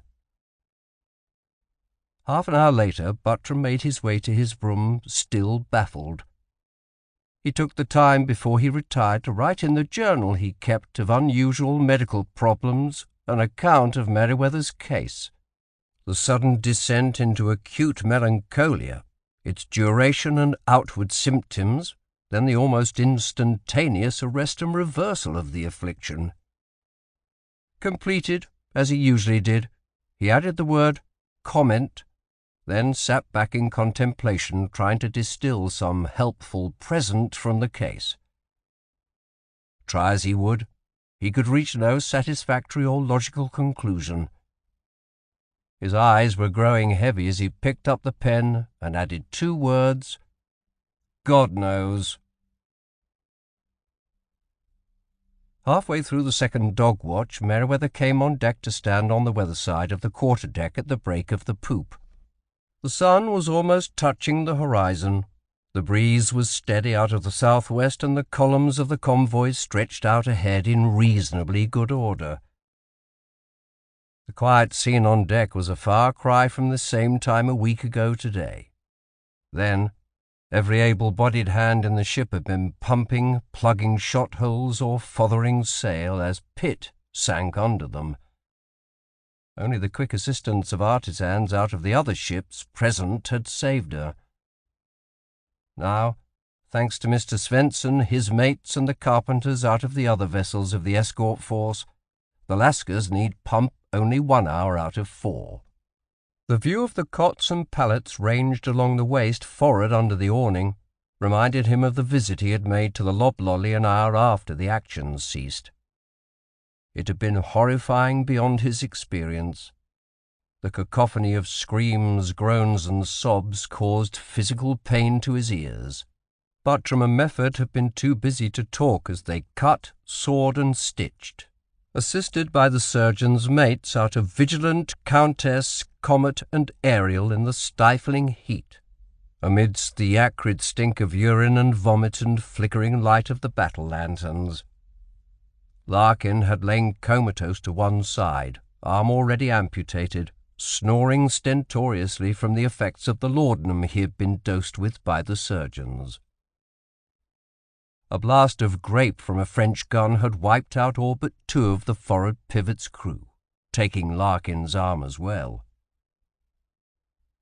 Merewether had given such comfort and encouragement as he could to those men able to comprehend, and escaped to the fresh night breeze on deck, where sailmakers were working their way down the long row of pitiful remains laid out in the waist to swathe each corpse in canvas with a 32-pound shot at the feet. Now, 7 days later, the ship's routine had shaken down to near normal, and some of the hands off watch and the walking wounded were skylarking on the forecastle, as though there had never been a battle. They had brought out a brace of fiddles, 3 flutes, a drum, trumpet, and even a small harp. There were tentative trills and notes sounded. Then, at a signal from a portly storekeeper, the ensemble struck up a tune that in a moment had the younger seamen setting to partners in a sprightly dance. The tempo changed, and 2 of the ship's boys engaged in a competitive hornpipe, faces flushed with exertion as the hands clapped in steady rhythm punctuated with an occasional wordless cheer. The tune shifted again into a slower melody, and the hornpipers collapsed, wiping the sweat from their face as the assemblage burst into song, led by a red-haired Irish gunner's mate with a fine tenor voice. Leaning against the bulwark, Merewether stared forward at the hands, listening to the roaring choruses of the shanty. He looked down to see Sang and his Lascar friends squatting on the deck below him, their eyes fixed upon him, lips of the Lascar moving, and then looked back to the hands on the forecastle. If there were still undiscovered mutineers from last winter among them, they had concealed it well during the arduous exertions of the combined operations at Ras el Khaimah, and the crew's performance against overwhelming odds last week had been magnificent. The old hands in Pitt and the men from Rapid in the space of half a year had welded into an able and courageous crew, undeserving of a captain who would have betrayed them. He could only now fully admit to himself the extent of his terror, his mindless, unreasoning panic, the frantic desire to live at any cost that had possessed him. But he could yet find no rational explanation within himself. He had managed to put such fears out of his mind in the past, but he had never before been so literally in extremis as in the last few minutes of the engagement. His courage and resolution would forever be suspect in his own eyes, though there was no other living mortal to accuse him. Merewether was not fit or qualified to hold a commission, let alone exercise command in the marine. Once back at Bombay, he would submit his resignation, gather up Caroline and their child, and slink back to England. He might even make a passable greengrocer if he put his mind into it. He had, he realized, reached the nadir of shame and despondency. There was nowhere to go, no way to make amends. The tempo of the music shifted again, something now slow and sonorous, the hands singing along earnestly. It was out of the hymnal of the Church of England, provided along with the Book of Common Prayer and the Bible from the earliest days by a God-fearing court of directors to the company's ships, maritime or naval. Regulation also required observance of the Sabbath with services, but this was more honoured in its breach in the marine. Merewether had spent his youth in an Indiaman commanded by a devout captain, had been compelled to learn his catechism and be confirmed in the Church of England. He had given the matter of religion little enough thought since those days, and nurtured few strong convictions on the subject. He was entirely unable to comprehend the bitter differences that continually arose between followers of competing sects, and delegated the duty of presiding at services to Davis, the purser, an accomplished lay reader. Now, as daylight faded, Merewether heard the hands pause before they began the second stanza of the hymn, the magnificent tenor voice rising above the baritone rumble of the rest. Forgive me, Lord, for thy dear Son, the ill which I this day have done, that with the world, myself, and thee, I, ere I sleep, at peace may be. The couplets he had heard 100 times before suddenly took on a meaning. He had done ill, forgotten his duty in panic, sought to save his own life at any cost, and a man had died in the interval. It was impossible to undo the ill a man had done, but the cumulative burden of guilt would become intolerable unless there was some means of casting it out. There was common sense expressed in the philosophy behind the words of the verse. If a man could not make literal amends, he might yet do so in spirit. He began to rationalize his conduct of 7 days ago.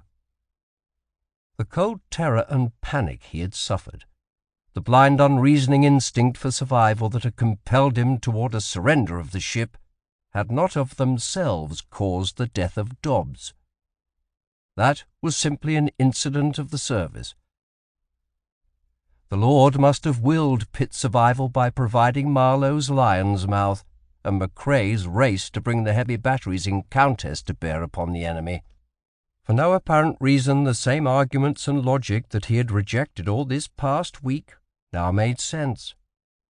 Possibly it was more than time dulling the edge of his conscience, but the weight of guilt he had borne again to lift from his soul as he heard the hands sing, "Teach me to live that I may dread the grave as little as my bed. Teach me to die that so I may rise glorious at the judgment day." There were 2 more stanzas, but Merewether did not hear them.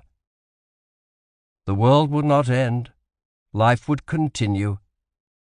He would remember, regret, but no longer permit the episode to haunt him. More wisdom had been distilled out of human experience into religion than he had given it credit for. He realized that he had somehow exorcised his guilt. The evening hymn ended the impromptu concert as the first watch came on deck, and he saw Larkin coming towards him. He bespoke the officer with an easier conscience. Part 3. The Wrath of China. The boat stank of fish, and the hoop-supported canvas shelter amidships confined the stifling heat while excluding most of the breeze. Tulsi Bai sat quietly against the starboard gunwale, her veil now cast aside and the sari loosened for comfort. Even so, sweat beaded her forehead and gathered in her armpits. But surely it was worth a little discomfort to escape the Bombay government. She listened to the slow, regular thump and creak of the sweeps against the thole pins as the 2 fishermen propelled their craft through the shallows west of Bombay Island. The wind was dead foul until they should clear the harbour entrance. Then, by keeping well inshore, they might take advantage of the land breeze to beat down to Goa. Tulsi thought with cold fury of the ruin of what had appeared to be a well-conceived and executed plan for the overthrow of Holkar. It was difficult to believe that the scar-faced captain had proved to be incorruptible. Was it possible she was losing her beauty, showing her age?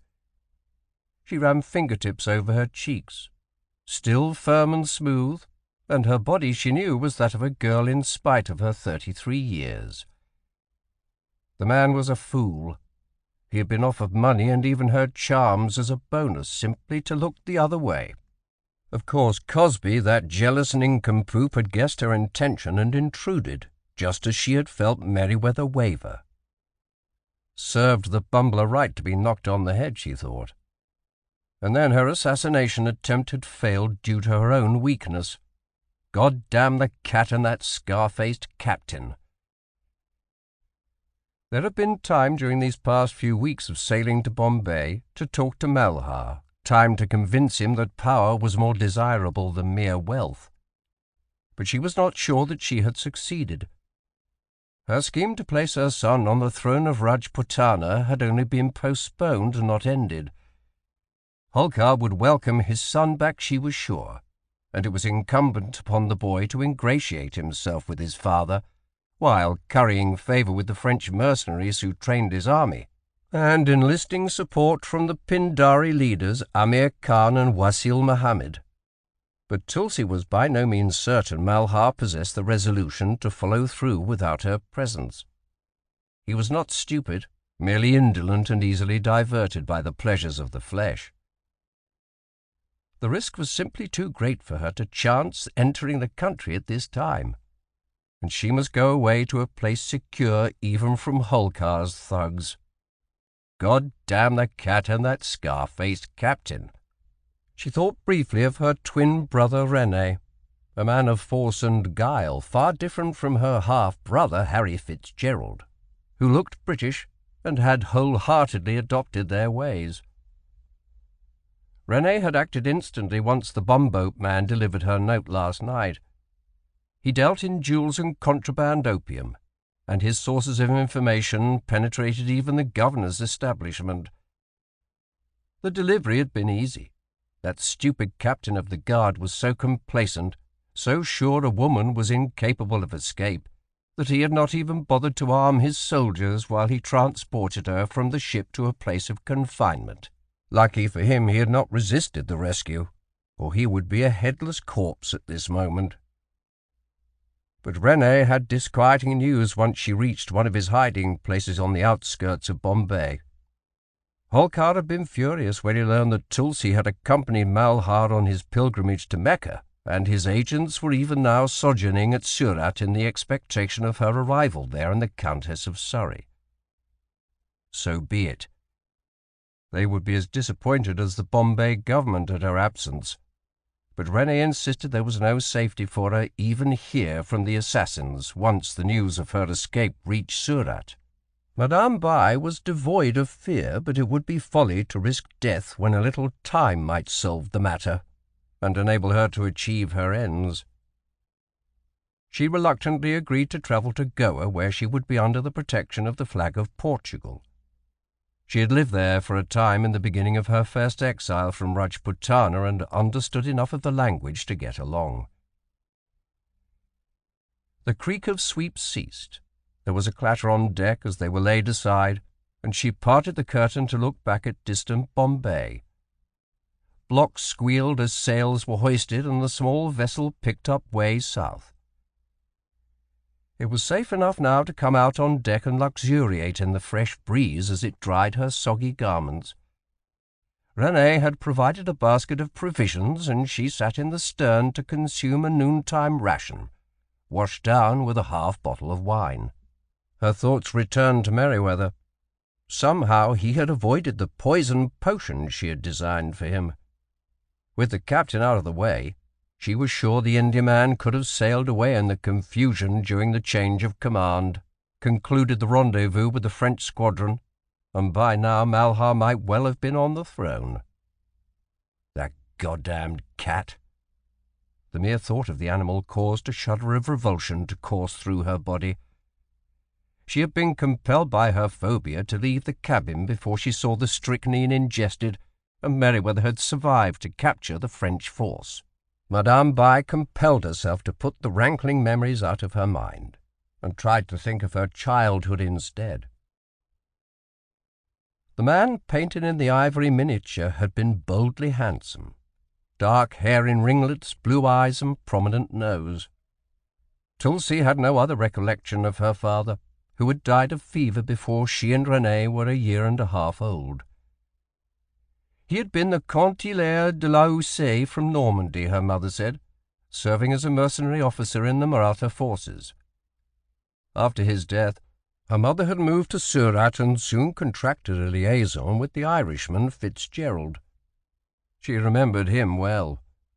She had been 14 when he went back to England, a wealthy man, taking Harry with him to be educated as an Englishman. Her mother had come back to her native Rajputana, and within a month Tulsi had caught the eye and fancy of Holkar, to become his concubine and bear his child. She had lost his favour 10 years ago, but with the proceeds of her jewels had sojourned in exile, first in Goa, then during the peace made her way to Port Louis.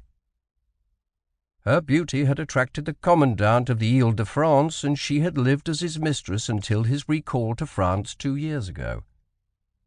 But before she departed the island, she had conceived the plot and laid the foundation of her scheme to supplant Holkar with Malhar. Her thoughts came full circle. God damn the cat and that scar-faced captain. 3 days later, she landed at Goa and found the house of her brother's correspondent in the opium cartel, a swarthy Portuguese by the name of Francisco Cochino. Upon Tulsi's recital of the recent misfortunes which had beset her, he took instant alarm. Goa, he insisted, was not beyond the reach of Holkar, and he had no desire to be implicated. His wife was present during the interview, and Madame Bai had no opportunity to employ her other wiles. She reluctantly took ship 2 days later, bound for Macao with munitions and supplies for the garrison, cheered only slightly by a rumour that the city would soon be occupied by French forces with a view to denying the British trade with Canton. God damn the cat and that scar-faced captain! Just before she boarded the vessel, a furtive man who said he was from René in Bombay pressed an oilskin packet into her hands, with the injunction to deliver it to one Don Miguel de Silveira at the governor's palace in Macao. Tulsi would have declined the commission, but it was accompanied by a small but weighty bag of escudos to ease her sojourn. The warm glow of happiness and pride still pervaded his body as Merewether took his second cup of tea in the tiny cubicle assigned to him in the transient officers' quarters adjacent to Bombay Castle. The news was second-hand but authentic in Caroline's own hand. The mail pouch for Pitt had gone to Surat in anticipation of her arrival there, but Pitt had entered the graving dock here yesterday morning for the urgent repairs necessitated by her recent action in the Gulf of Aden. It had been a strenuous 12 hours to warp the frigate through the gates, send her exactly over the blocks that would support her keel, and then wait the interminable interval that it took Puffing Billy, spewing sparks and smoke, to pump out the dock. The hands had been shifted to barracks ashore, and the officers assigned to these dingy quarters. Pitt was a dead ship, out of commission for at least 4 months while her whole starboard midships section was removed and replaced. He had called on Tollett, still acting in the absence of Sir John Waldron as Commandant of the Marine, late yesterday afternoon. The officer had leaped to his feet, grasped the extended hand with both of his face wreathed in smiles. "Glorious, Merewether, simply glorious!" There was no doubt of his sincerity. He glowed with admiration. Merewether felt a twinge of conscience. A residue of his shame and guilt still lurked in the recesses of his soul, though he had come to terms with himself. Macao and Comet had preceded Pitt into the harbour the day before yesterday to alert the castle to the necessity of having the dry dock in readiness to receive the damaged ship, and undoubtedly had given the Commodore a full account of the action.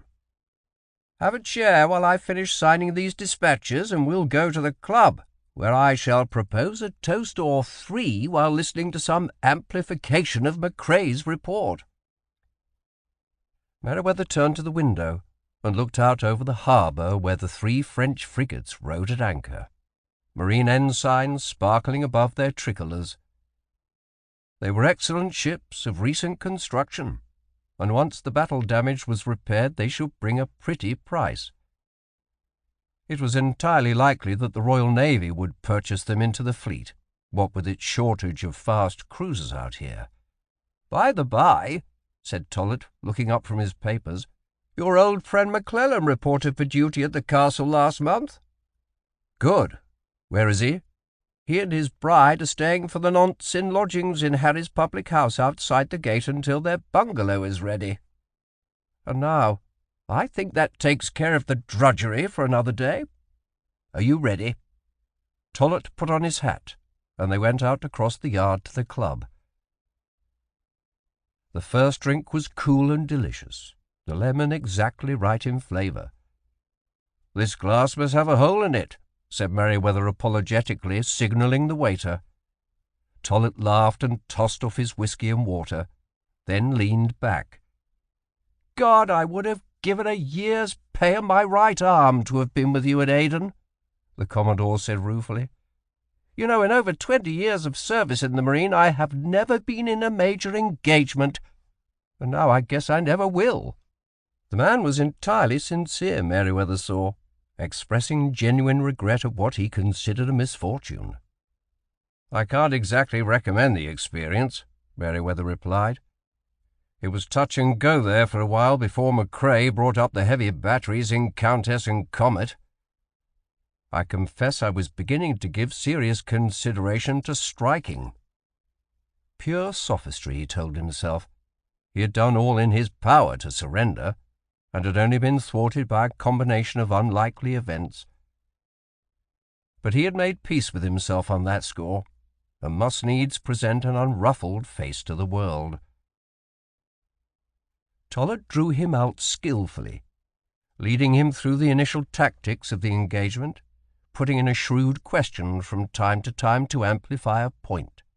And then, with boarders on deck to port, French marines made an attack from starboard, and Midshipman Marlowe formed a lion's mouth to repulse them, just as Comet and Countess commenced their bombardment from ahead. "Lion's mouth?" ejaculated Tollett incredulously. "Why, I haven't heard the term since I was a midshipman in a 6-gun Snow."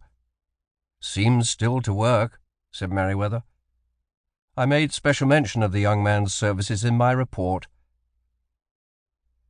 The rest of the account was soon over, just as he finished the 3rd gin, and Tollett rose regretfully. "I must go. We have a dinner engagement. But tomorrow we shall call on Governor Duncan to discuss with him the political implication that Madame Bai's plot presents." Merewether was at a loose end. He had drunk all the gin he desired for the time, and it was yet a bit early to dine. Then he remembered that McClellan was close at hand, and he felt he knew the big Scots officer well enough to call on him unannounced. "Why, Captain!" shouted McClellan. "And congratulations!" "For what?" demanded Merewether.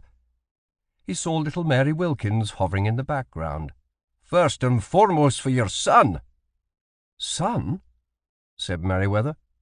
Then realization flooded over him. "When? And is Caroline—" There must be a letter for him somewhere. "Here is Caroline's letter we received last week," interposed Mary.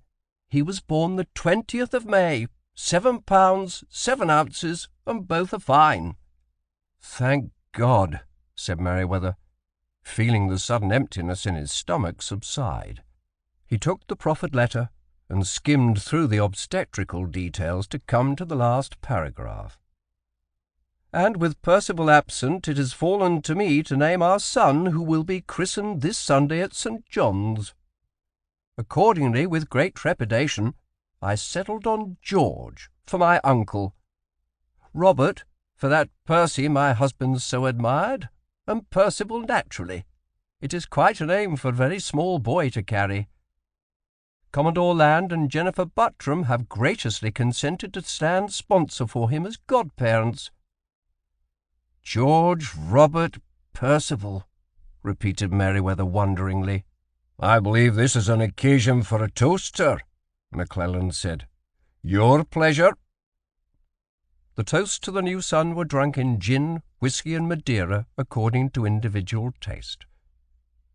The happy mother and the proud father were toasted. Then, almost as an afterthought, the victory at Aden. It was a happy hour before Merewether took his leave and came back to the club pleasantly fuddled, but relieved that he had a vigorous heir and a healthy wife. There he encountered Macrae, Whaley, Dillon, Larkin, McCamey, the junior officers from 3 ships, and the celebration commenced all over again as he made his announcement. Now, having breakfasted on melon, fresh eggs, crisp bacon, and toast, Merewether felt the malaise engendered by last night's celebration subside, as Sang stacked the plates on the tray and went out. He turned his thoughts to what this day might hold for him. Tollett's note had been delivered before he was awake. They would wait on the governor at 11 ante-meridian. Time to bathe, shave, and dress. Perhaps after these formalities were completed he might have a few days for himself. The tonga was waved past the sentry at the gate, and they dismounted at the door to the governor's mansion. "Commodore Tollett and Captain Merewether of the Marine. We have an appointment to see Governor Duncan," Tollett told the secretary. They were admitted almost immediately. The governor's usual calm manner was somewhat ruffled this morning. He rose to greet the officers with quiet courtesy, seated them, and resumed his place behind the desk only to speak in a tone of chagrin. "That woman, Madame Bai, she's gone. Got clean away this morning as the guard was transporting her to a place of confinement." Merewether was instantly alarmed. She had been in his custody, technically under the guard of Jemadar Gunny and his marines in Countess, and he wondered if he could be held accountable for the escape. "No," continued Duncan, as though he read his mind. "Your Jemadar holds the officer of the day's receipt for Madame Bai, and her loss is chargeable to him alone. Not that he had much choice from what I can discover." "When did this happen?" "A bit after sunrise, I am informed. The Countess of Surrey was to sail on the morning tide for Surat. I had concluded that Madame Bai's crime was against the princely state of Rajputana, and not government or company. I intended to hold her in custody pending advices from Holkar as to her disposition. Captain Reagan left the ship a little after 7, and the rescue was perhaps half an hour later, within a square of their destination. He had a sergeant and 3 private soldiers to handle her baggage, and Mrs. Hobbs, one of my housekeepers, to preserve propriety, all unarmed and riding in a barouche. A native sprang into the street, seized the bridles of the team, and 4 others armed with Gurkha knives held the guards at bay while the woman entered a tonga. Once her luggage was loaded, one of the men cut the traces, hit the team with the reins, and it ran away. They all vanished in an instant, leaving the guards sitting there with their mouths open." Duncan gave a mirthless laugh. "Thus so much of the subject of Madame Bai as you wish to discuss, Commodore, in this audience has become moot." "You're searching for her, of course?" inquired Tollett. "Oh, yes, the guard and the Bombay watch. But in that rabbit warren north of us it is nearly hopeless, and she was wearing native dress." Duncan abruptly changed the subject. "Now, Merewether, had Tollett not asked for this audience, I would have sent for you anyway. You stay, Tollett. This is both government and marine business." He turned to pick up a packet of papers and leafed through them, separating them into two piles. Merewether took instant alarm.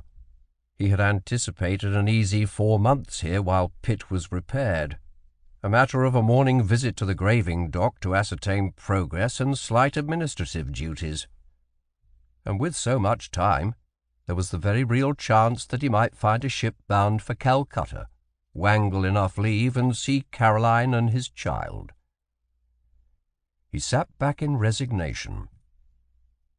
"You are generally familiar with this matter, Tollett, but I shall make a brief summary for the benefit of the captain here. For some months, intelligence has insisted that the French have a scheme to take Macao at the approaches to Canton, and thereby deny the company's trade with China. Portugal, of course, has long been the ally of England, though neutral in its war with Bonaparte. With his invasion of Spain, however, the situation has become so critical that the royal family has found it necessary to take refuge for the time in their colony of Brazil, and they find it impossible to reinforce the garrison of Macao. In this situation, the Governor-General took up the matter with the Viceroy of Goa, who exercises supervision of Macao with a view to reaching an agreement that substantial land and naval forces to supplement the Portuguese troops be dispatched and landed. The Viceroy indicated complete agreement with this offer, and promised to draft an order to the commander of Macao so directing. For some reason, known only to the Viceroy, it has not been forthcoming as of this time. Your Excellency, I beg your pardon, but Macao is the property of the Emperor of China, and the Portuguese hold it only at his sufferance." Merewether hurried on, seeing 2 lines form between the governor's brows. "I mean to say, sir, the Viceroy is on dangerous ground unless the Emperor consents." "Precisely what Minto intends. But consent certainly will not be forthcoming unless the Viceroy first acts on his order." He looked speculatively at Merewether. "Pellew was here in Bombay only last month, and while he approved the plan for the reinforcement of Macao, he thought the danger was slight. Now it appears to be imminent. There are 2 French ships with a number of auxiliaries carrying troops at Manila, only 600 miles distant. And last month 2 frigates were reported by an American ship to have touched at Mauritius en route to the Eastern Seas. In the opinion of the Governor-General and his staff, the danger has become quite real. Accordingly, Minto has ordered the forces to be assembled for the occupation of Macao under the command of Rear Admiral O'Brien Drury, Royal Navy." He paused and looked again at Merewether. "I know your connection with Barlow, but are you also acquainted with Gibby Elliot?" "Why, no, sir. I only met him the one time when the combined operations against Ras el Khaimah was being formed." Merewether wondered what had provoked the question. "Your credit seems to be quite high with him. I have here orders for you to proceed in Pitt to the rendezvous with Drury's squadron and the transports at Penang, thence to proceed in company to Macao, and be attached to Drury's staff as the personal representative of the Governor-General. Of course, there are 2 alternates named, should you not be available, and you have rather thoroughly eliminated Pitt as a means of conveyance as a result of your recent action. But you have Comet available, Tollett. I am constrained to ask for her services." "Certainly, Your Excellency. She will require victualling, water, and some maintenance, but she can be ready for sea in 48 hours, I am sure." No rest for the weary, Merewether thought with resignation. He had anticipated a restful period while Pitt was in the dock, and now he had been bilked of it. He became conscious that Duncan was speaking again. "I also have here an assessment of the situation prepared by Colonel Napier for the Governor-General, to which are appended some rather explicit instructions as to your duties as his representative. You may receipt for these items now." The governor pushed one stack of the papers across his desk and handed Merewether a freshly dipped pen. "And now a much more pleasant duty. By proclamation I have designated the usual monthly levee tomorrow night to be in the honour of the victors in the action at Aden." Back in his quarters, Merewether subsided over a cup of tea to sort through the packet, still feeling a bit put upon at the recall to duty so soon after 2 strenuous operations in the past 6 months. Duncan had done a magnificent summary of the intelligence estimate, and he soon cast this aside to concentrate upon the memorandum of advice and admonition as to his authority in the premises. It quickly became clear that the personal representative of the Governor-General must depend largely upon moral suasion in so far as the military decisions were concerned, since this authority was vested in Admiral Drury. The Admiral had been granted a very broad discretion as to the action he should take, dependent upon the local situation and the advice he should receive from the Select Committee of Supercargoes at Canton.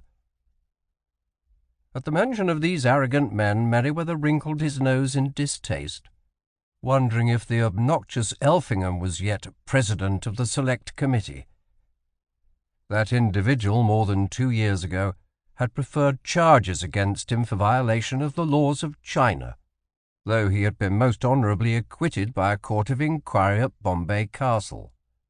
Oh well, time for a drink and then dinner.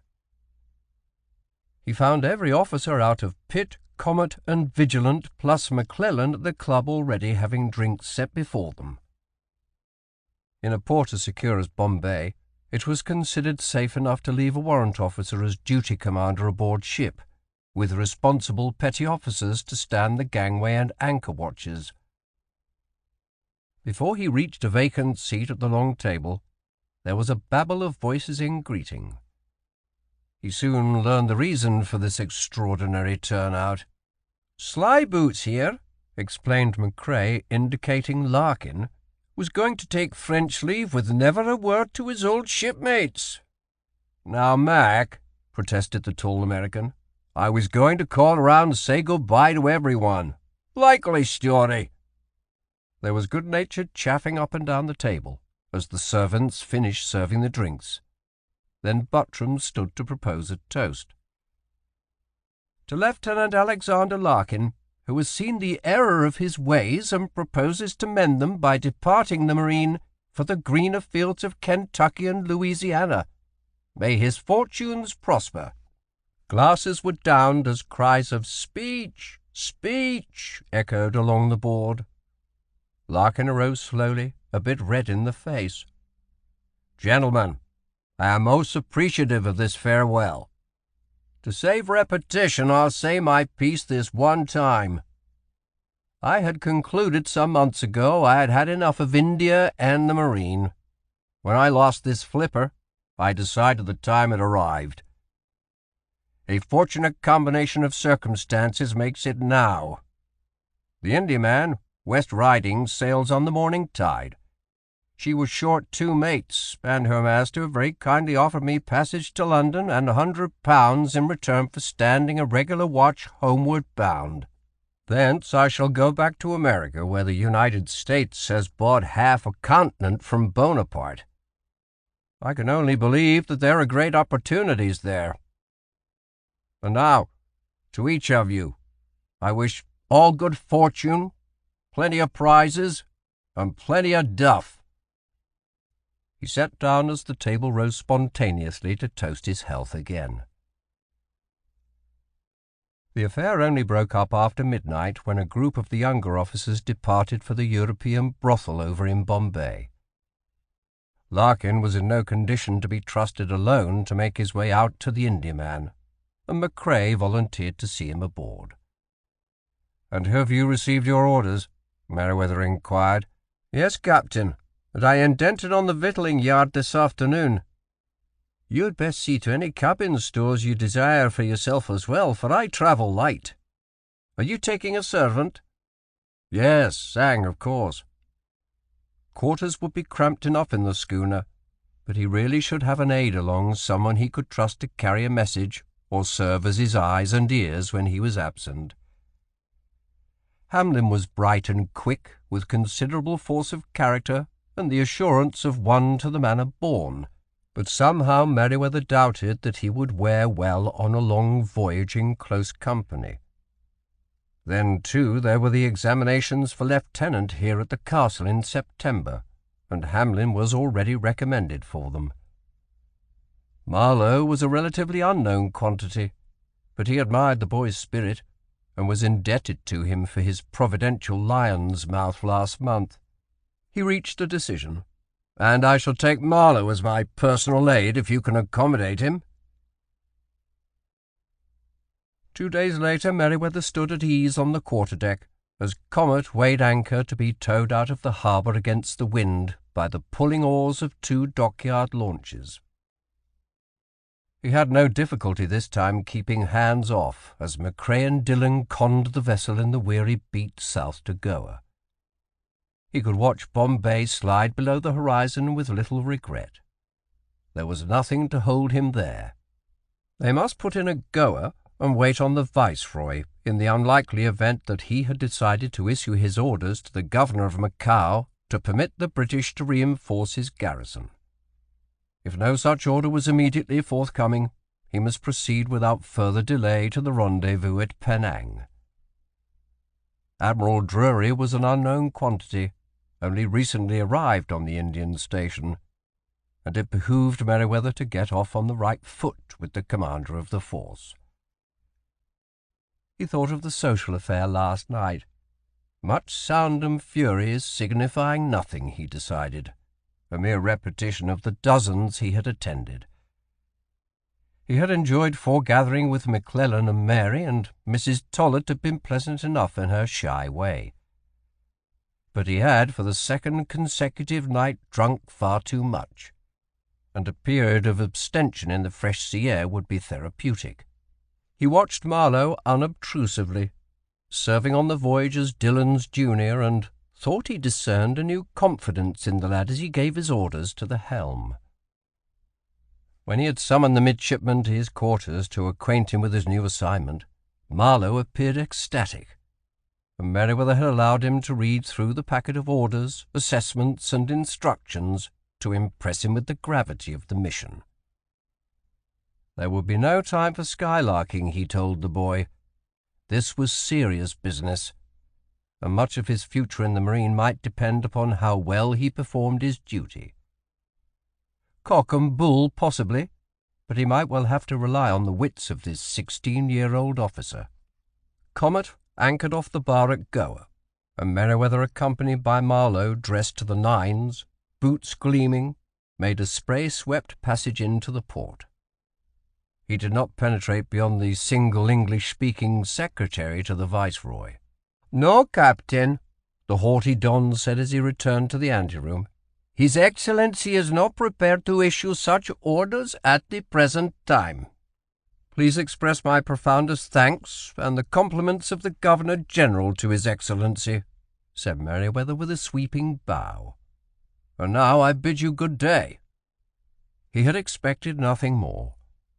The Dons, Spanish or Portuguese, were famous for their ability to procrastinate.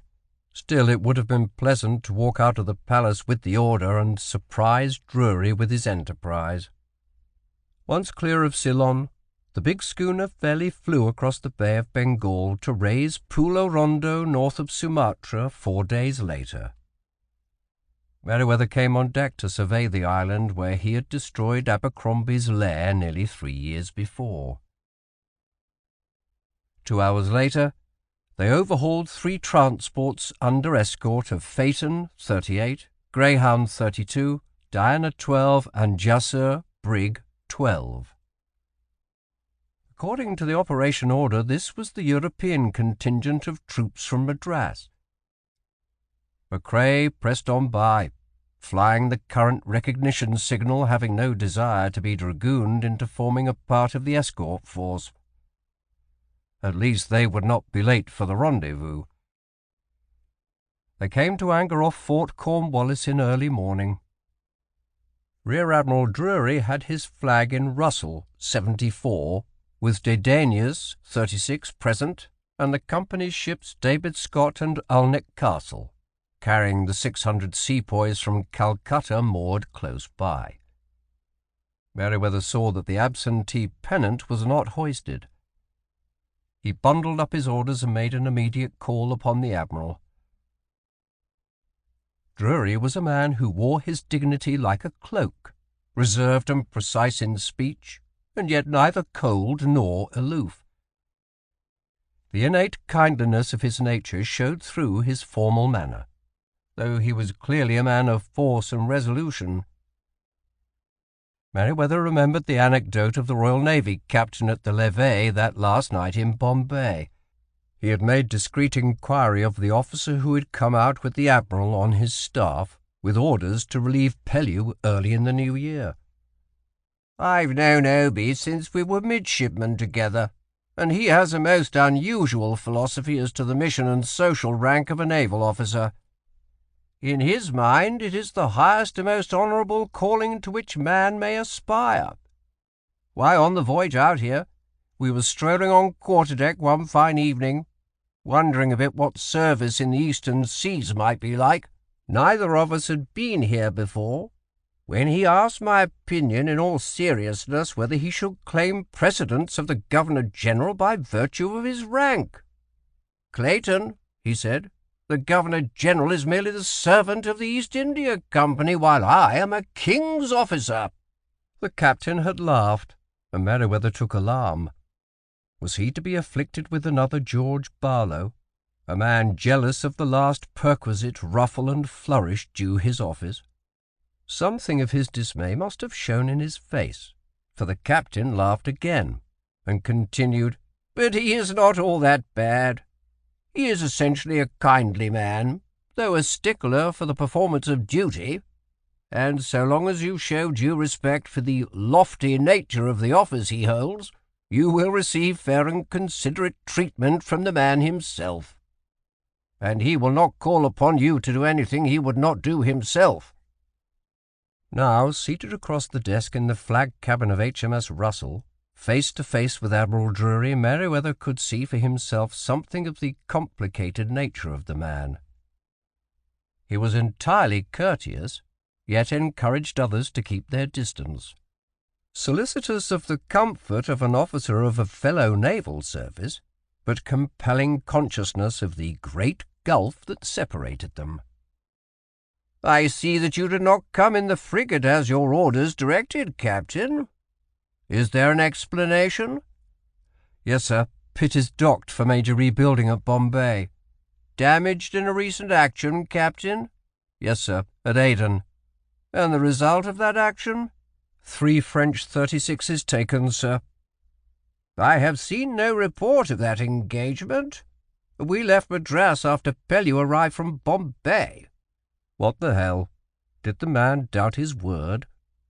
"The Admiral departed Bombay almost a fortnight before we came in, sir." He looked at the bland face, and added, "Comet brought a pouch of mail for you, sir." "Good. Is the consent of the Viceroy included?" "No, sir. I called at Goa last week, but no such order had been signed." "It is by no means essential, but I would prefer to have such a direction in hand when we call on the Governor at Macao. And now, Captain, I am informed that you are entirely familiar with the situation at Canton, and that I may call upon you for such information as I require. In fact, Lord Minto was most complimentary of the services you have rendered to Sir George Barlow, and more recently to him in a mission to Persia and the destruction of Ras el Khyma." "My knowledge of Canton is somewhat stale, sir. I was last there 2 years ago." "No matter. Little change in the Orientals, they tell me. And, Captain, are your quarters in Comet adequate? We are somewhat crowded here in Russell." "Entirely, sir." Merewether had no desire to be crammed into the quarters of some resentful evicted lieutenant in the flagship for the long voyage to Macao. "Very well. The balance of our force should be here by tomorrow, and I intend to sail the next day. Not many facilities here for a place planned to be the major operating base for the eastern seas. Are you acquainted ashore? There seems to be no more than an acting first secretary here in charge since Governor Dundas died last year." "Yes, sir. Tom Raffles, I presume." He paused a moment to see if the Admiral had another comment. "He was most helpful to me last year when I commanded the Bengal squadron." Once he escaped from this interview, he intended to call on Tom and Livy. The thought of that charming, enigmatic woman gave him a thrill of anticipation, though he was now a married man and a father. "I think we understand one another, Captain. Possibly, some fine day on the voyage, we may be able to foregather for a more extended discussion of the situation and tactics. I am anxious to see if there is any later intelligence in that pouch." Drury rose and inclined his head in formal dismissal. On his way back to Comet, Merewether tried to sort out his impressions of Rear Admiral O'Brien Drury, Royal Navy.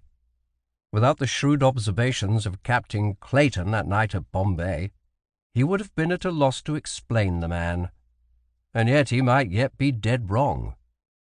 But he felt he had at least a glimmer of what made the Admiral go. The man beneath the mantle of rank and authority was able, modest, and unassuming, even a bit surprised that he found himself cloaked with such power and dignity, but under compulsion to exact full respect and deference to the office he filled for the time. It was only in the last 50 years that the naval officer had come to be accounted a gentleman in the ordinary sense of the term, though ashore even now he was likely to be looked down upon as a parvenu by those who felt themselves born to the title, and many officers still possessed little enough confidence in their social standing. But the day of the gruff, horny-handed old sea-dog was largely past, the entering midshipmen likely to be from the landed gentry or minor nobility of England, particularly the southern counties, and accounting themselves gentlemen by birth rather than by virtue of the King's commission. The distinction had caused Merewether concern in years past, but he had been accepted at face value in the British community in India as an officer of the Marine, and since his tacit acknowledgment last year by Percy, the fact of his bastardy had ceased to trouble him. Drury had first made it plain that Merewether was present only to supply him such information as to the situation as he might require, but on parting there had been almost an intimation of a hand in the development of strategy and tactics in the affair. Probably it was no more than a matter of semantics, Merewether concluded, and resolved to govern himself with the utmost restraint in his dealings with the Admiral. Somehow the almost magical spell that Livy Raffles had cast over Merewether a year and a half ago had dissolved. Not that she had changed. She was as vivacious, charming, and witty as before, and he wondered if marriage and fatherhood had somehow made him less susceptible to the allure of this woman of the world. He now sat in the familiar room in their hillside bungalow, listening to the witty criss-cross of statement and comment that flew back and forth between Tom and Livy, with an occasional tangent darting out to include him in their conversation. But the exhilaration that had bubbled in his veins last year when he was in her presence was lacking. He could discern no visible difference in her appearance or manner, and her welcome had been warm enough, an embrace and kiss on the lips, but it had not ignited the fire that had consumed him on the other occasion. He became conscious that Tom had addressed him. "Captain, we plan a reception in honour of Admiral Drury for tomorrow night, and have invited several of the residents for refreshment and a buffet beforehand, since supper will be quite late." The young man had removed his formal coat and the waistcoat with its magnificent chain and jingling seals that he affected, and sat now in his shirt, collar open. "We would be delighted if you will join us." It should be a pleasant affair, Merewether decided, and accepted the invitation gladly. And now I must go back to the ship. You know I am entertaining the officers in Comet at Mr. Moulton's public house tonight." He rose and bowed to Livy. "It has been as delightful to see you both as I remembered. No, Tom, it is an easy walk to the landing, and I need the exercise." Merewether made his escape, wondering at the sense of uneasiness that had possessed him in the company of this charming pair, then dismissed the thought as he made his way briskly down the hill to the boat landing, stopping off at the public house for another gin while he renewed acquaintance with Mr. Moulton, the proprietor, and bespoke the private dining room for the entertainment he planned for the officers of Comet that evening. 2 days down the Strait of Malacca, Merewether took the glass to the cross-trees to try to make out for himself what young Mr. Thomas Stamford Raffles professed to see as the site for the eastern capital of the British Empire. There was an island off the mainland that appeared to shelter a considerable expanse of water for a snug anchorage, but at this distance he could tell little about the terrain. There were several trails of blue smoke rising into the sky, but he could not see the village of Singapore itself. He thought for a moment of the handsome, energetic man, risen almost from obscurity to be the de facto governor of the presidency of Penang, and the vibrant woman almost 10 years his senior whom he had married. He wondered again at the rumour that Raffles owed his appointment a meteoric rise in the company to the fact that he had removed an embarrassment to a senior company official by marriage to Livy. The man was facile, alert for the main chance, ambitious, and entirely capable of making such a bargain.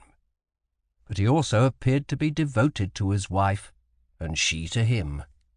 Last year, during his days of glory as Commodore of the Bengal Squadron, Merewether had lusted after the woman, felt her spell possess him, envied Raffles his enjoyment of her charms. He had had the provocation and opportunity the day he delivered his gift of the Chinese desk to cuckold the young man, but had stepped back, and in retrospect had often regretted his sudden surge of principle. Now he concluded he had been entirely right. He thought of the reception for Admiral Drury 2 nights ago. It had been a glittering, Raffles-managed affair, with Livy sparkling at his side as he introduced the British residents to the officer, then dancing and liquid refreshments, and finally a sumptuous supper served. Merewether had retrieved the letter he had written to Miss Judith Johnson from the mail pouch, and had it in his pocket for personal delivery with his condolences to the young lady at some appropriate time. It was a duty he dreaded. The probable hysterics and tears, the blasting of an idyll, and almost he determined to leave it with Raffles for delivery after he departed, then concluded that he owed it to Dobbs to impart the sad news in person. He had remembered her as a slip of a girl, but she had bloomed in the year and a half since he had seen her. She came in on the arm of a junior lieutenant he remembered vaguely as out of HMS Argus, to take their place in the line approaching the guest of honour. Once through the introductions, he followed them to the room where punch was being served, to come close alongside. He saw recognition in her eyes. "Why, Commodore!" Her escort looked sharply at him, then bobbed in a bow. "Miss Judith Johnson, I'm delighted to see you again." Not really, and this was certainly no time to give the grisly news. "No longer, Commodore, Mistress Judith Sargent since last March, and this is my husband, Lieutenant Hilary Sargent, Royal Navy." Merewether bowed in response, feeling all of Dobbs's dreams turn to ashes. He was suddenly thankful that the young officer had not survived to face this heartbreak. A few platitudes, and then an escape without an inquiry as to Johnny Dobbs to go outside and shred the letter. Now he turned his attention to the activities in the various ships of the expedition, observing a fire drill in Russell, man overboard in Greyhound, and gunnery exercises in Comet below him. He could appreciate Drury's concern. He had often enough experienced it himself to make sure of the state of readiness of the ships he would have to depend upon in the forthcoming operation. It might be drudgery, but it was essential, and he made his way down to the deck, passing the sweating hands as they hauled the 18-pounders up to battery once more. Almost before they sighted the islets called the Ladrones, Merewether could smell China. On the ebb tide, the excrement of millions of persons living ashore and afloat was carried out to sea from the network of streams that converged to become the Pearl and Canton rivers. Drury had ordered an anchorage in the roadstead off Macao, since warships were not permitted to go above Boca Tigre in any event, and this was the point from which a landing could most easily be made in the Portuguese colony. To reach the company's compound at Canton it would be necessary to travel by boat, a wearisome journey of many hours in the oppressive heat of the day. A boat from Russell soon made its way into a landing to report the squadron to the captain of the port and request pratique, a legal nicety considering the admiral's intentions. But after a short interval the salutes began to bang out. "Your best bib and tucker, Mr. Marlowe." The midshipman was dressed in the usual informal fashion affected by junior officers in the tropics. Wide plaited straw hat, sleeveless shirt, loose pantaloons and sandals of braided coir. Only a few minutes after the boat returned to Russell, the coxswain of the Admiral's barge had passed up a note from Drury's flag lieutenant. "Admiral requests your presence 11 ante-meridian this date." Evidently, there had been some news ashore, and he might as well initiate Marlowe into his new duties, at least to carry the portfolio of orders, situation estimate and instructions from the Governor-General. 11:15 at the gangway." The young officer departed at a canter. There were 2 company army officers in the flag cabin when Merewether and Marlowe were ushered in. A short, obese lieutenant-colonel with a florid complexion, and a thin, hard-faced major. The Admiral was not present, but his flag lieutenant made the introductions. "Colonel Patrick Kelly, commanding the occupation forces, and Major Silas French, commanding the Calcutta Sepoy Battalion. Captain Merewether of the company's marine, and his aide, Midshipman Marlowe." It was only a moment or so before Drury entered from his sleeping cabin and took his place behind the desk. "Gentlemen, I have an urgent communication from Mr. Roberts, President of the Select Committee of Supercargoes at Canton, requesting an audience at noon today. I thought it well that we foregather and discuss the situation and any impediments that might delay an immediate landing, if that is to be our course of action."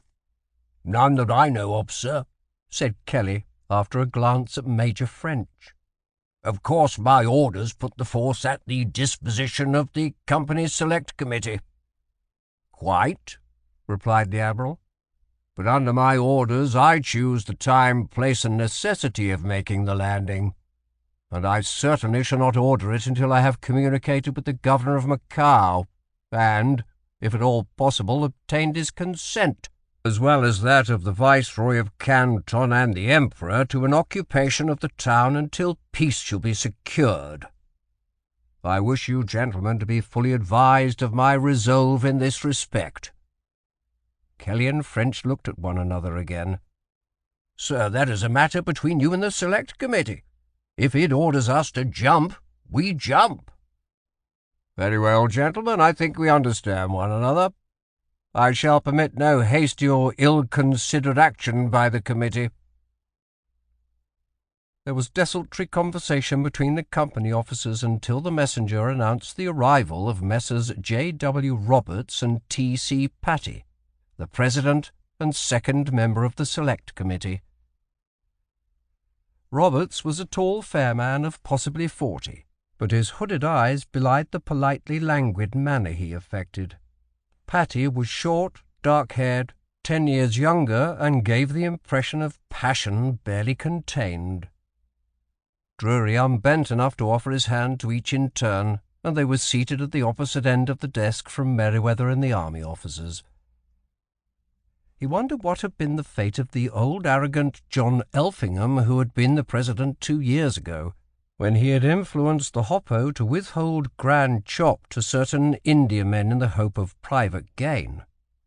Sir George Barlow had promised that he would be sacked, but this was no time to inquire. "Now, Admiral," Roberts drawled, "I think it imperative to make a landing and take possession of the Portuguese defence works at the earliest possible moment." Drury wore the bland expression of complete self-confidence in his rank and position that Merewether had seen last month. He listened to an amplification of the demand and the numerous reasons advanced in its support. Roberts finished his exposition, then spread his hands. "So, has the governor been apprised of your intentions?" "Only in general, sir." "And his reply?" "He wants to await an order from the Viceroy of Goa." "Did you bring it?" "No. Captain Merewether made a renewed request in person, and it was not forthcoming. I think it not essential, but I do consider it no more than common courtesy to call upon the governor and formally acquaint him with our demands, in order that he may in turn inform the Viceroy of Canton and the Emperor of China." Patty appeared on the verge of erupting, but Roberts's expression did not change as he leaned forward in his chair. "I have no objection to informing the governor prior to the actual landing so that he may restrain his troops, but I am of the opinion it would be productive of great mischief if the Chinese are informed in advance." "Will you elaborate?" "Why, apparently Roberts had thought that his opinion would be accepted without justification." "Why, principally the distance to the Emperor and the delay in getting the troops ashore. I am sure they do not thrive penned up in transports." Merewether saw that this was a reason that appealed to the 2 company officers. "Then, too, the Emperor takes little interest in the affairs or trade of Canton. This is a perquisite of the Viceroy, but I can stop it with a word, depriving him of the customs duties which account for a major portion of his income." "Doesn't that cut both ways, Mr. Roberts?" inquired Drury. "If the Chinese decided not to trade, it would be the ruin of your company." "I think the Viceroy needs us far more than we need the Chinese." Roberts looked down at his hands. "I agree with your opinion that the governor should be informed, but not the Viceroy. There is little enough he can do once he does learn of the action." "And the Emperor?" "I doubt the Viceroy will see fit to communicate with him, even when he discovers the occupation." "Is the Viceroy the only eyes or ears the Emperor possesses in Canton?" It was a rhetorical question, only as Drury continued, "But first things first. I shall call upon the governor at his earliest convenience to broach the subject in person. Will you be kind enough to ascertain when it would be convenient to see him?" "No need," said Patty, reaching into his pocket. "I have here an invitation from His Excellency Señor Bernardo Alex de Lemos e Faria, requesting the pleasure of your company at a reception in your honour this evening, beginning at 9, which means 10 o'clock at his mansion. While this will be entirely a social occasion, I have no doubt but you can make a formal appointment with him." He handed over a vellum sheet handsomely lettered in black ink and bearing an imposing seal. He looked over at Roberts, received a nod, and continued. "And now we must conclude this interview, sir, leaving our course of action somewhat unsettled, but with the hope that we can reach an early conclusion." The supercargoes rose, bowed, and went out. The Admiral sat at his desk a moment, bemused. "Arrogant bastards," he said almost as though to himself, then picked up the invitation. "It is in English, gentlemen, and includes my staff, you officers, the captain, and 1 officer from each ship present. Flags, will you see this communicated without delay to all ships present? Full dress, but no swords. Can't risk an incident. And stay in their boats until I step ashore." He paused and looked at the 4 officers a moment. "I shall see you later. Oh, Merewether, remain, if you please." Once they were out, Drury leaned back and faced him. "I gather you did not know those gentlemen?" "No, sir. A man by the name of Elphingham was president when I was here 2 years ago, but these appear to be worthy successors to him." "What do you mean by that, Captain?" Merewether related the train of events that had culminated in the issuance of Grand Chop by the Hoppo and the frustration of Elphingham's plan to delay the sailing of certain new Indiamen for his private gain. Then he sent a member of the Select Committee to Bombay to prefer charges of violating the laws of China against me. I was tried and acquitted by a court of inquiry, and Sir George Barlow recommended to the Court of Directors that the entire committee be replaced. I can only assume that it has been, but by men of like stripes." "Do you still have contact with those Chinese in Canton?" "I am sure I could find them. Their grandfather, if he is still alive, is a mandarin of Canton, the old Chinese dynasty, not Manchu. And I am acquainted with the resident agent of British intelligence in the city." "Well, perhaps you will be of assistance to me." "I really had no knowledge of what qualified you to be sent on this assignment. Now, I am bound to pay attention to the desires of those gentlemen.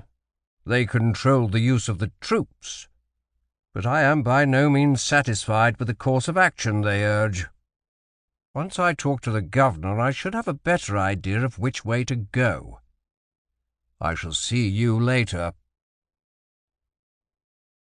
Comet's gig lay 50 yards off the landing as the Admiral's barge proceeded in. Seniority among the commanders of the ships present made Macrae, with his recent promotion, second from last, and the Admiral was already being greeted by Roberts and Patty, together with a thin, anxious-appearing civilian, by the time Merewether and his party caught up. There were flaring torches set in iron sconces along the mole, and a few yards inland a cluster of brightly uniformed officers in front of 2 rigid files of troops, evidently the honour guard. He fell in hastily behind Drury as the party moved off. There were elaborate introductions, sweeping bows, the guard to be inspected by the Admiral, and then the guests were loaded into a succession of barouches which moved off towards the governor's mansion. There was a fugleman standing at attention a pace forward of the first rank, his face clearly visible in the torchlight, darkly handsome with curly side whiskers and a bold moustache. His yellow eyes swept across Merewether's face without the slightest flicker of recognition as the barouche passed. But Merewether felt a hand of ice seize his heart. Osborne? Was it possible? Osborne? Could a man rise from death in the mud at the bottom of Bombay harbour? He almost turned in his seat to look back, and then decided he was being ridiculous. The man was long since food for fish. The type was common enough. It had been said that Osborne had gypsy blood to account for his swarthy complexion, but the resemblance was uncanny. The barouche was coming to a stop at the door of the mansion, and he put the matter out of his mind as the elaborate formalities of the governor's welcome commenced. The thin, anxious man turned out to be Mr. Wickham, the British consul at Macao, fluent in Portuguese and ready to serve as interpreter. This was an old colony, albeit a small one, and protocol was rigidly observed. The governor and his lady were flanked by close to a dozen couples, several of the men in uniform glittering with gold lace, and the others in civilian formal dress. Senor Bernardo Alexis de Lemos e Faria was an erect, dignified man of middle years with a full head of iron-grey hair, clean-shaven, with a bold nose and penetrating black eyes. His lady was considerably younger, a raven-haired beauty of much fairer complexion than most of the other women present. Merewether watched proceedings as he waited in the line, and the British consul made the presentations. The governor apparently had at least some command of English, and he and Drury had their heads together for a moment before the admiral moved on. The introductions were soon over, and the party adjourned to another area of the ballroom where wine was served and formal toast proposed. With so many candles blazing within the room and the press of people, the air soon became stifling, and Merewether felt sweat begin to trickle under his arms. There were double doors open at the end of the room, and a patio beyond looking out over the roadstead. Candles were shielded in coloured paper globes to shed a mellow light over numerous small tables set about, many of them already occupied by chattering groups of officers and ladies, while servants moved along them setting out wine and dainty morsels of food. The sea breeze was pleasant, and Merewether found an unoccupied table at the edge of the terrace, where he was soon served with a glass and plate of small cakes. The wine was drier with a hint of the taste of resin in it, much more suited for this climate than the heavy port of the toasts. He soon felt refreshed and looked about, hearing a string ensemble strike up a lilting tune in the ballroom, but he had no desire to participate in the dancing. He wondered how long the affair might endure. As he could not leave before Drury, he resigned himself to another long evening. It was a strong contralto voice that spoke his name. "Why, Captain Merewether! I could not be sure as you came out of the door with the light at your back." Merewether rose in confusion. The woman had her back to the light now, and he could not make out her features. He was sure he knew no one in Macao, and he sidled sideways as he bowed, trying to gain the advantage of the nearest lamp for identification. It was a needless effort. The woman spoke again. "Creuse hail, Captain. I could not expect you to recognize me at this distance from Bombay." Good God! The drunken woman he had rescued from the equally drunken attentions of that man in Bombay last winter. He became aware that another older woman was at her side, and bowed again. "My aunt, Senora Maria Alvarado, wife of the commandant of the garrison." Merewether remembered his manners. "Will you join me, ladies?" "Oh, we are with a party of my husband's officers from the garrison, Captain," said Senora Alvarado in excellent English. He was startled for a moment, then remembered Mrs. Tollett's identification of the family as old Portuguese merchants in Bombay. "And I am obligated to rejoin them, but I shall leave Creuse in your company. Perhaps you can console her." She turned and went back to a large group at several tables pulled together where gold lace glittered. Merewether held the chair and seated Mrs. Hale, then resumed his own seat as he signalled the waiter for refreshments. "Now, Captain, I have no ties on you, and if I am an embarrassment, just say so. I am no longer Mrs. Hale. Father Roderigo serves as papal legate in these remote parts, and he has granted me an annulment of my marriage to Hale. He's a Protestant, and there were no children, though he tried hard enough." Merewether was taken aback by these rapid revelations, though he tried to follow them as she continued. "So, being a full-blooded woman who lives for the moment rather than the morrow, I formed a liaison with your Mr. Patty." "Who?" "Oh, yes, the second member of the Select Committee, smouldering passion barely contained. The pair should have suited one another admirably." Then heard her urgent voice continue. "And it was really rather a happy affair until that Anglo-Indian came to town. I don't know how they met, but she mesmerized him. He has her in his quarters, and hanged the scandal. Of course, Robert keeps a Chinese girl, and the others do too, though they are over at Canton right now." Merewether looked at her, trying to make some sense out of the gush of words that had imparted such diverse information. She tossed off her glass of wine and signalled the waiter for another. Was she going to drink herself into insensibility as she had that night at Bombay? The prospect of a drunken woman on his hands offended him, and he sought some excuse to leave her. "No, Captain, I shall not drink to excess," she said, as though she read his mind.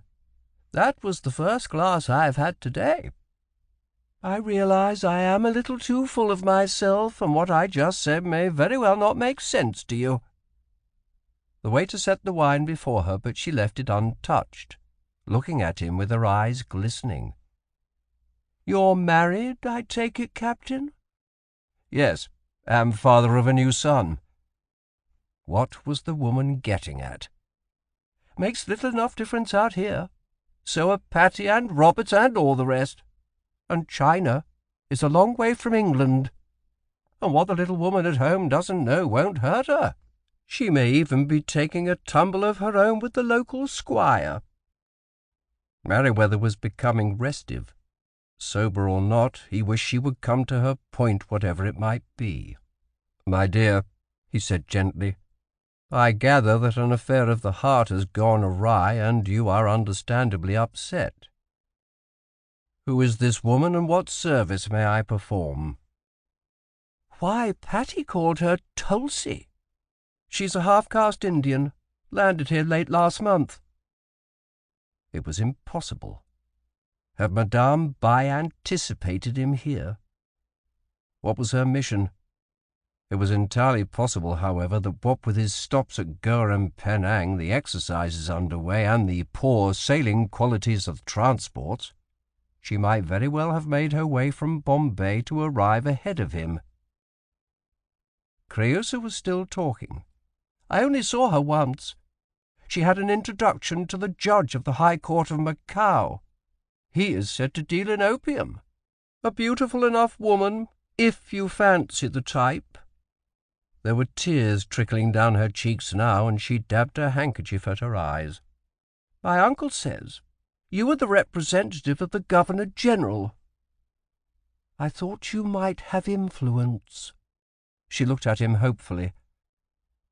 "I am sorry, but no.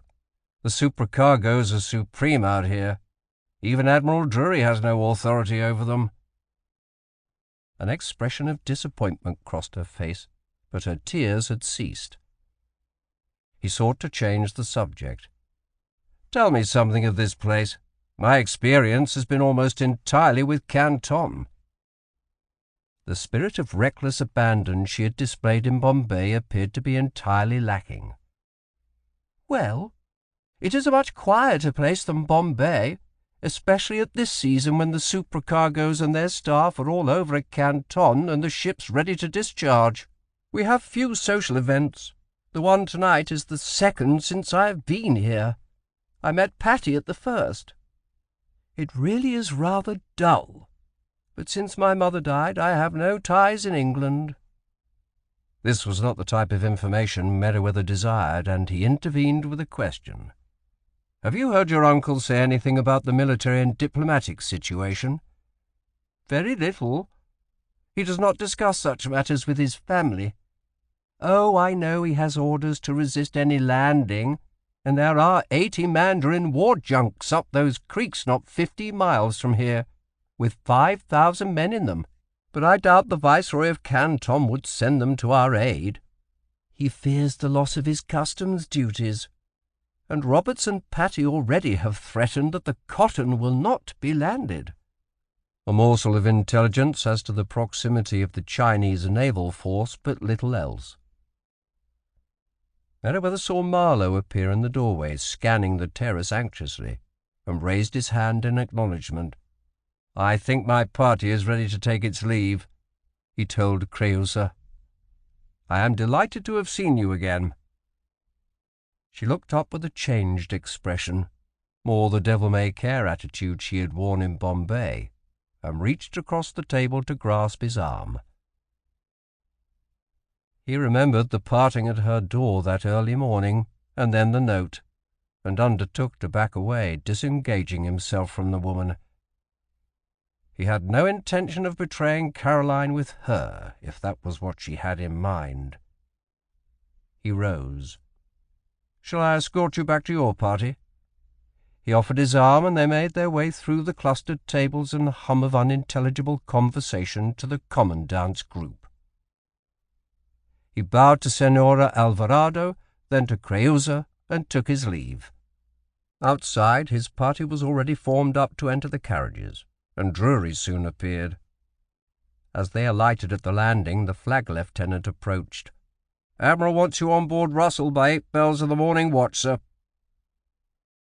Back in Comet, he found Sang at his door with a sealed missive in his hand. "It was delivered by a Chinese boat, sir." The letter read, "My dear Captain Merewether, I shall call upon you in Comet tomorrow afternoon. S. Dawson."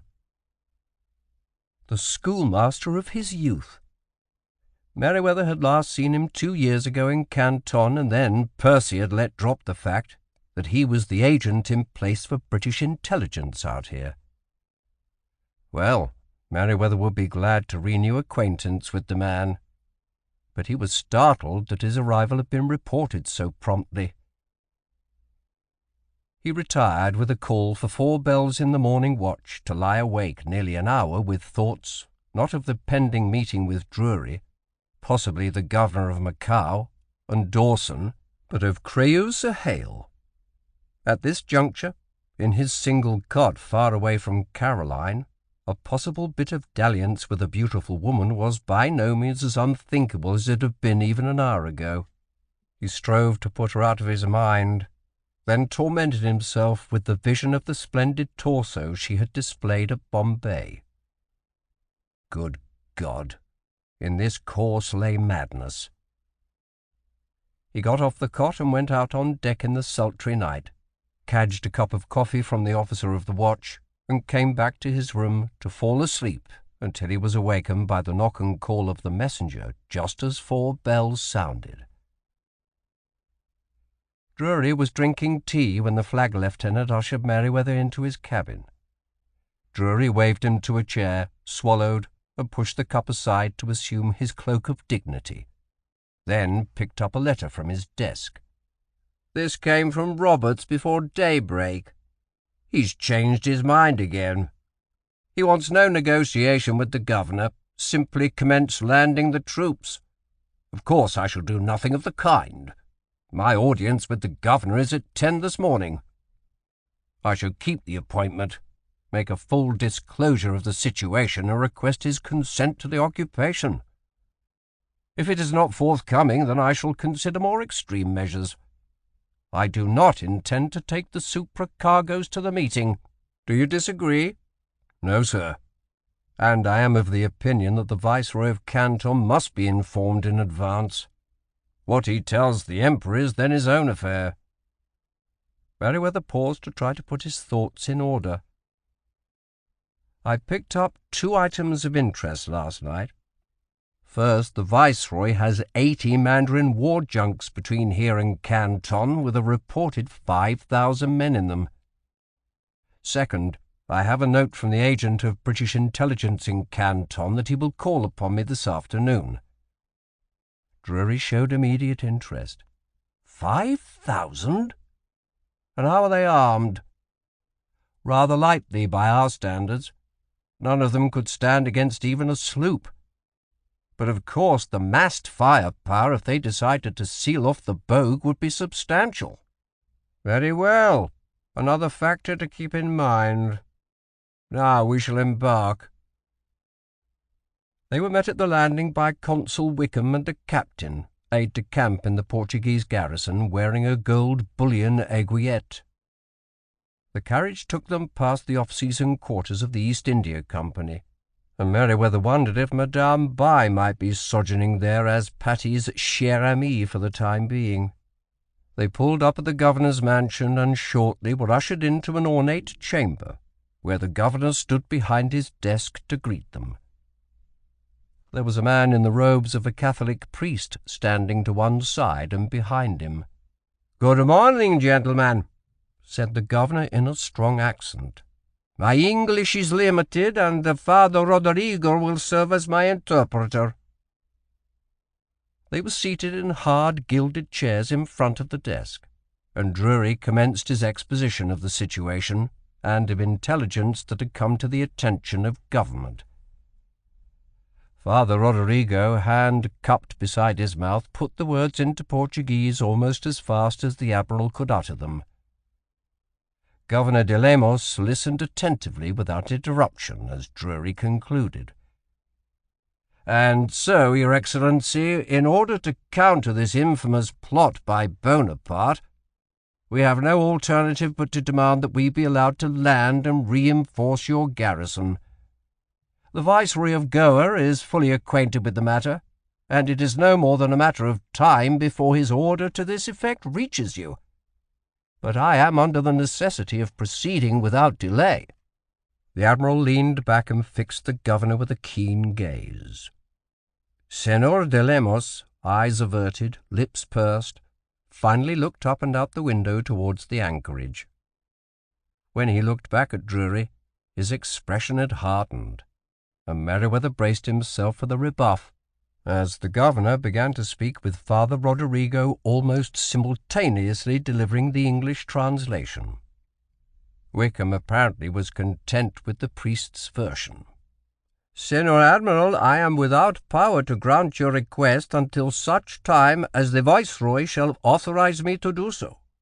Also, under the terms of the treaties between Portugal and China, I must inform the Viceroy of Canton before permitting foreign troops to land in Macao.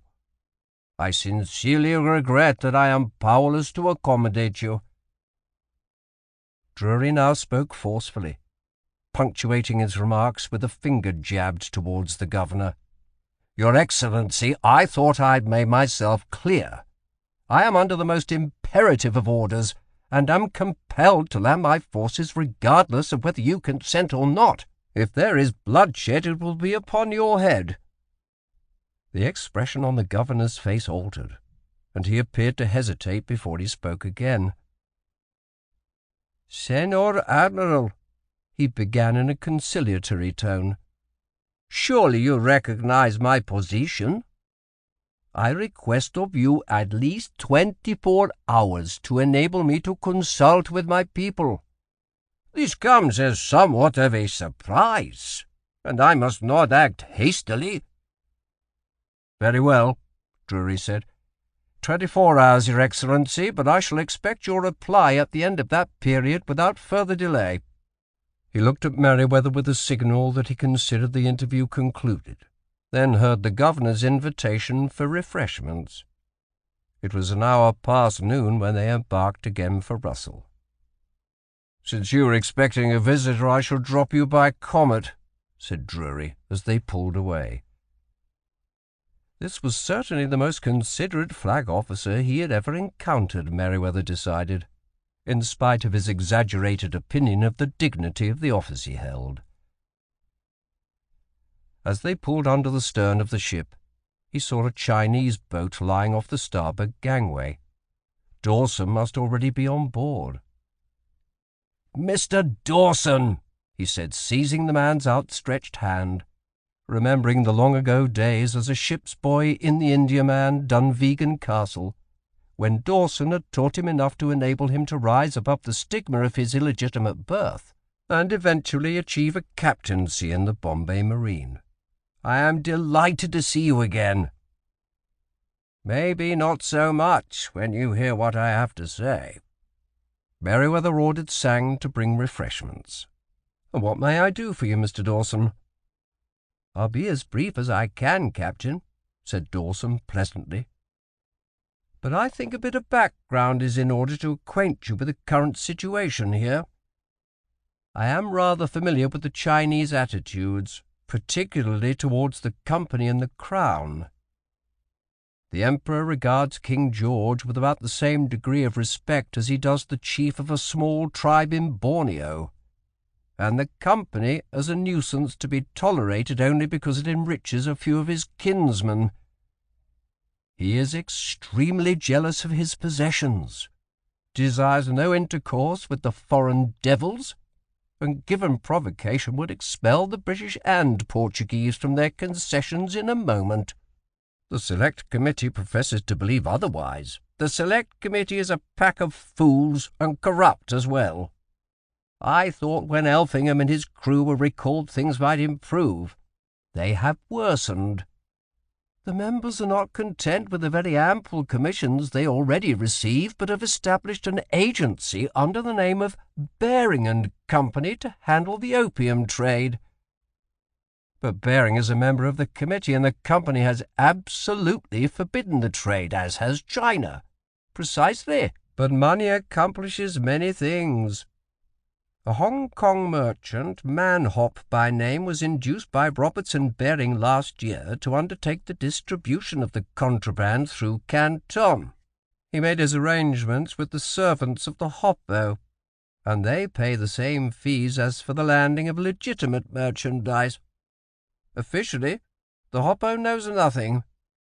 Actually, his share of the customs is substantial, as is that of the Viceroy. But who brings it in? Surely not in company ships. Country ships, usually.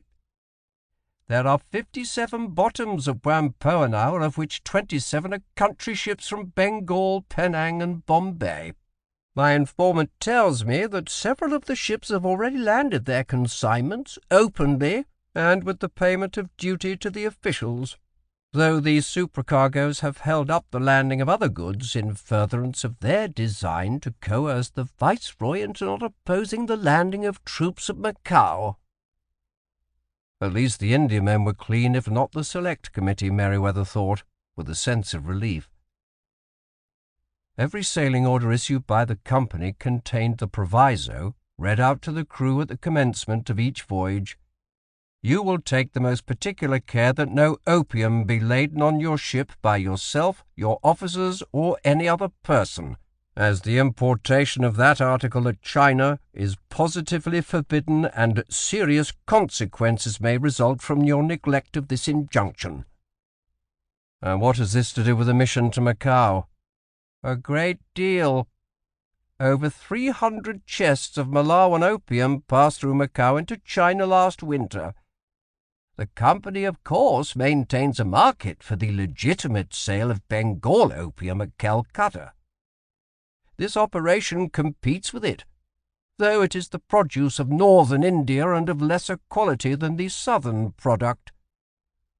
The Hoppo and Viceroy received no customs, and the Select Committee no commission on the shipment, which was reportedly managed by one of the highest officials of Macao. The profit was $500 net per chest. Is this not a powerful inducement to urge the immediate occupation of the town? It made sense.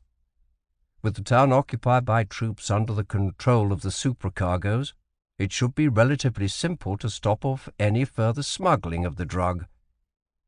I understand. Now, what is your suggestion? Inform Admiral Drury of the motives of these gentlemen. I do not believe it will make any difference. He is going to give in to them in spite of his high-flown rhetoric as to obtaining consent from the Viceroy.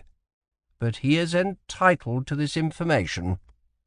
Dawson looked out of the port at the town of Macao in the distance with his near-sighted gaze for a moment, then continued, "I am not a military man, but I fail to see the necessity for an actual occupation of Macao at this time.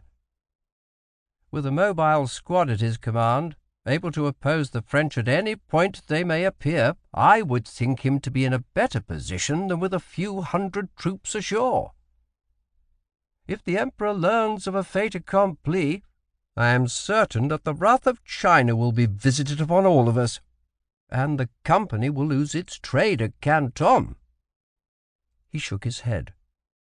"But, for reasons that I am not at liberty to divulge just now, I am content to let the Select Committee and Drury make this blunder." Merewether was surprised at the statement. Dawson had just outlined motive and probable consequences of the operation, and then expressed satisfaction in the course pursued. He looked sharply at the man, and concluded that Dawson must have his reasons, though he would have preferred to know them. It appeared that the interview was over, but then Dawson spoke again. "You remember Wong, of course?" "Certainly. And how is the young man?" "He is now the mandarin. His grandfather died last winter, and being 4 months older than his cousin, he succeeded. He possesses much wisdom for his years, as well as ambition. I expect great things of Wong, though his title derives from the old dynasty of China and not the Manchus. If all goes well, I hope you may renew acquaintance with him." "I regret the news of the mandarin's death. He did me a great service 3 years ago. And now I shall be on my way back to Canton. If you need to communicate with me, entrust your message to Mr. Wickham, the consul." Merewether saw Dawson to the gangway for the weary voyage back to Canton, as the officer of the watch called away the gig for his visit to the flagship. He trusted Dawson implicitly, but was a bit bemused as to his motives in making the call, imparting the intelligence, and then indicating satisfaction in letting the supercargoes achieve their ends. Time would no doubt solve the mystery. "No," said Drury in his pleasant manner a quarter of an hour later. "I am interested, of course, in the suspect motives of those gentlemen, but your informant's report does not authorize me to ignore explicit orders. I shall expect to receive permission at noon tomorrow from the governor to commence the landing. I shall at that time also urge him to petition the viceroy. But in any event, Macao shall be occupied." He sat back and looked speculatively at Merewether, who gained the distinct impression that the admiral did not believe a word of the intelligence. "Very well. I shall want you present when we call on the governor tomorrow," he continued in dismissal, just as his flag lieutenant knocked and entered. "Sir, Mr. Roberts is coming aboard. Shall I send him in?" "Yes, wait a moment, Merewether." The tall supercargo entered in his languid gait.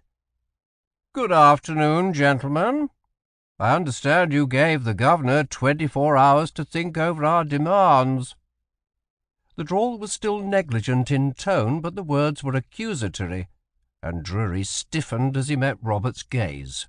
"Yes, it is only common courtesy to permit the man to confer with his senate and advisers.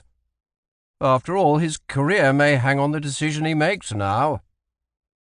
The expression on the supercargo's face hardened, and his eyes glittered a moment, but his tone was unchanged. "The members of the Select Committee are somewhat disappointed at this delay." Merewether sensed Drury's hackles rise, but the man retained his poise and bland expression as Roberts continued. "Since it is a matter of serious inconvenience to our trade here. The Indiamen have not yet begun to discharge cargo, and I shall not permit them to do so until the occupation is complete." "Is this still part of your scheme to coerce the viceroy?" demanded Drury. "Term it that if you will," replied Roberts lightly. "I prefer to call it a mere quid pro quo. Now, sir, we shall acquiesce in this common courtesy, but with the clear understanding that there be no further delay." Drury turned a little red in the face, but clung to his composure. "Do you have some motive for this extraordinary haste?" "None but the interests of King and Company." "The opium trade through Macao is no factor, then?" It was Robert's turn to look startled. His hooded eyes opened wide for an instant, then narrowed to slits.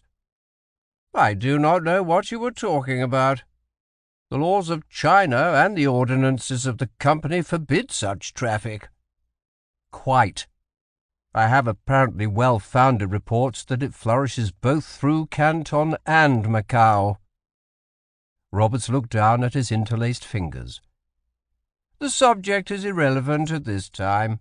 Now, sir, under the orders for this operation, the company troops are under the sole command of the Select Committee, I serve notice upon you that after the expiration of your common courtesy, they shall move ashore. And if I refuse to provide the boats, I have enough lighters and hands at the Canton factories to accomplish the task." Drury sat back, only the flush in his cheeks betraying the fury that boiled in him. "Very well, then. The blood will be on your heads. I shall keep my appointment with Senor de Lemos at noon tomorrow. I trust you will take no action pending the result of our conference." Merewether was surprised at the capitulation. He had braced himself for the grinding head-on collision between the Royal Navy and the senior company official in China. Roberts rose, inclined his head, and departed. "What an insufferable ass!" exploded Drury after a moment. "In my short tenure out here, I have already formed a most disagreeable opinion of the Honourable Company's senior officials." He looked at Merewether and added hastily, "Its mercantile officials, I mean, not the officers of its marine." He drummed his fingers on the desk a moment, then continued, "I shall call upon the governor precisely at noon tomorrow." Back in Comet, Merewether tried to sort out the situation. He was inclined to agree with Dawson's assessment of the matter. An attack overland on Macao was unlikely. There were no convenient landing points south of the city. There was sufficient naval force present to make an amphibious frontal assault all but impossible. The time of the occupation appeared not to be critical. The 900 troops could be ferried ashore in a day. And yet the Select Committee insisted upon immediate occupation of the town without the consent of the governor or notice to the viceroy. He was convinced that the supercargoes had other motives, and Roberts's recent reaction to the suggestion corroborated the charge. The orders from the Governor-General, however, gave Drury small discretion. He was still turning the matters over in his mind when he joined McCrae in the cabin for dinner. "Slow start," commented the small Scots officer. "I expected the troops to be ashore by now." "No, Drury gave the governor 24 hours until noon tomorrow to consider the matter, and Roberts is a bit miffed." He gave a desultory account of the day's developments during the leisurely meal. "Small doubt in my mind, Captain," said McCrae at the conclusion. "I hae small regret that I have not had the pleasure of their acquaintance." Drury and Merewether, accompanied by Lieutenant Colonel Patrick Kelly and Major Silas French, marched into the governor's anteroom on the stroke of 12. The secretary ushered them immediately into the chamber where Senor de Lemos stood behind his desk, flanked by Father Roderigo on his left and a swarthy, sharp-faced European to his right. "Good morning, gentlemen. May I present the Honourable Miguel de Silveira y Arriaga, Judge of the High Court of Macao." The man inclined his head as Drury and Merewether bowed formally. "He also holds the posts of Customs Master and Public Treasurer of the city. I have asked him to be present as my counsellor." Aside from the initial greeting, the statement was in Portuguese, translated simultaneously by the padre. Drury came immediately to the point. "Have you reached a decision, Your Excellency?"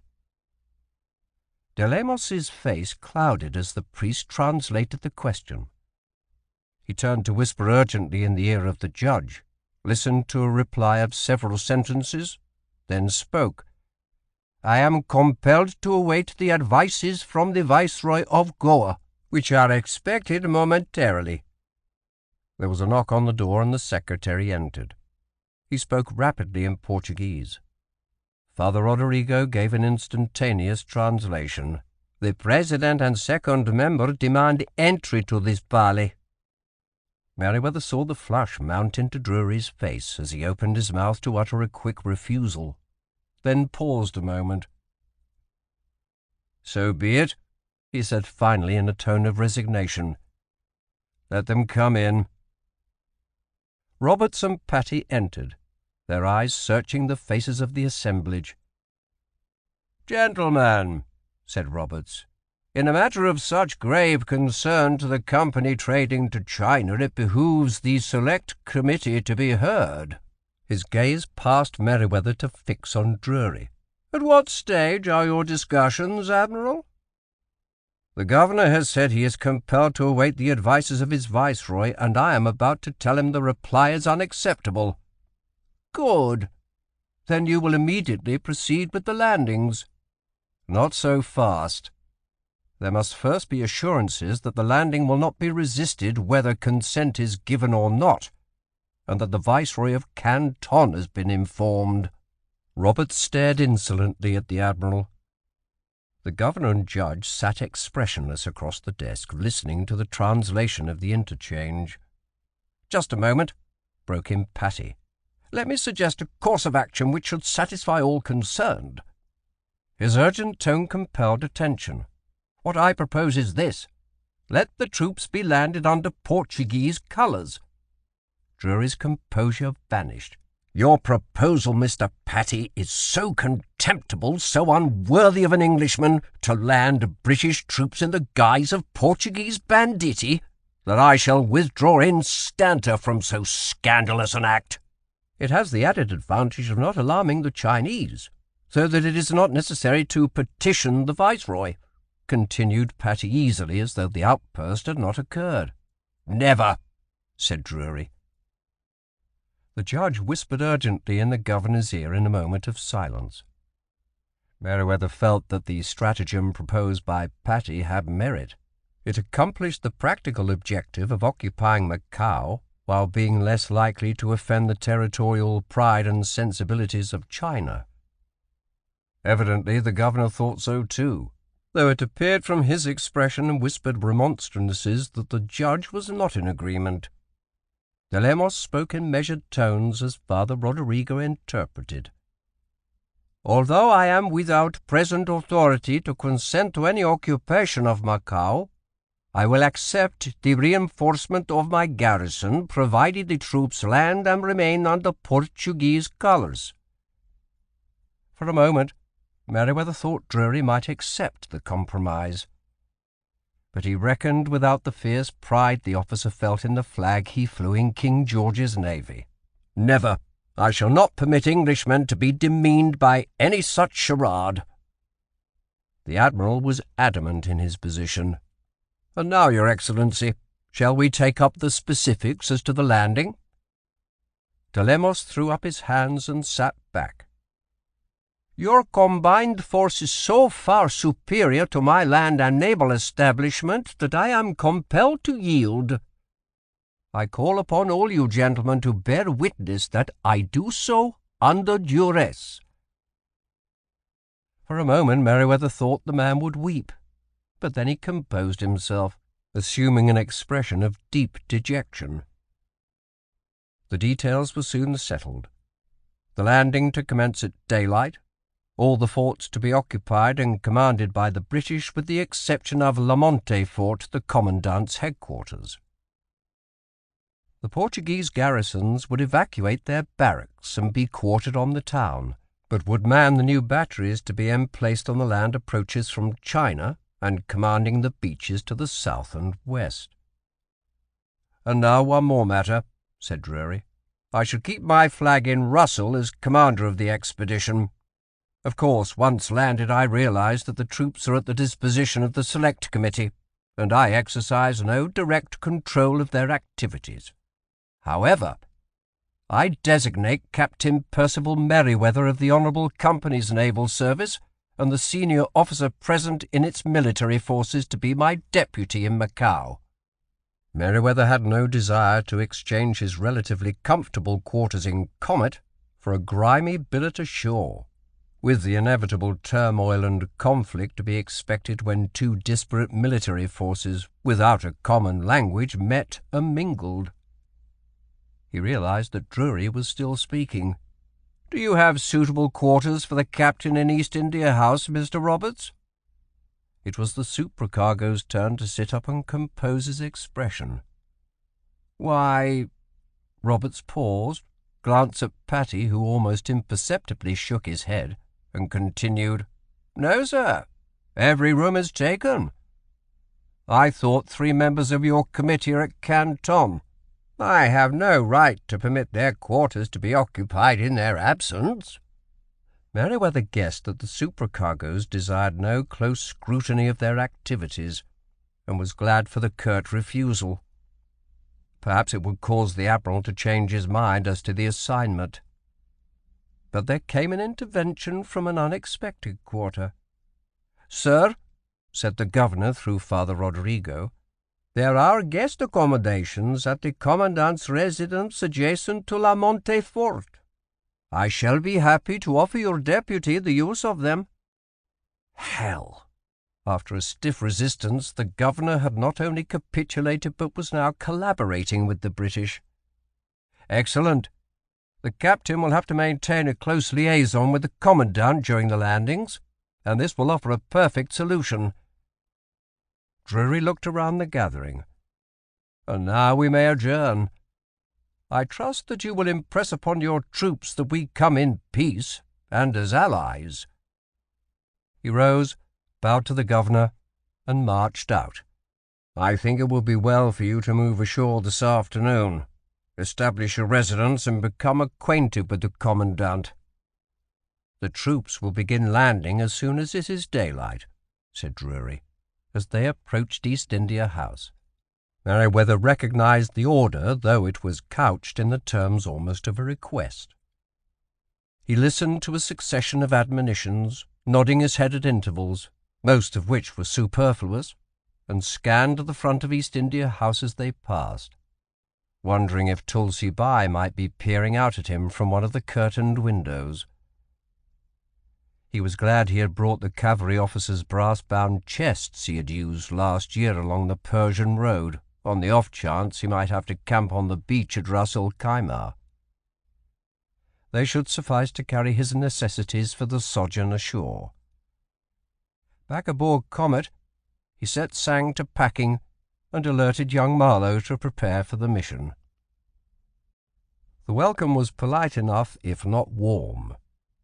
The carriage with Merewether and Marlowe in the rear seat, Sang perched on the box beside the driver, was waved by the sentry box at the gate to a walled enclosure of well-tended lawn, set on a terrace below and to one side of La Monte Fort.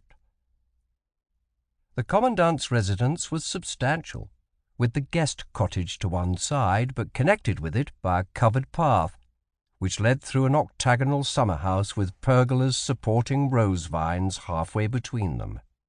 The commandant, accompanied by Father Rodrigo, met them at the entrance, and the priest presented Merewether to Colonel Jorge Alvarado. The commandant was of middle height, sturdy, ruddy of complexion, prominent nose, brown eyes, and curly black hair beginning to go grey. He must be close to 50, Merewether decided, and his expression conveyed an impression of goodwill, coupled with the resolution required of a capable officer.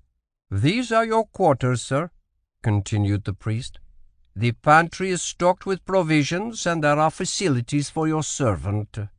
Shall we inspect it now?" Merewether was agreeably surprised. He had brought a week's rations from the cabin stores, but here was a promise of fresh victuals. "Certainly." The commandant led the way inside through a foyer into a large drawing-room, elaborately furnished, with colourful Persian rugs on the floor. There was a formal dining-room, 3 sumptuous bedrooms, a well-equipped kitchen, and both serving and storage pantries.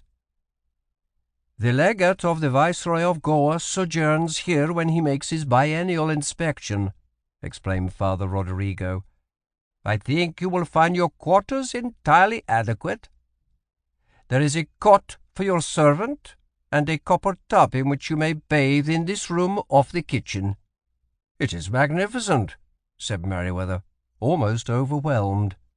He had not occupied such luxurious quarters since those few weeks he had spent in Colonel Harding's mansion in Calcutta, just before the expedition to Persia. He decided that he should try to establish some basis of communication with Colonel Alvarado. "I am most grateful," he told Father Rodrigo. "Does the commandant speak English?" "A little, but the governor has assigned me to accompany you tomorrow. I also speak Chinese. Tell him that I shall be at the landing when the troops arrive in the morning, and I shall expect him to be with me. We should be mounted with sufficient aids to carry our messages and prepared to deal with any eventuality." Merewether had no concern for the Calcutta Sepoy Battalion. They were hereditary soldiers with a deep sense of pride in their profession of arms. But the companies from Madras might well be composed of the scum of Europe, as one anti-company member of Parliament had termed them. He must be prepared to contain any breach of the peace instantly in this potentially explosive situation. "He says, certainly," reported the padre. "The horses will be outside by dawn." Evidently, Alvarado had received explicit orders from the governor. On an impulse, Merewether stepped forward, extending his hand. After a momentary hesitation, the colonel grasped it. "We shall get on famously," Merewether told him. "We must rely implicitly each upon the other." There was no hesitation in the assent, and Alvarado saluted him as he and Father Roderigo departed. "Well," said Merewether, feeling himself at loose ends for the moment, "might as well have a drink before dinner. It may be a long time before we have the opportunity for another." Sang brought gin, and Marlowe contented himself with a glass of port. "Do you ride?" he inquired of the young officer. "Oh, yes, sir, but I haven't been on a horse since England." "You'll be sore enough then by night tomorrow," laughed Merewether. "And so shall I, since it has been almost a year for me too." Sang soon announced dinner, and there was indeed fresh beef and vegetables. Tulsi Bai sat in the comfortable chamber on the second floor of Macao's East India House, the curtain a narrow space open. She had resumed her European mode of dress, not as comfortable but more becoming to her than a sari. She felt the anger that had possessed her a few moments before subside into the cold hatred she felt each time she thought of that scar-faced captain. The man had ridden by in the carriage with that pompous admiral on his way to see the governor, and she had instantly recognized him. Patty had not mentioned him by name, only that a company officer was assigned as an adviser to Admiral Drury. It was an astounding coincidence. The very man who had frustrated her schemes for Malha last summer appearing here at Macao. She would keep out of sight, and it might yet be possible to repay with interest the injury he had done her. Dispassionately she began to assess her present situation. In the beginning, she had been of the opinion that René had overacted in dispatching her so great a distance to escape Holkar's revenge, but now she realized he had had additional motives.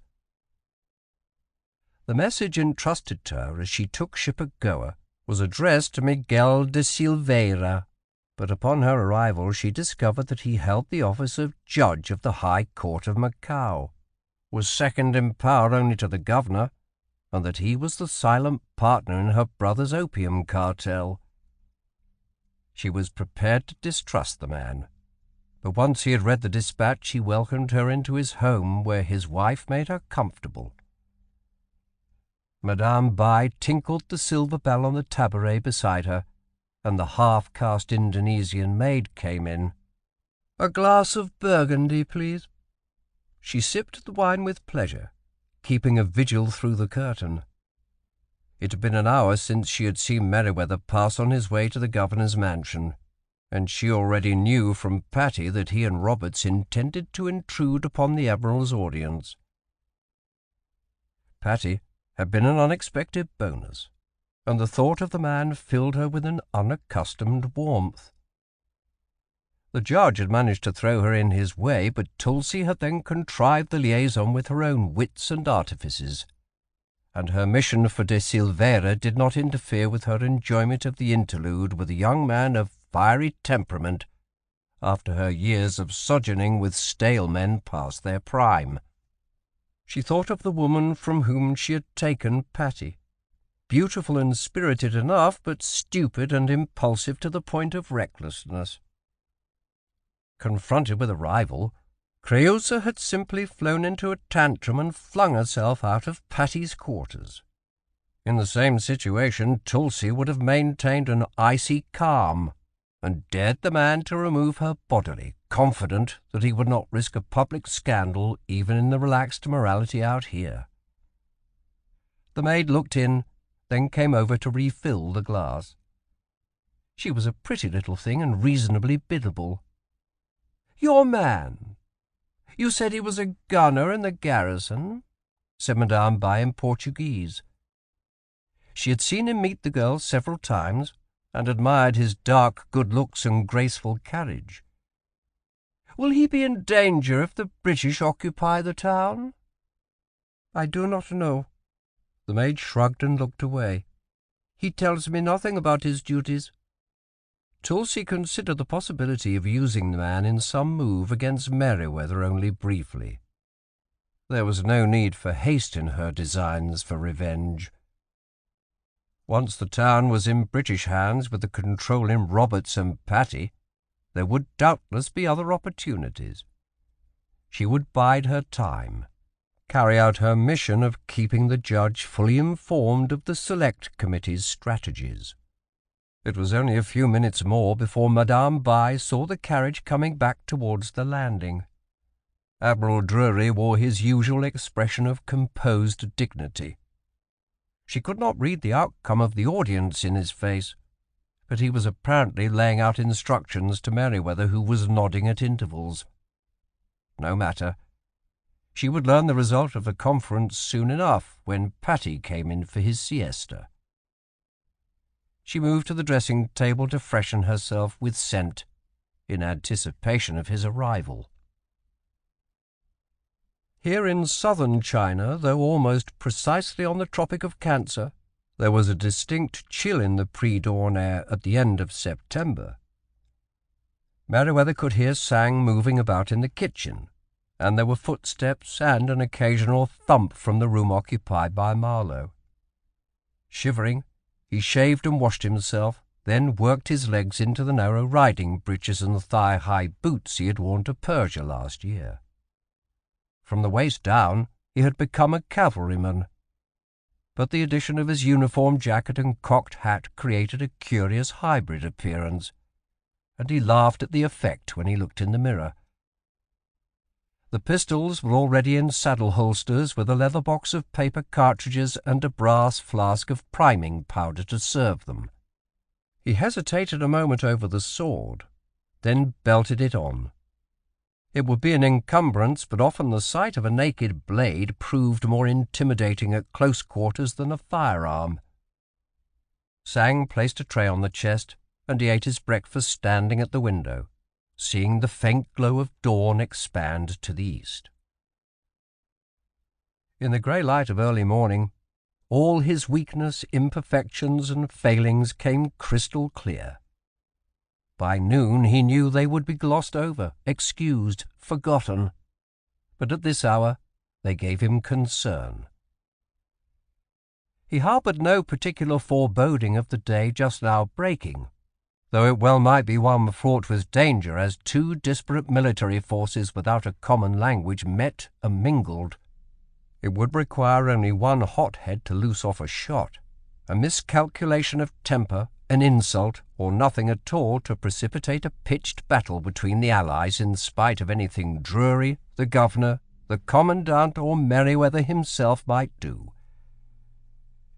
He felt the nagging doubt in the back of his mind that he might panic again, as he had done at Aden, but resolutely put the matter out of his mind. He tried to think of Caroline and their son back at Calcutta. The child must be nearly 4 months now, beginning to assume the shape in which he would grow. He intended to give the boy every advantage that he had been denied, and yet the life of man was a chancy thing. There was no guarantee that a gentle upbringing and classical education would assure success. It was light outside. He heard the clump of hooves on the turf before he saw the party approaching.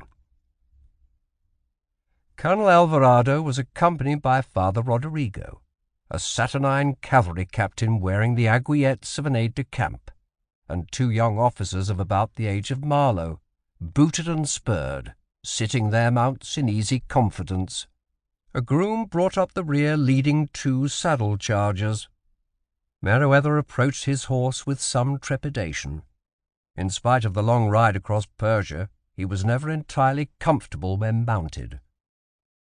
He measured the length of the stirrups against his arm and shortened them 1 notch. The horses appeared fit. There were no fresh scars on their flanks, and he swung into the saddle and settled himself before slapping the reins against the neck to follow Alvarado. It would be all right, he decided. His body had not forgotten the hard lessons of the Persian road. At the landing, 6 sullen officers clustered about a pot that gave off the aroma of coffee. They snapped to attention and saluted as Alvarado rode up, looking with open animosity at the 2 naval officers on horseback. Far out in Macao roads, the launches and cutters from all ships present were lying off the transports, and even as he looked, Merewether saw 3 pull towards shore. At almost the same moment, he saw Admiral Drury's barge leave the side of Russell. With its superior speed, it was at the landing before the laden boats were halfway in. Evidently, the Admiral could not yet disassociate himself from the venture. There was the rattle of iron tires on stone, and a carriage rolled up with Roberts and Patty peering out of the windows. All the elements of an explosion were converging on this spot, Merewether thought sourly, dismounting and handing his reins to Marlowe. Drury greeted Merewether, the commandant, then Roberts and Patty formally, returned the salutes from the Portuguese officers, and drew Merewether to one side. "I could not abide remaining in Russell while this landing is going forward," he confided sotto voce. "I shall not interfere, but if trouble arises, it may not be amiss to have an officer of rank and experience at hand to intervene. I shall remain at this point, and would appreciate reports as to progress at least hourly." It was only a few minutes before the first launch began to discharge its troops. Colonel Kelly and Major French were the first to step ashore, followed by fuglemen who trotted to take position as guides and rally their men into formation. It was an orderly operation. Evidently, the company commanders had explicit instructions, and as each unit filled its ranks, it marched off with a Portuguese officer to guide it to the appointed billet. By mid-afternoon, the garrisons of the 3 designated forts had been relieved by company troops without incident. Merewether sighed in relief as he watched the last contingent of Portuguese troops march out of the small southern fort, and a company of Calcutta sepoys mount the guard. He and Colonel Alvarado had observed each such exchange of duty, then sent Marlowe galloping off to report success to the Admiral. Now, in the heat of the afternoon, he was beginning to feel sore and galled. He looked forward to a gin and lemon, and possible immersion in the copper tub to soothe his pain. The commandant made a statement to Father Roderigo. "Sir," said the padre, "Colonel Alvarado says the occupation is now complete, but the artillery is coming ashore, and he wishes to visit the sites of the batteries his men are to man." "Very well. Now express my profound gratitude for his splendid cooperation and the exemplary behaviour of his command." Drury had remained all day in a small building near the landing to receive reports as to progress of the occupation. It had been a day of alarums and excursions, every rumour unfounded, but each a cause for concern at the moment. The operation had gone smooth as silk, not even a bloody nose to mar the affair. For Merewether, it was a time to make his own final report and beg to be excused. Merewether rode back to the landing at a leisurely pace to find Drury outside the building with his flag lieutenant. The barge was alongside the landing stage, bow and stern hooks holding on, hands ready at the oars. "Ah, Merewether, the occupation is complete, I gather." "I was about to take boat to Russell, but delayed in the hope you would report." "Yes, sir. The forts are in our hands without incident. Colonel Alvarado is seeing to the emplacement of the batteries, and I believe our mission is now complete." "Quite, and my congratulations to you on a well-managed affair." Little enough he had had to do with it, Merewether thought, but he appreciated the sentiment. He had opened his mouth to request relief from duty when Marlowe appeared on the Praia Grande and approached them at a dead run. What now? The boy reined his horse back on its haunches. "Sir, there's about to be a fight." "Where?" demanded Drury. "Speak up, young man." "At Lamonte Fort, sir." "Lamonte Fort? But we agreed the Portuguese would keep possession of it." "Yes, sir, but Mr. Roberts is there with his soldiers demanding that they surrender it too, and the Portuguese have wheeled out a cannon to block the gate." "Good Lord!" exploded Drury. "Go and see what is going on, Merewether, and I'll follow as soon as I can get my carriage back." It had been too good to be true. Merewether swung his sore, sweaty body back into the saddle. "And, young man, ride and see if you can find the commandant." The canter was an easy enough gait that the horse could just hold up the switchback road that led up the hill to Lamonte Fort.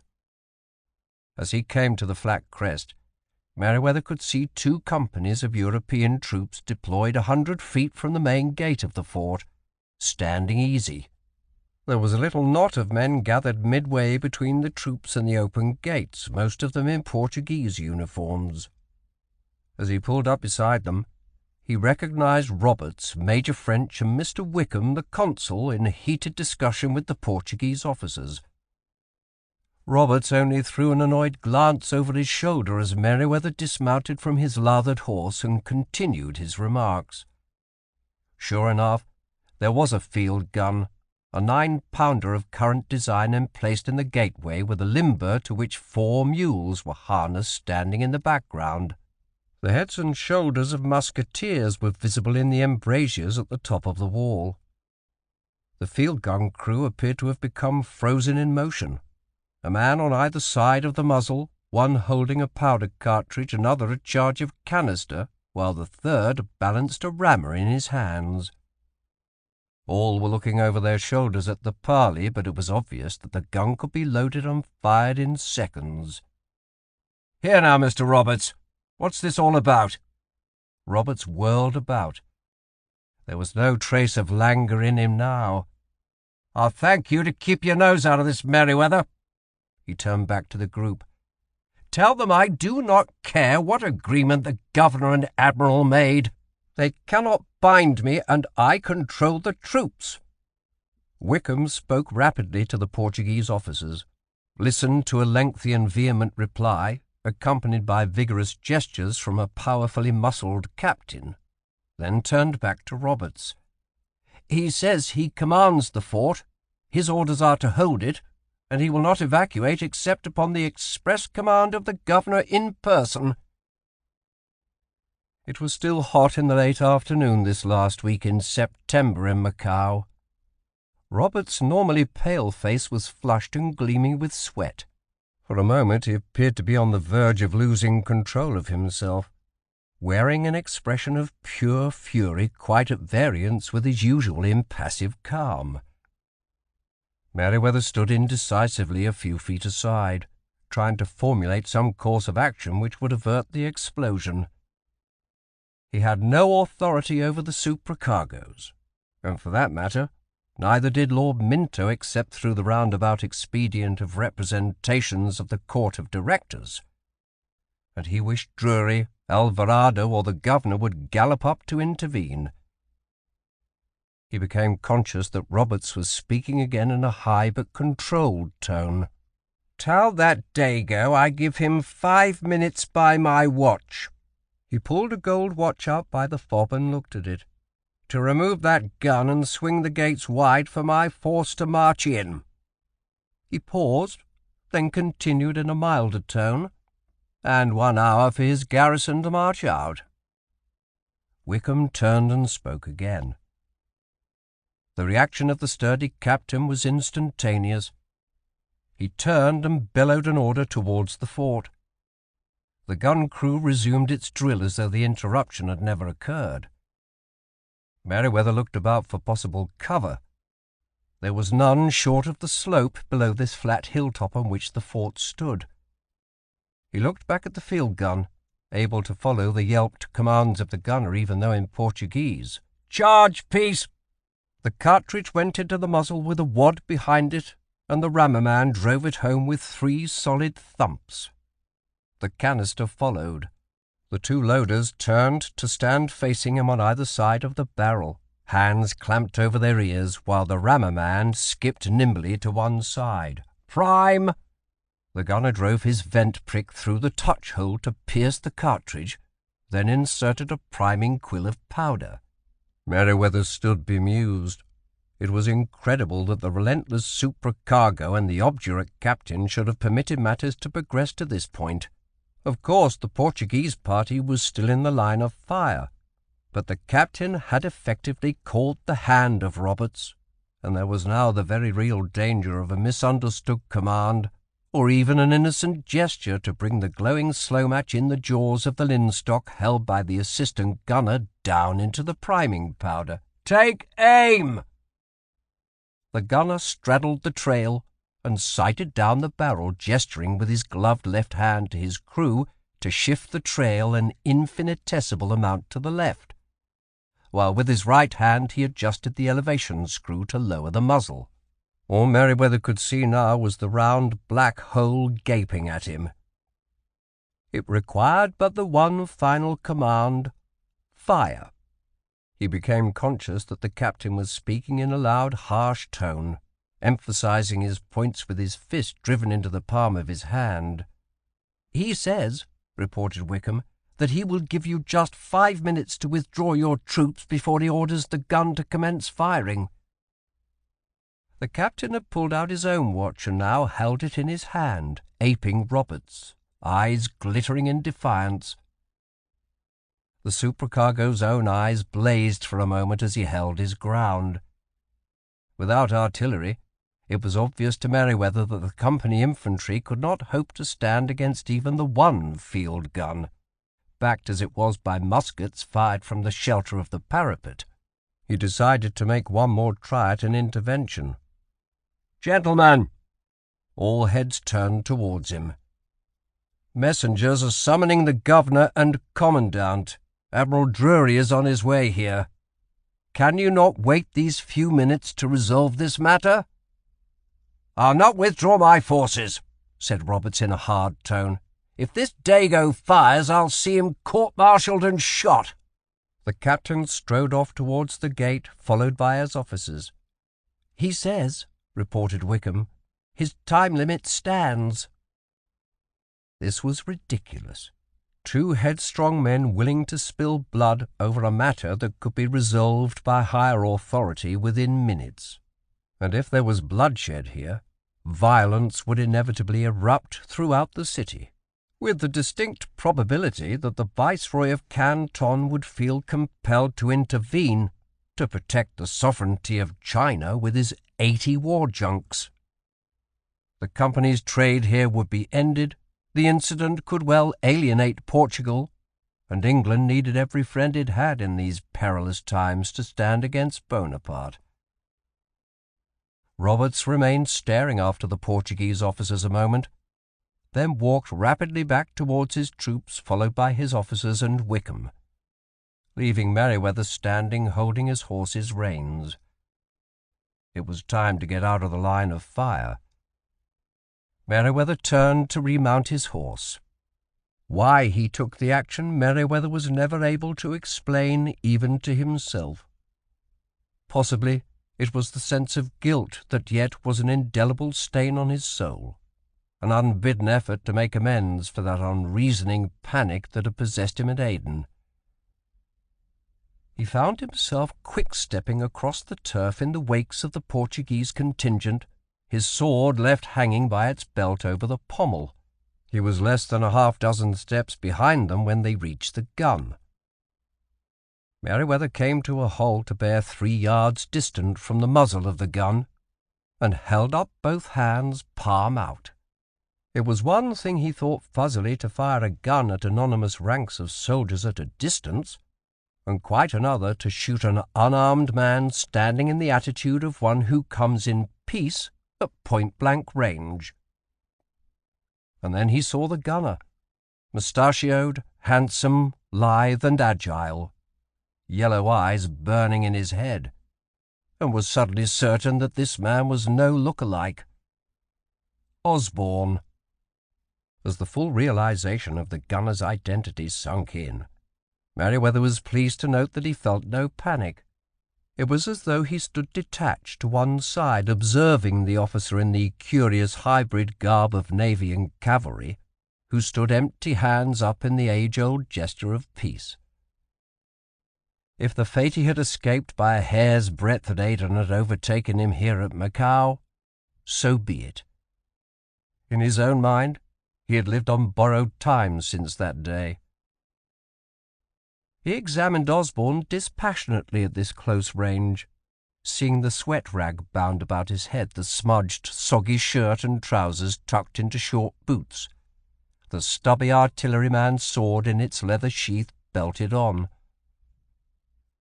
The man's feral gaze never left his face as he stood just clear of the recoil beside the right wheel of the piece, his left hand encased in its heavy leather glove, poised to stop the vent after the gun fired. He was only peripherally conscious of the assistant gunner holding the linstock with its glowing coal of fire burning in the slow match in its jaws, or the 2 loaders on either side of the barrel, hands over their ears in anticipation of the discharge. The captain reached the rear of the gun and about-faced, looking right past Merewether towards the company ranks, and down at his watch. He raised his hand, still peering at the dial, looked up and brought his hand down smartly. Descarga! Discipline in the Portuguese force was excellent. The assistant gunner instantly brought the linstock down towards the touch-hole in a smooth arc. Merewether's heart leapt into his throat. He did not have time even to fall away from the muzzle, so unexpected was the command. The officer had looked right past him twice, never seeing him until after he had given the command to fire. His face was now contorted, mouth opening in consternation, but it was too late to countermand the order. Osborne's movement was deceptively deliberate. The gloved hand reached out to cover the touch-hole at the last possible instant, and the glowing coal on the slow match broke and scattered in sparks as it met the heavy leather. The captain recovered his composure enough to shout another command just as the beat of hoofs echoed across the field. Marlowe and Colonel Alvarado reined their sweating horses back on their haunches and leaped to the turf. Merewether was completely spent, but he forced himself to move deliberately from in front of the gun. Osborne was staring at him with a crooked grin on his face. "We can call it quits now, Captain," he said in a conversational tone. "Tit for tat, you saved my life and me yours." Even in the throes of reaction to his escape from sudden death, the comment startled Merewether. "I saved yours?" What was the man talking about? He had done his honest best before the court of inquiry at Bombay to convict Osborne and then in Pitt to hang him. "By rigging that lash up over the side in Pitt. You didn't exactly plan it to come out that way, but I'm still beholden to you for the favour." The hand in the leather glove remained clamped over the touch-hole, though the slow match in the linstock was now extinguished. Osborne lifted his hand, looked casually at the scorched spot on the glove, then up again at Merewether, executed an elaborate salute and stepped back to stand at ease, staring out at the new parley commencing in the centre of the field. It was only a moment later that Drury's coach came up at a gallop to disgorge the Admiral, the Governor, and Father Roderigo. "It's not that important," Roberts finally conceded after a quarter of an hour of strenuous discussion heavily laced with references to British honour between the Governor, Drury, Colonel Alvarado, and the supercargo. Lamonte Fort would remain in Portuguese hands. Roberts was looking shaken for once, no longer angry and arrogant. The confrontation had come within a hair of spilling gallons of blood, not to mention the death of a senior company naval officer. "Though I reserve the right to renew my demands to occupy the fort, if the situation appears to justify it," Roberts tossed over his shoulder as the meeting adjourned. Colonel Alvarado spoke up. "I would be honoured if you gentlemen will join me for some refreshments," translated the padre. "It has been a long and exhausting day, and my quarters are convenient." They were less than 200 yards away on the bench below the fort to landward, and the invitation was attractive. The Governor made a reply. "I must regret, Colonel, I have issued a call for my Senate to convene within the hour to receive a report of the day's events." "I also must regret," said Drury formally.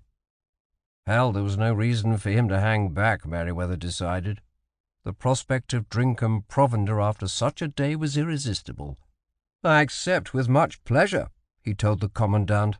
"That is, unless you have other duties for me, sir," he said to Drury a little anxiously.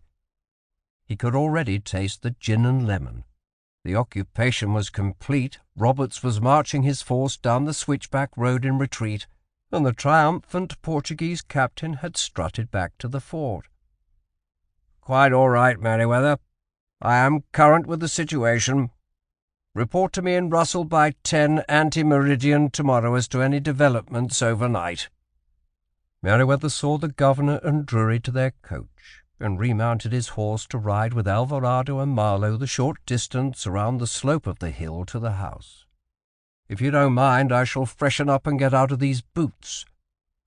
Sang served as boot-jack for him. By the time he went through the covered walkway with Marlowe to be admitted by the Commandant's orderly, he had consumed 3 tots of gin and was beginning to feel human again. The only boat at the landing was a launch from one of the transports which had just discharged round-shot for the field guns. The coxswain was surly and reluctant, and the ache behind his eyes did not improve Merewether's patience. He bullied the man into going a mile out of his way to take him to Russell. Drury was in conference, and it was nearly an hour of stumping about the deck seeing how the Royal Navy did things in a 74-gun ship of the line, before the flag lieutenant sought him out. He thus had full opportunity while he waited to meditate on his recent conduct. The events of the early evening as Colonel Alvarado's guest were a bit hazy. Merewether certainly had drunk too much in reaction to the horrendous confrontation of the late afternoon. Senora Alvarado, assisted by a little daughter about the age of Marlowe, and Creusa Hale was a gracious hostess. Chinese servants glided in and out to serve the dinner with no interruption of the conversation. The Commandant, with his limited English, had little to say, but the 2 women sparkled, and Merewether had soon found himself at ease. He took only 2 more glasses before the repast, but bumpers of heady wine accompanied each course, and he concluded again that he had little tolerance for the produce of the grape. "I thought I should die when I saw you walk up to the muzzle of that gun," said Creusa in a break in the chit-chat. "I almost did." Merewether tried to keep his tone light, but the episode still sent chills up his spine. It was difficult now to justify the motives that had appeared logical at the time. That captain just never saw me until he gave order to fire. They tell me the gunner saved you by clapping his hand over the touch-hole." "He did." Ordinarily, Merewether would not have elaborated, but the wine had loosened his tongue. "And I have no real explanation for his action. You know, he was condemned to hang at Bombay last winter for mutiny in my ship. Creusa cried out for attention, then translated the account of the inexplicable escape from the scaffold almost simultaneously for the benefit of the commandant, and then he said it was tit for tat, and that he was beholden to me for rigging the gallows out over the side. I heard that he had been an acrobat with the fairs in England before he went to sea," he said in conclusion. Alvarado looked at him and spoke briefly. "Do you want him back to carry out the sentence?" translated Creusa. Merewether hesitated a moment. The man had made a fool of him, had created a legend that would live in marine forecastles for generations as the man who cheated the hangman. He had no possible doubt of his guilt as the leader of the mutiny. But there was rough justice in what Osborne had said to him. Tit for tat. Quits now. The marine had counted him dead, and how he had survived was still beyond comprehension. He reached a decision. Taking him back to Bombay to be hanged by the neck until he was dead, dead, dead, in the language of the President of the Court of Inquiry, would serve little purpose now. It would never destroy the legend of his escape, and was no more than blooded revenge. Besides, Merewether was beholden himself. "No," he said, conscious that he might well be accounted guilty of compounding a felony by thus obstructing justice. "Live and let live." The dinner had spun out in leisurely colonial fashion over several hours. Merewether and Creusa on one side, Marlowe and the daughter across, and Colonel and Senora Alvarado at either end of the table. At this close range he found himself covertly observing the woman in detail, conscious of the scent she wore, the smooth skin of face and shoulders, the offhand display of cleavage and the dark beauty of eyes and hair in the candlelight. Her mood was entirely different from the other two occasions, not sulky, demanding, or reckless as she had been at Bombay, nor despondent and self-pitying as she had been the other night. The conversation was inconsequential, undemanding. A nod of assent, a chuckle of appreciation sufficed to keep up his end as she leaned towards him to underline the point of her vignette, eyes sparkling up into his. She drank the wine with each course, but sparingly, and it seemed only to increase her wit. Merewether found himself falling under the spell of this charmer, as the wine added to the gin dissolved his inhibitions. He wondered that he had failed to discern Creusa's quality on 2 previous occasions. After dinner, the Commandant invited Marlowe and Merewether to join him in his study, offered them long black cigars, and then lighted one for himself. Merewether only pretended to smoke. He had no taste for tobacco, and then they rejoined the ladies. Marlowe's eyes had grown heavy in spite of the proximity of an English-speaking girl his own age, and when her mother signalled it was time she retired, Merewether seized the opportunity to call the evening quits as well.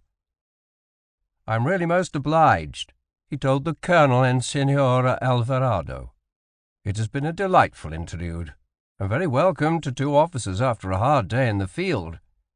They were ready enough to end the evening, and after only the politest of protestations, Merewether and Marlowe had bowed themselves out. The orderly was in the hallway, holding the door opening on the walkway for them with a lamp to light their steps. He was halfway across to the cottage, just passing the vine-covered summer-house, when he heard the call, "Oh, Captain!" "Go ahead, Marlowe," he said brusquely. "I'll see what she wants." But his heart began to thump as he turned back towards Creusa. He could only conclude in the sober light of day that he had been entirely mad. the wine coursing in his veins, 9 months of abstinence overwhelming his scruples with never a thought of Caroline. Creusa guided him into the darkness of the summer-house, and was in his arms the next instant, but broke off the kiss after a moment, and leaned back to look at him in the faint moonlight that penetrated the pergola. "It was fated, Captain, from the first night we met." He did not dispute her and pressed on, rough and precipitate, but there was no complaint. The fires were only momentarily quenched, and he soon sought her out again. She had matched his ardour, until they crept apart as the eastern sky was beginning to grow light enough to reveal the vaulted roof above them. Now the matter was on his conscience, but it did not weigh nearly so heavily as he had feared it would.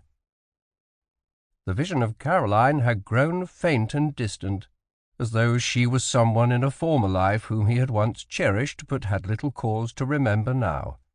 Merewether already anticipated the assignation Creusa had promised for this night, in a real bed instead of uncomfortably dishevelled on cushions spread in a summer-house, though he had little minded at the time. Even now, he felt a reckless disregard of consequences to career and marriage, and a lunatic infatuation with the beauty combined with passion consummate the woman possessed. What had happened to the sturdy conscience that had troubled him last year on Mauritius in his dalliance with Eleonora, even before he was wed? He made an effort to rationalize his conduct, but could not keep his thoughts on the matter as they veered unbidden to Creusa. The woman had cast a spell on him, made him mad, entirely aflame with lust, impatient now of the tedious hours that must crawl by before his rendezvous. The flag lieutenant snatched him out of his reverie. "Captain Merewether, the Admiral will see you now." He met Roberts and Patty coming out of the flag cabin, and bowed formally as they passed. Tulsi Bai sat in her chair by the window, watching the shadows of the trees shorten as the sun approached meridian. She was impatient for the return of Patty. He had gone with Roberts almost 4 hours ago to call on Admiral Drury again with their newest scheme to consolidate control of Macao and suppress the illicit trade in opium that had developed here this past year. The judge already knew of the proposal. Her note had been delivered by the time the supercargoes took boat for Russell. She thought for a moment of Patty, a magnificent bedmate, but a man of impulse, often erratic and illogical in his conclusions, if obstinate in pursuing a course once determined. Somehow he and Roberts had received intelligence last night of the expected arrival of another shipment of northern opium, and after several discussions had settled on their scheme to demand that Drury dispatch that company cruiser out there to intercept the ship. As an afterthought, they had concluded that Merewether should be ordered in command of the expedition, thus ridding themselves of the Governor-General's observer ashore for this critical period. Madame Bai entirely disapproved of the move, had tried to head it off. But the judge had anticipated the idea. The opium would be transshipped to a small junk in a lonely anchorage off the Ladrone Islands in the mouth of the Canton River before the marine cruiser could get to sea, provided Drury favoured the proposition. She saw the carriage approaching. "No," said Patty in a downcast tone. "That pompous popinjay says he exercises only military command in his squadron over that company cruiser, and has no power to order it to other duty. He did say he would submit the matter to Merewether." He threw up his hands in resignation, dark eyes flashing. "Except for his orders from the Governor-General, I'd send the insolent bastard out or see him broken cashiered." It was good news to Tulsi, but she dissembled and moved to embrace Patty with ardour. "Not fatal," she said lightly. "And now, siesta." Drury was behind his desk wearing a somewhat bemused expression. He waved Merewether to a chair, then sat silent a moment, staring past him at the door, before he spoke in a tone of resignation. "I am a patient man, but in the 30-odd years that I have served His Majesty, I do not recall encountering two more exasperating men."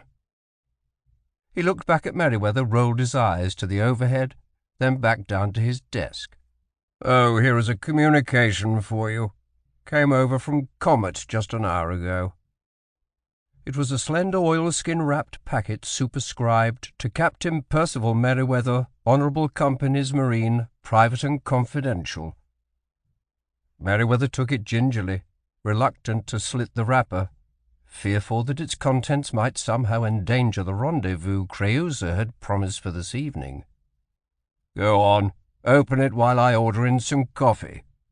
The message was terse in the fine handwriting of Dawson. "Imperative you join me in Canton. The bearer of this note will bring you back. S. Dawson." God damn, his worst fears realized. The dalliance with Creusa gone glimmering.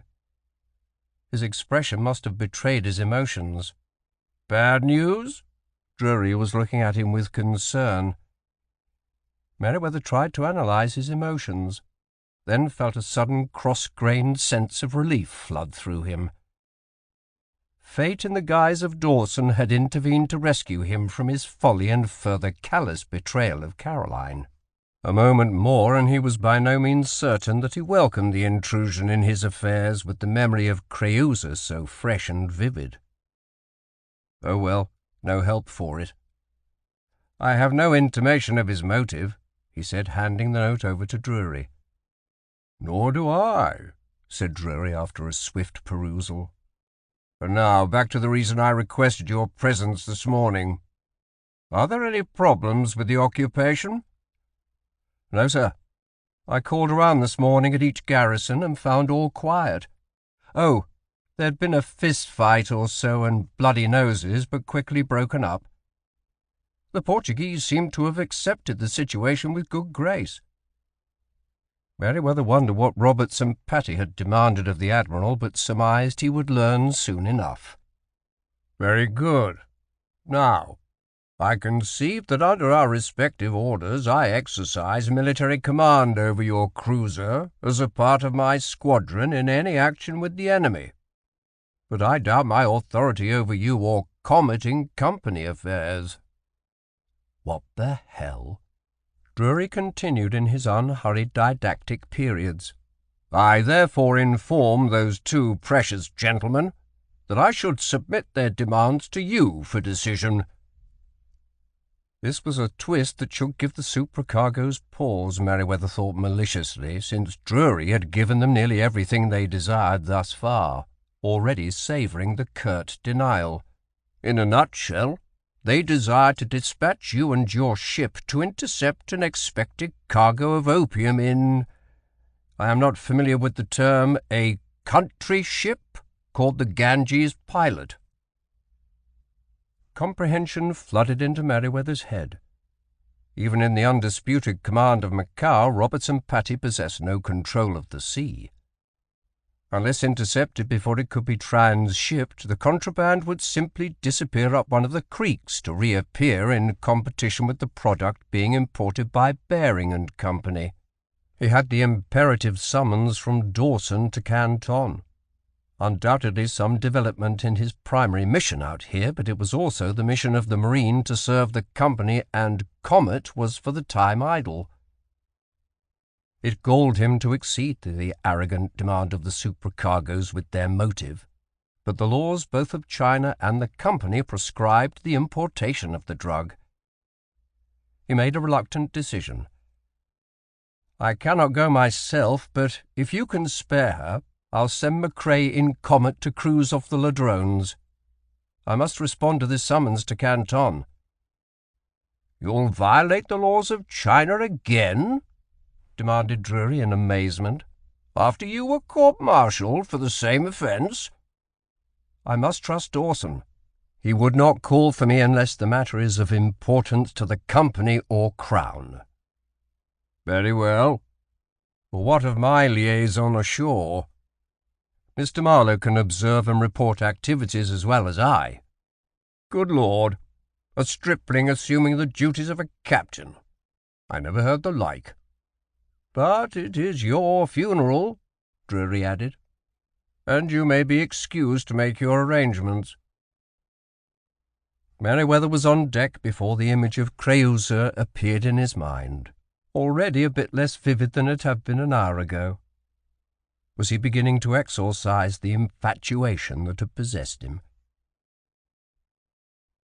There was time enough for contemplation during the long night watches as the boat worked its way towards Canton, now sliding through tortuous channels, then again traversing open water, skirting whole cities of boat-dwellers where the babel of voices and flicker of lights revealed the life that continued on the river at any hour. Merewether tried to make himself comfortable in the matting shelter that protected him from the dew now glistening on the gunwales in the moonlight. It had been a hectic afternoon of preparation. Orders to write for Macao, his travelling kit to be retrieved from the guest-house ashore, Marlowe instructed in his new responsibilities, and then half an hour as a Chinese servant stained his hands and face, set a black wig on his head, and then drew the semblance of a Mongol fold on his eyelids. "Not necessary to be perfect," said the laconic Fong, "only enough to pass." He had found Wong's cousin lounging on the quarterdeck of Comet as he came back aboard with his kit, and he hastened to greet the young man he had brought back to Canton as a hostage 2 years ago. "I know nothing, sir. My cousin Wong only sent me to fetch you." His English was better. Probably Dawson had continued his instruction. The journey ashore had inspired palpitations. He was under the necessity of regretting Creusa's invitation for the evening. Dare he risk an hour or so now in her embrace? He dreaded the encounter, but it did not materialize. The commandant's orderly had indicated in sign language amplified by voluble gibberish that she was absent, and Merewether was reduced to leaving a note commencing, "My love." Now, as the hands poled this little craft through the shallows, his thoughts were not of the unknown crisis that compelled his presence in Canton, but of that ardent nymph he had bedded last night. Even now he trembled with frustration and cursed the circumstance that denied him her charms. Except for this explicit summons to duty, he should be in the very lists of love ready for the hot encounter. He moved uncomfortably to ease the pressure, and tried to divert his thoughts from this madness, falling into an uneasy series of dozes that lasted until daylight. It was mid-morning when the boat finally came to the same landing where he had disembarked Gunny and his marines 2 years ago, to serve as the honour guard in the triumphant return of Wong and Fong to the home of their ancestors. He climbed out stiffly, face averted, self-conscious in the blue Chinese garments, and at Fong's invitation entered the sedan chair that awaited them. There were no fanfares of bugles or ruffles of drums this time, and they passed without remark through the narrow streets to the gates of the house of the Mandarin. Wong and Dawson were in the big room where Merewether had once made his request to the old Mandarin to intervene with the hoppo and gain grand chop. The elaborate lacquered desk of the scholar still stood in the corner as he remembered it, but Wong sat in the place of his grandfather. Dawson greeted him cordially, and Wong stood to incline his head with a little smile in response to Merewether's bow. "I am sorry, Mr. Wong, to hear of the death of your grandfather. He was a scholar of great distinction, who did me a most important service." This was wasting time, but he felt compelled to honour the amenities. "My congratulations on your elevation in rank." His regret was genuine, as was his pleasure in the fact that Wong was now the Mandarin of Canton, though of the old Chinese dynasty with little real power under the Manchus. He was conscious of the fact that Fong had slipped out, leaving him alone with Dawson and Wong. He took the opportunity to examine the young man. Always assured, Wang had matured into a man of authoritarian aspect. The face was composed in harder lines than Merewether remembered, and he carried himself in an attitude of aloof dignity at variance with his manner of 2 years before. But the mantle of authority assuredly became him.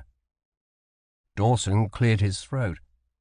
"Captain, since last I saw you those few days ago, the situation has altered drastically."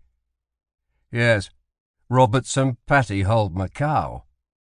"All to the good, I think, now, as Wang will shortly explain to you." The little schoolmaster turned his near-sighted gaze to the mandarin.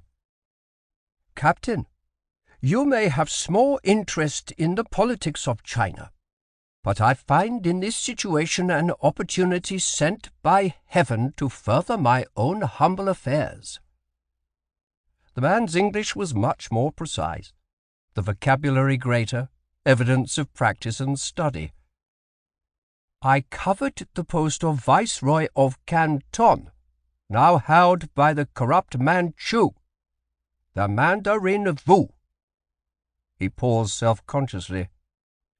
"Since last I saw you, I have taken a bride." "Why, congratulations, and so have I." Wang bobbed his head with a brief smile. "She is a niece of the Emperor. My grandfather was a mandarin of the old order of China, conquered more than 160 years ago by the barbarians out of the West. But he was very wise. If you cannot master the upstarts, he told me, then mate with them. Their women are comely enough. I followed his advice and have no complaints." This was an interesting commentary. Wang now possessed ties of kinship by marriage with the Emperor, as did the Viceroy and Hoppo, presumably by blood, however distantly removed. "Last spring, the Viceroy's admiral met the flotilla of Madame Ching, and was most ignominiously defeated. In his shame, he died by his own hand." "Who is Madame Ching?" Merewether demanded. "The widow of the pirate Ching, the most bloodthirsty as well as able commander those rogues have ever had. He was killed 2 years ago, and she assumed command. She is as brave, ruthless, and able as he, and has raided dozens of villages and taken scores of ships since his death. When she defeated the Viceroy's fleet, there was a dead calm, and she sent her men over the side to swim and board our ships." Wang shook his head in recollection of the disgrace to the navy of Imperial China, then looked directly into Merewether's eyes. 2 days ago, I received the news I had expected. The Emperor, in his wisdom and in recognition of our new kinship, has commissioned me Admiral of the Canton Fleet." "Well, congratulations again." Wang appeared not to have heard the compliment, now looking down at the surface of the desk. "The Viceroy was furious. The appointment in years past has been his. He already seeks to undermine me with my subordinates, and yesterday summoned me into his presence. He seeks to destroy me by ordering an impossible mission." "How?" demanded Merewether, already divining the answer. "Why, to destroy Madame Ching, of course. He directed me to set sail at dawn tomorrow, and not to return until I had done so. That is why I asked you to come to Canton. I request that you become my captain of the fleet during this operation." Merewether sat silent, looking at his fingernails while he digested the ramifications of this remarkable proposal. In the past 19 years, as man and boy in the service of the company and its marine, he had experienced many difficulties and some perilous assignments. but never had he dreamed that he would be requested to take command of a squadron in the Imperial Navy of China. The Royal Navy and Marine officers entertained nothing but contempt for the Chinese Navy. China was not a seafaring nation, and its war junks were clumsy, unhandy craft. Still, the pirate vessels would be no better, and it might be possible, by employing the tactics developed by a succession of British flag officers over these last 300 years, to achieve success against them. It depended on whether those Chinese officers and seamen possessed the will to fight. Resolute men in inferior ships had often enough overcome better equipped and armed forces. He was not yet ready to make a decision, as he became aware that Wang was speaking again. "I told you at the outset of this discussion that I coveted the post of Viceroy of Canton. I have set in motion a scheme that should secure it for me." Wang's black eyes glittered. "Wu fears to inform the Emperor of the British landings at Macao, lest he be ordered to expel the English and lose his revenues. I have sent the news right by him to the Emperor by relays of Mongol horsemen." Merewether recalled Drury's rhetorical question put to Roberts in his first interview with the supercargoes. "Is the Viceroy the only eyes or ears the Emperor possesses in Canton?" Not when it suited Wang's purposes to lend his own. He became aware that Wang was still speaking. "But I require the time for the message to reach the Emperor and for him to act upon it. And the Viceroy may destroy me in the interval." Merewether admired Wang's spirit. The Viceroy had undertaken to bully the wrong man. Wang evidently felt that he could take care of himself in the political situation, but he required technical assistance to perform his naval duties, and for the nonce was yet under the dominion of the Mandarin Wu, with "do or be damned" orders to execute at his peril. This man had done him a favor 2 years ago, and there was no pressing need for his services at Macao, though he winced at the recollection of the entertainments he was missing with Creusa. He was about to voice his acceptance when Dawson spoke. "And, of course, Captain, with Wang as Viceroy, the company will have a friend at court." There was even a quid pro quo. The profitable China trade tottered on the brink of disaster, lacking only a stroke of the Emperor's brush to put it into bankruptcy. "And you will receive 1/8 of the prize money as well." "I have received instruction in the martial arts," said Wang anxiously, "and I have made 3 voyages as supercargo in our family ships. But I lack experience in the art of making war at sea." "I accept," Merewether said at last. "Not for the prize money alone, though it would be most welcome to a man with a new son, but for Mr. Wang and the company. And now, may I see this squadron of yours while there is yet daylight?" He wiped the sweat from his eyes, undid the tie strings, and held the blue coat open to the fresh breeze, savouring the cooling effect on his overheated torso. His own brown hair was flying in the wind. He had abandoned the black wig the first day, and by now every seaman in the fleet must be aware that a round eye was in command of the operation. Wang, Dawson, and Fong were just concluding the final phase of instruction to the commanders of the other 13 ships lying hove to, in a jumbled mass, here in the approaches to the Pearl Estuary. With some 4 hours of daylight remaining, Merewether decided he would get the squadron under way eastward as soon as those captains regained their war junks. There should be time before dark to try out the response to these simplified direct reading signals he had devised, and conduct a brief exercise in naval discipline. He refastened the jacket and walked unobtrusively forward on the poop of this wallowing war junk, as Wang and Fong saw the captains over the side to rejoin their ships. It had been a hectic 3 days. Out of nearly 80 war junks based on Canton, only 14 were in a reasonable state of readiness for sea. He had cannibalized the balance of the fleet to cram these 14 ships with some 4,000 men and all the arms they would carry. The Chinese possess no standard system of signals to govern movements at sea, and Dawson had recruited 100 seamstresses to run up overnight 14 sets of direct reading arbitrary signal flags, including a Bombay Marine ensign.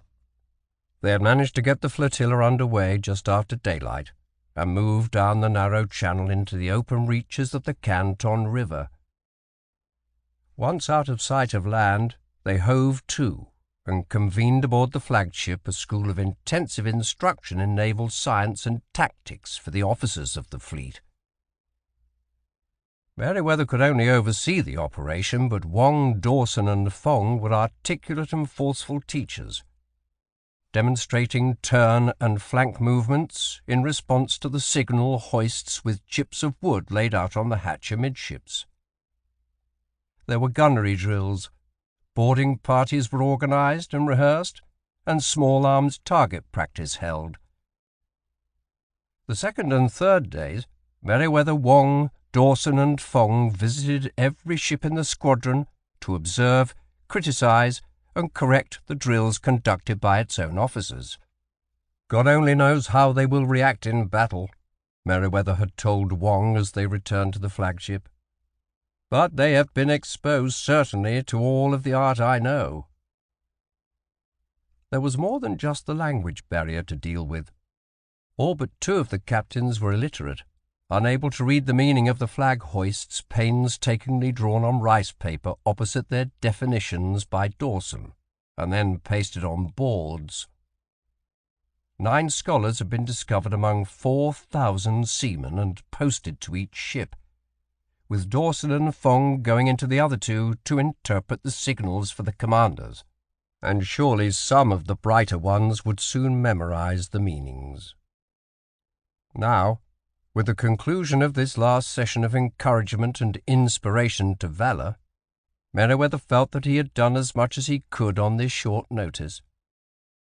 True proficiency would only come with the repetition of one weary drill after another, but if he could communicate with his fleet and the ships obey his signals, half the battle would be won. He decided to put the matter to its first trial. "I suggest, Admiral, that you signal your command to get under way. Course east, line ahead." Wong consulted his table of signals, then barked out an order to the petty officer who had been designated as signalman. There were some false moves, mistakes, but finally the hoists were flying, and other bits of colour blossoming on the halyards of the other war junks. "Execute!" The hoists came down. The huge slatting sails were sheeted home, and the wallow of the junk became more purposeful as she picked up way towards the east. Merewether watched anxiously as the other vessels began to fall in astern in a passable line. The intervals between ships were ragged, but he would not confuse the commanders as yet with admonitions to close up. By sunset, he had exercised the squadron with nearly every signal in the book, with the exception of "engage the enemy."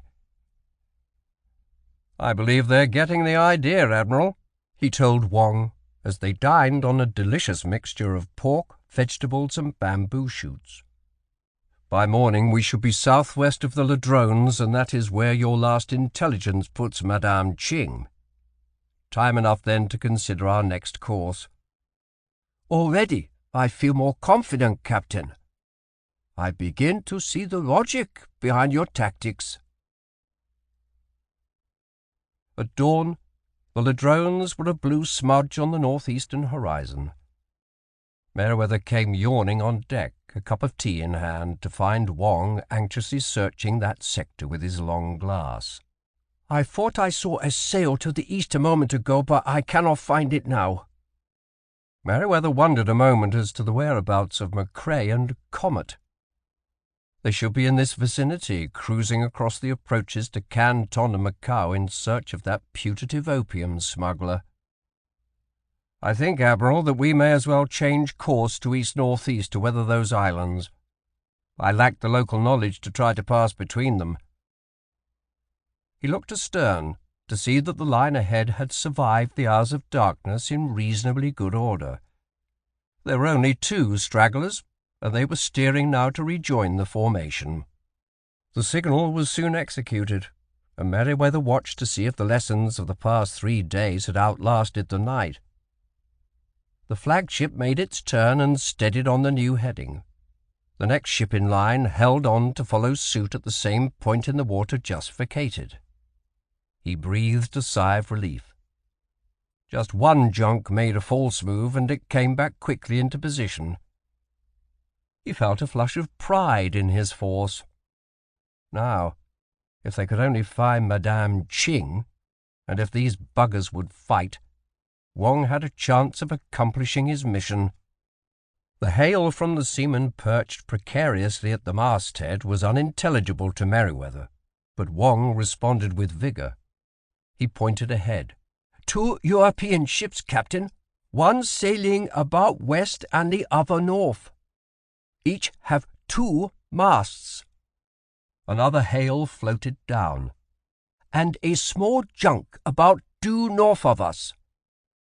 That might be a picket for Madame Ching, but Merewether wished he had more information as to the European ships.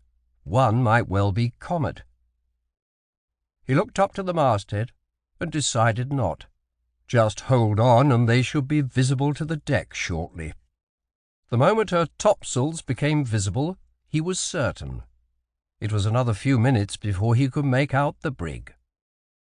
Possibly Macao was about to make the interception, and he silently wished him luck. He turned his attention to the small junk sailing east, but could make nothing of her. It was another 10 minutes before the masthead sang out again. "Many sails, junks, bearing north-northwest," translated Wong. "Course appears to be about east." Merewether felt a thrill of anticipation. It was unlikely to be an honest convoy so close to the Ladrones. Merewether gauged the bearing and relative movement with his eye. If he came around to about north-northeast, he should be able to make the interception. The speeds of the 2 forces must be about equal. He made the suggestion to Wong to change course, then looked back to see Comet and the brig both come to the wind. A cloud of gun smoke was drifting downwind from Comet. She must have fired her broadside to stop her prey.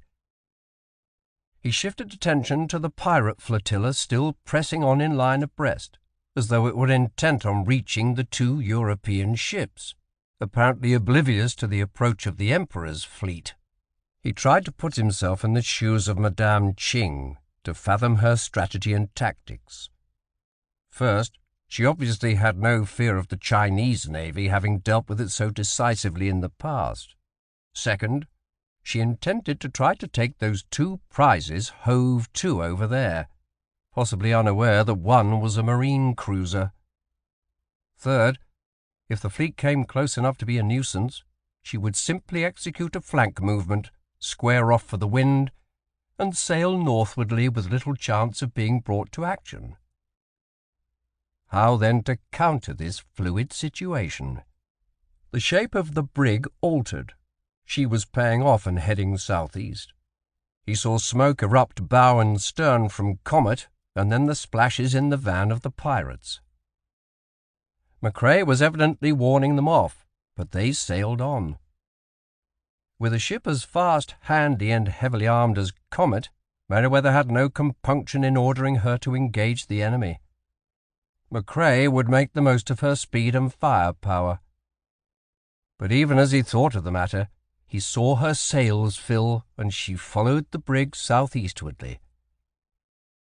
With his mission completed, Macao did not intend to tempt fate. "Signals, Mr. Wong. To number 31. Engage the enemy, and hoist the marine ensign." In this first week of October, a cold, steady rain slanted out of the night to splatter remorselessly across the deck. Captain Ian McCrae huddled in his dripping oilskins, perched against the cabin skylight, arms folded across his chest for warmth, back to the chill breeze. It was still out of the southwest, but the monsoon would reverse its direction before many more days, and the weather already was becoming unsettled in anticipation.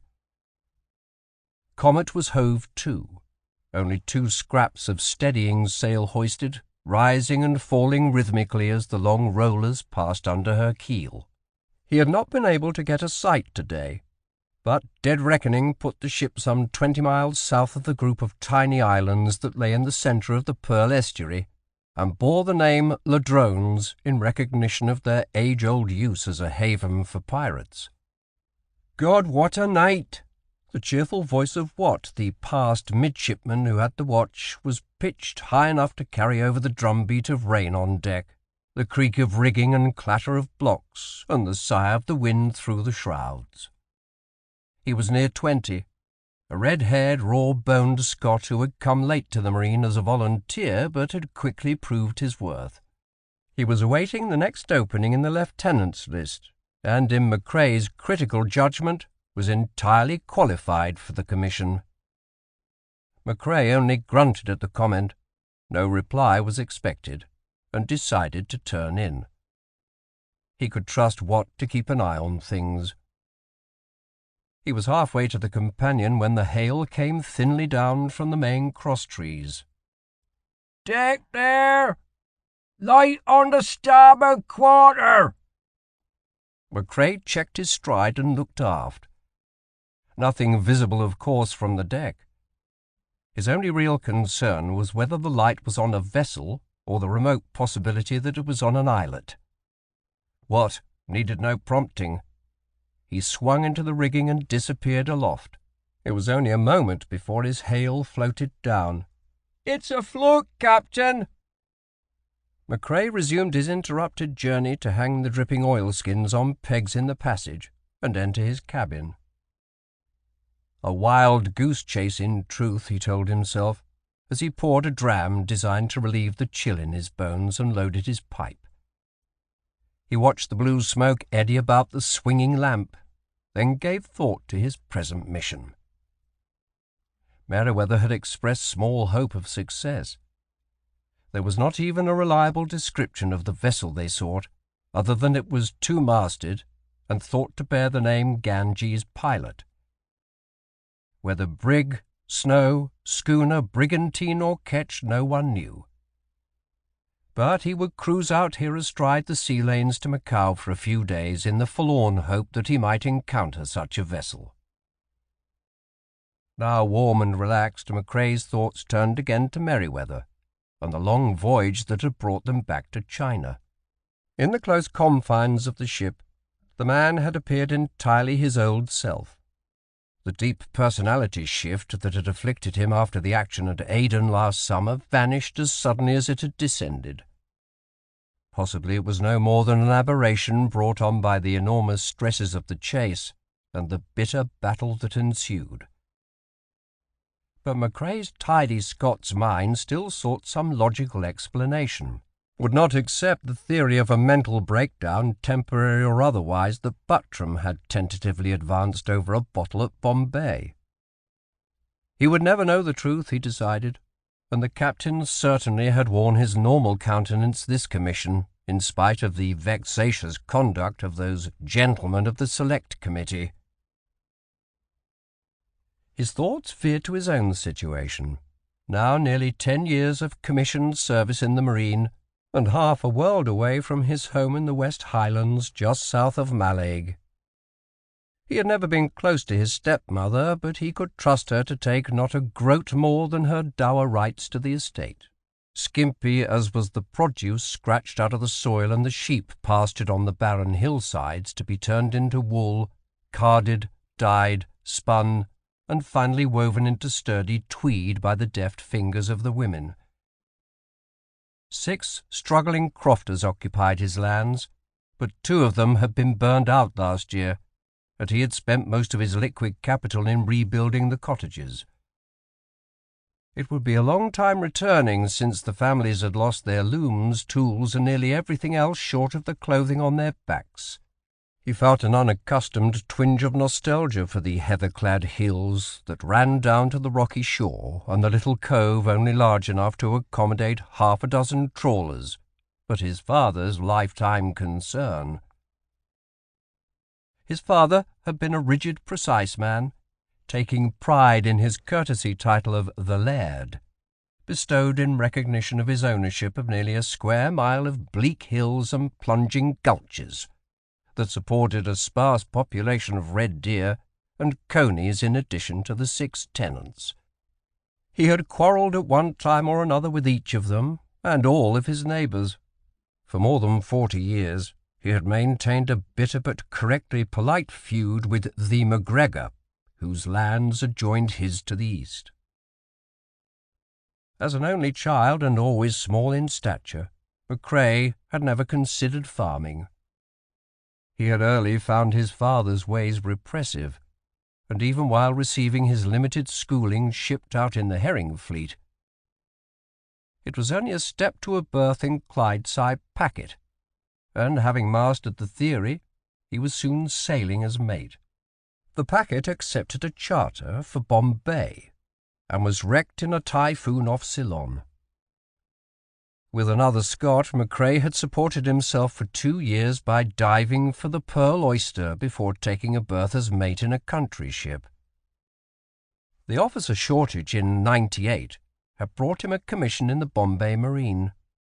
Now at close to 40 and as high he was sure as he would ever go in the company's navy, he was giving sober thought to his future.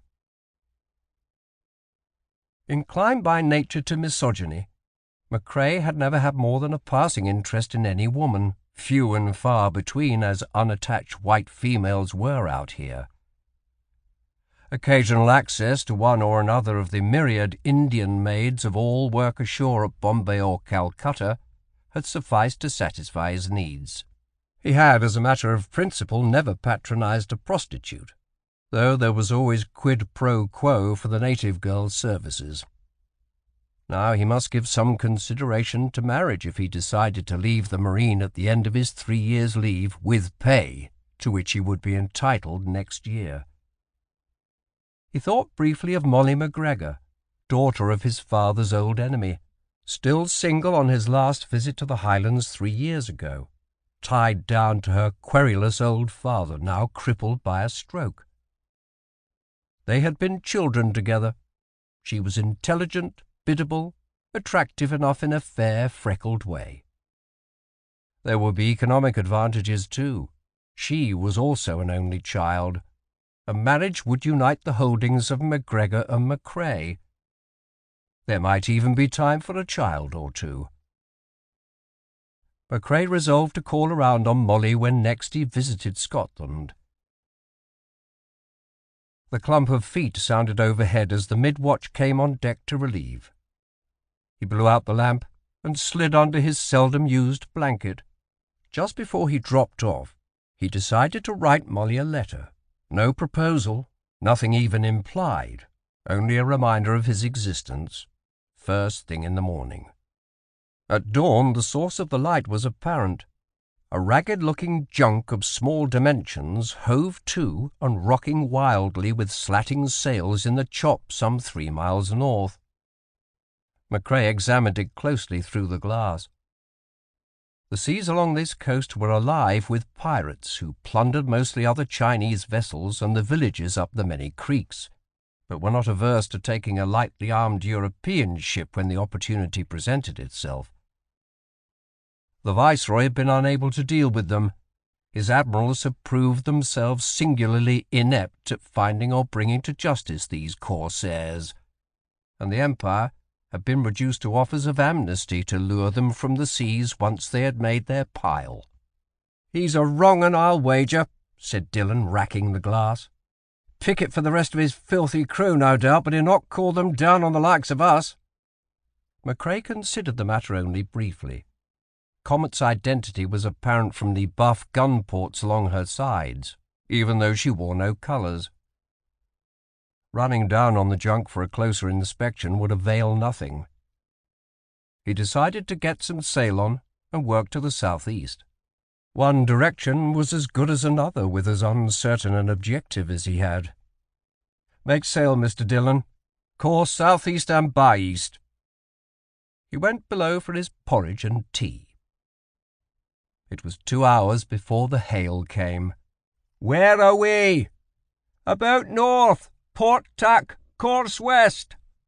Watt had the forenoon watch again in regular rotation. The sun was still obscured, but the cloud cover was high, the rain had ceased, and visibility was good. "She's a brig, under all plain sail."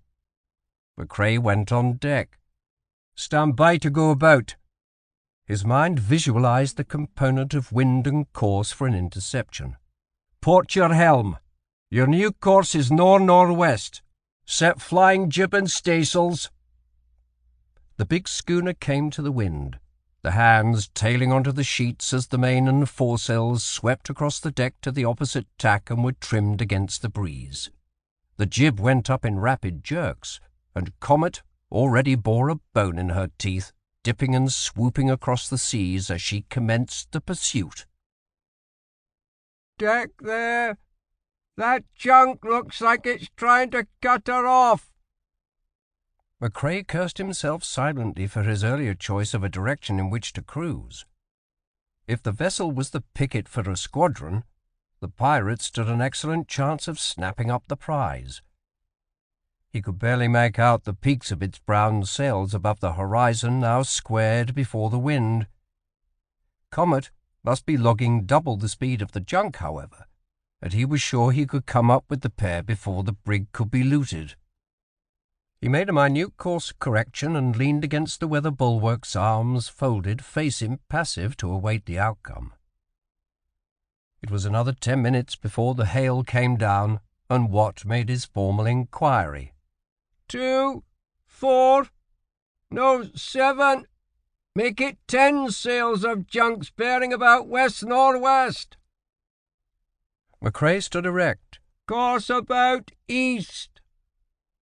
The watch below was on deck by now as sightseers, and Watt cast an expectant glance at Macrae.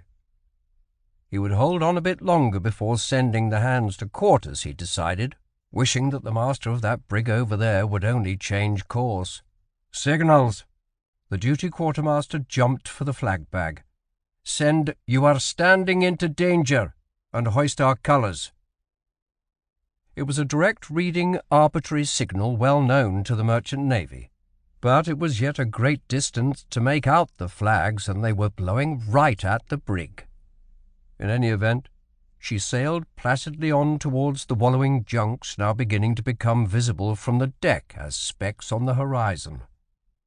"Masthead makes them 14 now, sir," reported Watt. A sudden thought struck Macrae. This was a rendezvous. The brig intended to transship her contraband into that tattered junk over there, all unaware of the threat slowly coming over the horizon to the west. She then could sail on into Macao clean while the junk disappeared up one of the creeks to deliver the opium. Macrae tried to recall what his old acquaintance Jameson, first in the company transport Alnwick Castle, had told him over a bottle last week about this particular pirate crew. It was unique, led by a woman, the widow of their former commander, killed in action some 2 years ago. Ching, that was the name. Madame Ching, according to Jameson, as bloodthirsty, courageous, and capable as her deceased husband. She was reputed to control some 80 sail of junks in her flotilla, divided into 6 squadrons, each commanded by a lieutenant distinguished by flags of different colours. She was reputed to command the Red Squadron, and to be lurking in the Ladrones after pillaging a village to the north last month.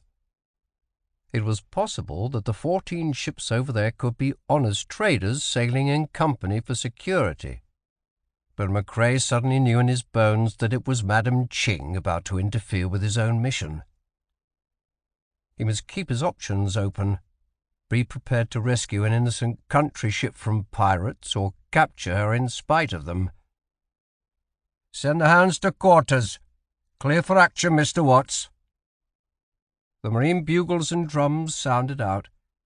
With nearly every seaman already on deck, the canvas jackets came off the 18-pounders in a trice.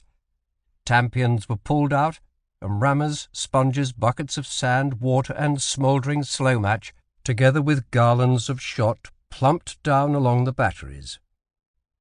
Gun captains secured the locks over the touch-holes and tested the spark of the flints against their cupped palms. The armoury gunner's mate and his strikers filled the racks with pikes and cutlasses. Dillon came aft to report, "Ship's clear for action. All stations manned and ready, sir." Macrae put the glass to his eye. The brig was still sailing on to a point of interception with the junk. He wondered suddenly how Merewether would have handled this situation. He well understood the captain's preoccupation with the weather gauge with all its advantages of manoeuvre, had seen him exploit it to win actions that otherwise might have been lost or been much more costly. He had the weather gauge on the brig, the junk, and the squadron. Now, what was his objective? This was more complex than appeared on the surface. His natural instinct was to sail right to the brig, cutting off contact with the junk and making sure of its capture. But then, what of the squadron? It would take time to put a prize crew aboard. There might be resistance to overcome. And while these details were being resolved, he could be overwhelmed by sheer numbers, provided the 14 junks were pirates. "Ye canna make an omelette without cracking eggs," Macrae told himself. Haul down the brig, warn off the junk, and if the pirate squadron came down upon him, he had the speed, manoeuvrability, and firepower to deal with it. Even that fat-bellied brig should have the heels of those clumsy craft. He had no orders to take any action against Chinese pirates, and he was not a volunteer. The junks were now hull up, lumbering through the swells in a long line abreast, and through the glass he could see that their decks were crowded with men. No honest traders, these. "Sail ho!" What, another? These waters were becoming damned crowded after several days without a sighting. "On the port quarter, sir," Watt informed him. Macrae picked up the glass. He could see a shimmer of sails in what appeared to be a regular line ahead. Had the Chinese finally adopted the strategies of Old England to sail in a disciplined formation? It was hard to believe. "Masthead makes out 14 sail, sir." First things first. Macrae's mission out here was to intercept and search that brig over there, though he felt some concern at the possibility of being trapped between two pirate fleets. He paused to reassess his position, and almost instantly decided that Comet was in no danger yet, had the heels of any ship in sight, and the 18-pounders to make them keep their distance. "Steady as you go," he told the expectant Watt, and turned to study the ships on the port quarter again. The flags exhibited were not yellow, green, black, blue, or white, the colours of Madame Ching's other 5 squadrons, but now looked through the glass suspiciously like the Emperor's own device. He recalled Lieutenant Jameson's account of the crushing defeat suffered only last May by the Viceroy's forces. With both pirates and navy becalmed, the ferocious woman commander had urged her sailors over the side to swim and board the ships of the Chinese navy, capturing nearly half of the fleet. The admiral had killed himself in disgrace. Macrae shook his head. His pessimistic Scots nature would hardly accept the fact that allies might be on the horizon. Hold on and find out. "Brig's wearing to starboard." Her master had belatedly seen the danger he was standing into and squared off before the wind. "Change course. Steer north-northeast." Comet's speed picked up measurably as she sailed a course that would still permit her to interpose between the ragged junk and brig. There was little enough sea room to the northeast. They should be raising the ladrones any moment now, but there was room for those with local knowledge to pass between those islands. With Comet on her most favourable point of sailing, she was running down her quarry at a great rate now. The junk was less than 2 miles distant, only a point forward off the beam, while the brig was rapidly drawing aft on the starboard bow. Time to warn off the junk. Pass the word to Mr. Dillon to load the long nine. There was a buzz of comment and stir of movement along the batteries. Men who had slouched in the shade a moment before stood up to assess the situation for themselves as the crew of the forward pivot gun began the ritual of loading the piece. "Ready, sir!" Dillon's hail came aft faintly against the wind. "Your target is the junk. Fire when ready." The platform rotated to port, was wedged in train, and the muzzle rose to maximum elevation. An instant later, the spiteful high-pitched report cracked out. The target was at least half a mile beyond the maximum range of even a long nine, but the round shot fell fortunately, sending up a plume of spray, and then skipped like a flat stone flung across a mill pond for 3 more less spectacular but plainly visible splashes directly in line with the junk. It was only a minute before her silhouette altered as she fled northwestward. Macrae took stock of the situation again. The supposed pirate fleet was plainly visible now almost due west, holding on in a very creditable line abreast, and he could now make out what appeared to be red flags at each peak. Madame Ching in person? He looked back for the other flotilla. It was still in line ahead, steering a course that should intercept the other Chinese squadron not far from his present position. Macrae turned his attention again to the brig. She was almost abeam and in range of the long nine, certainly. "Signal! Heave to!" He waited for some response, but the brig sailed on. He could make out men on her deck, most of them Lascars, but at least 2 were European. It was apparent she would not obey the signal. "Reload!" Watt passed the word to Dillon. He intended to reel in this clumsy country ship now as though it were a salmon hooked in a Highland burn. "Put a shot across her bow." The pivot rotated, there was an adjustment in elevation, and the report. The splash was less than half a cable's length ahead of her bow. There was a movement on her poop. She had what appeared to be about 6-pounders fore and aft, probably mounted on pivots, and then smoke blossomed from both of them. The fall of shot was woefully short, but it was an affront not to be brooked by Macrae. "Starboard battery, stand by!" The hands were already ramming home the round shot. "Divide your battery. Forward fire ahead, after section astern." He paused only a second to see if the brig had wavered. It had not, and men were clearing out from in front of both 6-pounders, evidence that they were reloaded. "Fire!" The 18-pounders roared out, and the splashes almost under the bowsprit and fantail were impressive. Macrae saw movement on the poop again.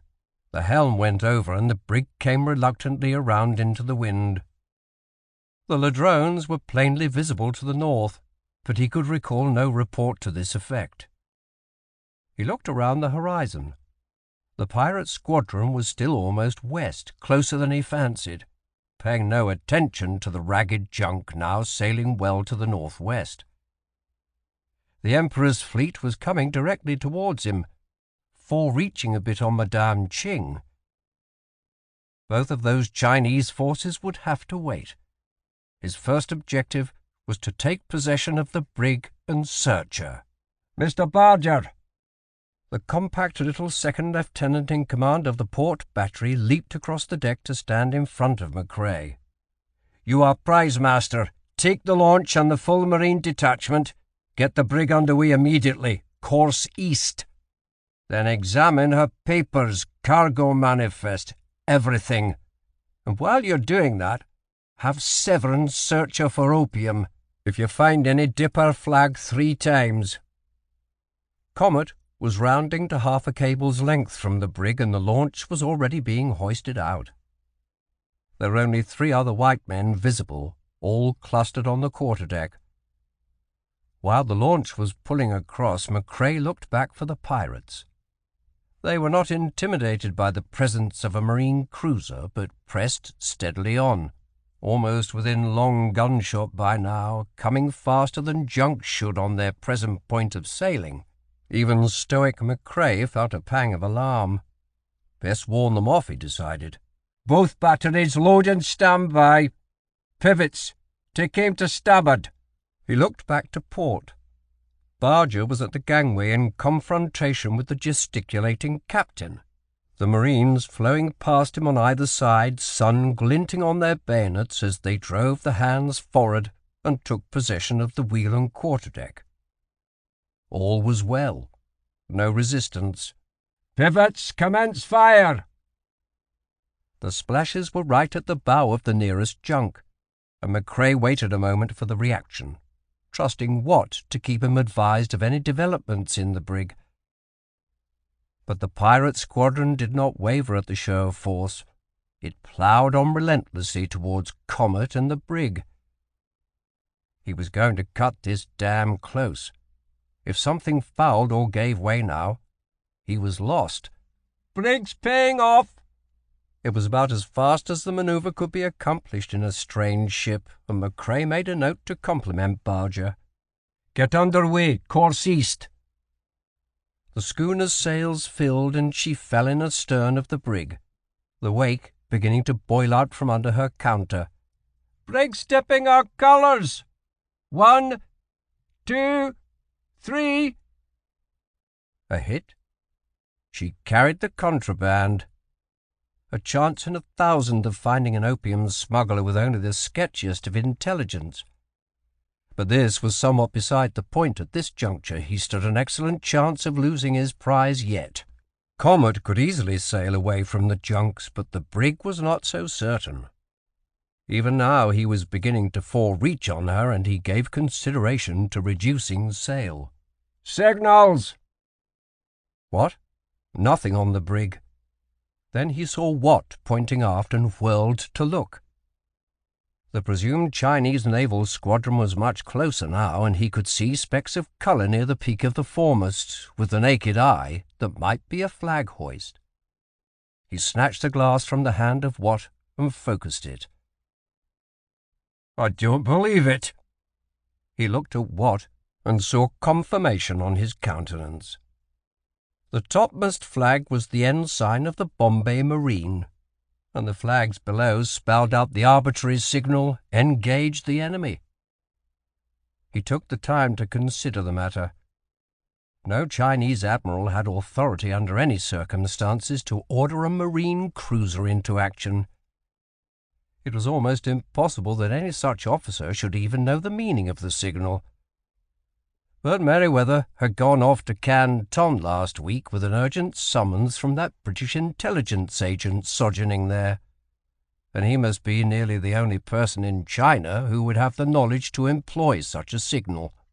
It could be a trick, but Macrae suddenly knew in his bones that Merewether was over there. For what reason, he could only conjecture. "Log the signal, and add the comment 'by what authority unknown,'" he told Watt. This was an order he desired to obey.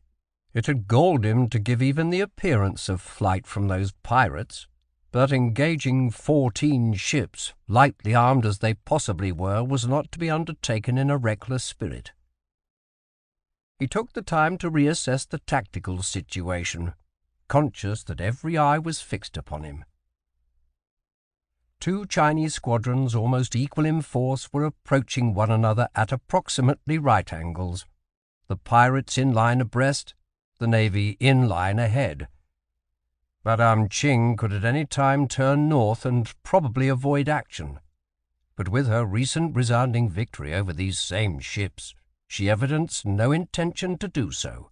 The pirates were on a less favourable point of sailing than the Emperor's force, which was now almost before the wind, heading for a point of interception that would permit it in effect to cross the T, engaging each ship in turn with concentrated gunfire.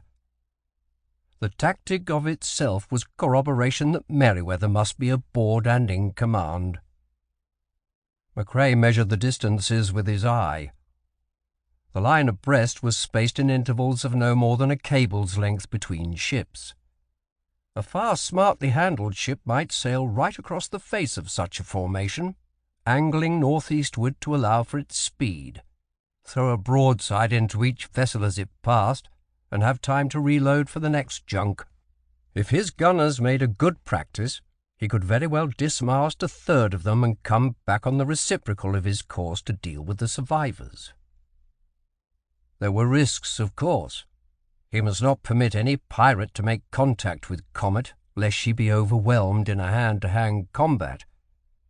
But with these 18-pounders, he should be able to prevent such a catastrophe.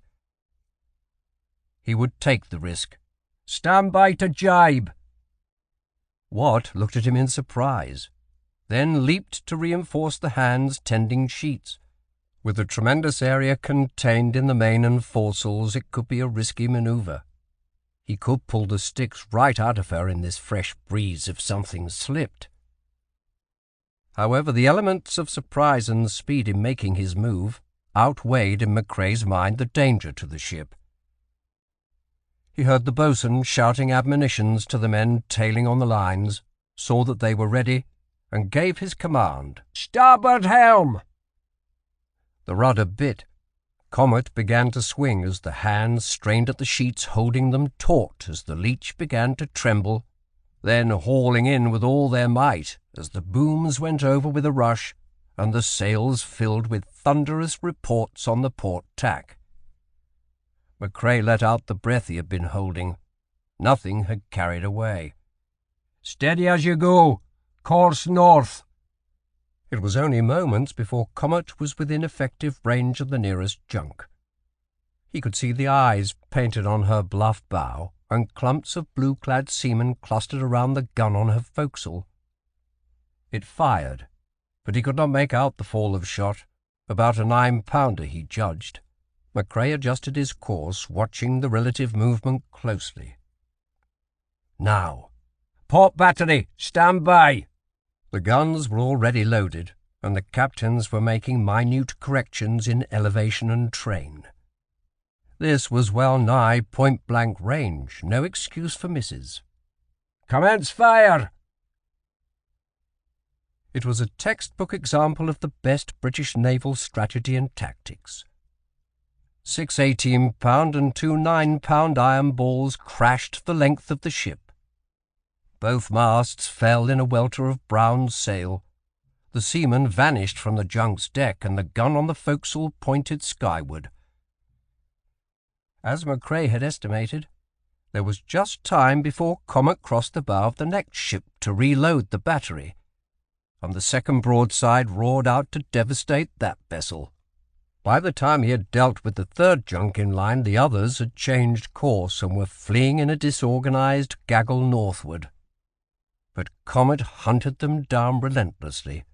As he had suspected, the pirate junks were lightly armed.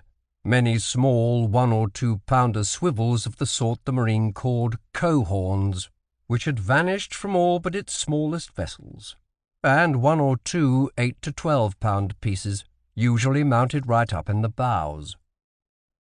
Comet did not escape unscathed, but her damage was minor, and only 2 men suffered splinter wounds. 3 of the northernmost junks escaped, having made their turn early, and Macrae went about to deal with cripples. As his ship settled on the starboard tack, Macrae saw that there was no need for this.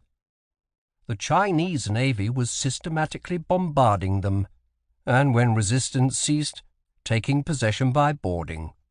He saw signals on the flag junk again, and Watt read them off as each hoist climbed the mast. "Disengage," and then, "Carry out previous orders." Finally, "Thank you." Macrae found the brig on the horizon to the east and changed course to come up with her, There might be a long reach southeastward before he could steer a course for Macao roads unless the monsoon came in the meantime. But he would bring Ganges pilot safely in as his prize. "Tell the purser to serve out a double issue of grog, Mr. Watt. And if the officers would like a wee drap themselves, they are welcome in the cabin." As he lifted the dram to his lips in a toast to the marksmanship of Lieutenant Dillon, a vagrant thought crossed Macrae's mind. He had not drafted that careful letter to Molly MacGregor. Merewether lowered himself gingerly into the steamy wooden tub until the water reached his chin, then sat quiet for a few moments, feeling the salt, sweat and grime that encrusted his body begin to dissolve. Screen shut off this corner of the ground floor of the Mandarin's house to grant him privacy, but a barber with the tools of his trade squatted just outside. He must wash the grease and tangles out of his hair before submitting to the ministrations of the barber, but he was so comfortable just now that he was reluctant to begin. 3 weeks at sea with the Chinese Navy and Admiral Wong had taken its toll, not only in the lack of fresh water in which to bathe, but he had clearly lost weight. Somehow the delicious concoction served up by Wong's steward just did not seem to stick to his ribs. Not that there had been time for leisurely, formal dining at sea. In any case, the squadron had been almost continuously under way seeking out the 6 squadrons of that woman, Madame Ching, bringing each to action, then systematically destroying or capturing the pirate junks. With discipline now rigidly enforced by Wong, and an effective if limited mastery of British naval strategy and tactics, the Canton fleet had become a force to be reckoned with. Only in that first action south of the Ladrones, when Merewether had shamelessly called Macrae and Comet down to soften up the enemy, had there been European assistance. By the third action, sagacious young Wong had grasped all but the finest points of warfare at sea, and proceeded to exploit all the advantages of the weather gauge.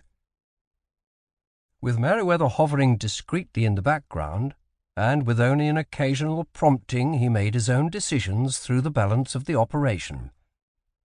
Only 3 days ago they had encountered the ragtag remnants of Madame Ching's once invincible armada off Hong Kong Island to the north, and sent the few survivors in frantic flight towards Formosa.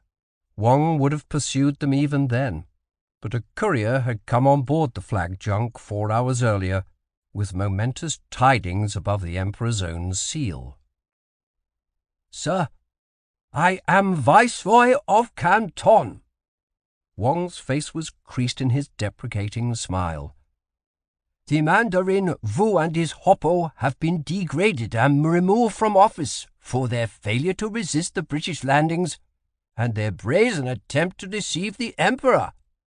He looked back at the column of ships following his flag south, before the steady pressure of the northeast monsoon, his eyes leaping from junk to judge the intervals they kept. It was not yet quite a Royal Navy line ahead, but close enough. "By the day after tomorrow, I shall take my oath to the Emperor before my ancestors, and assume the dominion over Canton. I shall make Fong my hoppo, and if you will consent, my Admiral of the Fleet." Another offer of high rank, Merewether thought with wry amusement, remembering that backhanded tender of a supreme command at sea in an Indian empire ruled by Tipu Sultan almost 3 years ago, in the blinding heat of Vellore. He must be careful not to offend the new viceroy, but couch his refusal in delicate terms. Already he was seeking the proper words. "Why, Admiral, more properly, Your Excellency, my warmest congratulations upon a well-deserved promotion. You will rule with wisdom, honour, dignity, justice, and compassion, in a manner that will exalt your ancestors." Was he laying it on too thick? No, he decided. It was difficult to overdo genuine praise coming from a full heart. for many years to come. I am most honoured and complimented by your offer, but I am already sworn to King and Company." In less than 2 hours now the formal ceremony would commence, to be followed by a lavish entertainment in the Viceroy's palace. Merewether was summoned as a guest of honour, some Chinese order of merit to be bestowed upon him in recognition of his services, so Dawson reported. He would wear the regalia of the orders for the occasion, but no other disguise. His freedom of Canton, granted by Wong's grandfather, was yet valid. He sighed, ducked his head and began to work the soap into his scalp while sorting out the tangles in his hair. Once the festivities were over, there was nothing to prevent his return to Macao and Creusa. He felt a flush of heat at the thought, rinsed his hair once again, and stood up. What had possessed the man, Merewether wondered foggily. His head was not exactly splitting, but it was sore enough to cause discomfort this early forenoon of the morning after. The Chinese wines were not of themselves cause such malaise, but Dawson had taken him to his own abode after the festivities, and produced a bottle of real London gin to lubricate their discourses into the dawn hours. Only a few minutes ago, a courier from the Viceroy had brought his summons, and now Merewether leaned against the rail at the stern of the flag junk, clad once more in seaman's blue, wearing the black wig again, anchored in the Canton River below the city.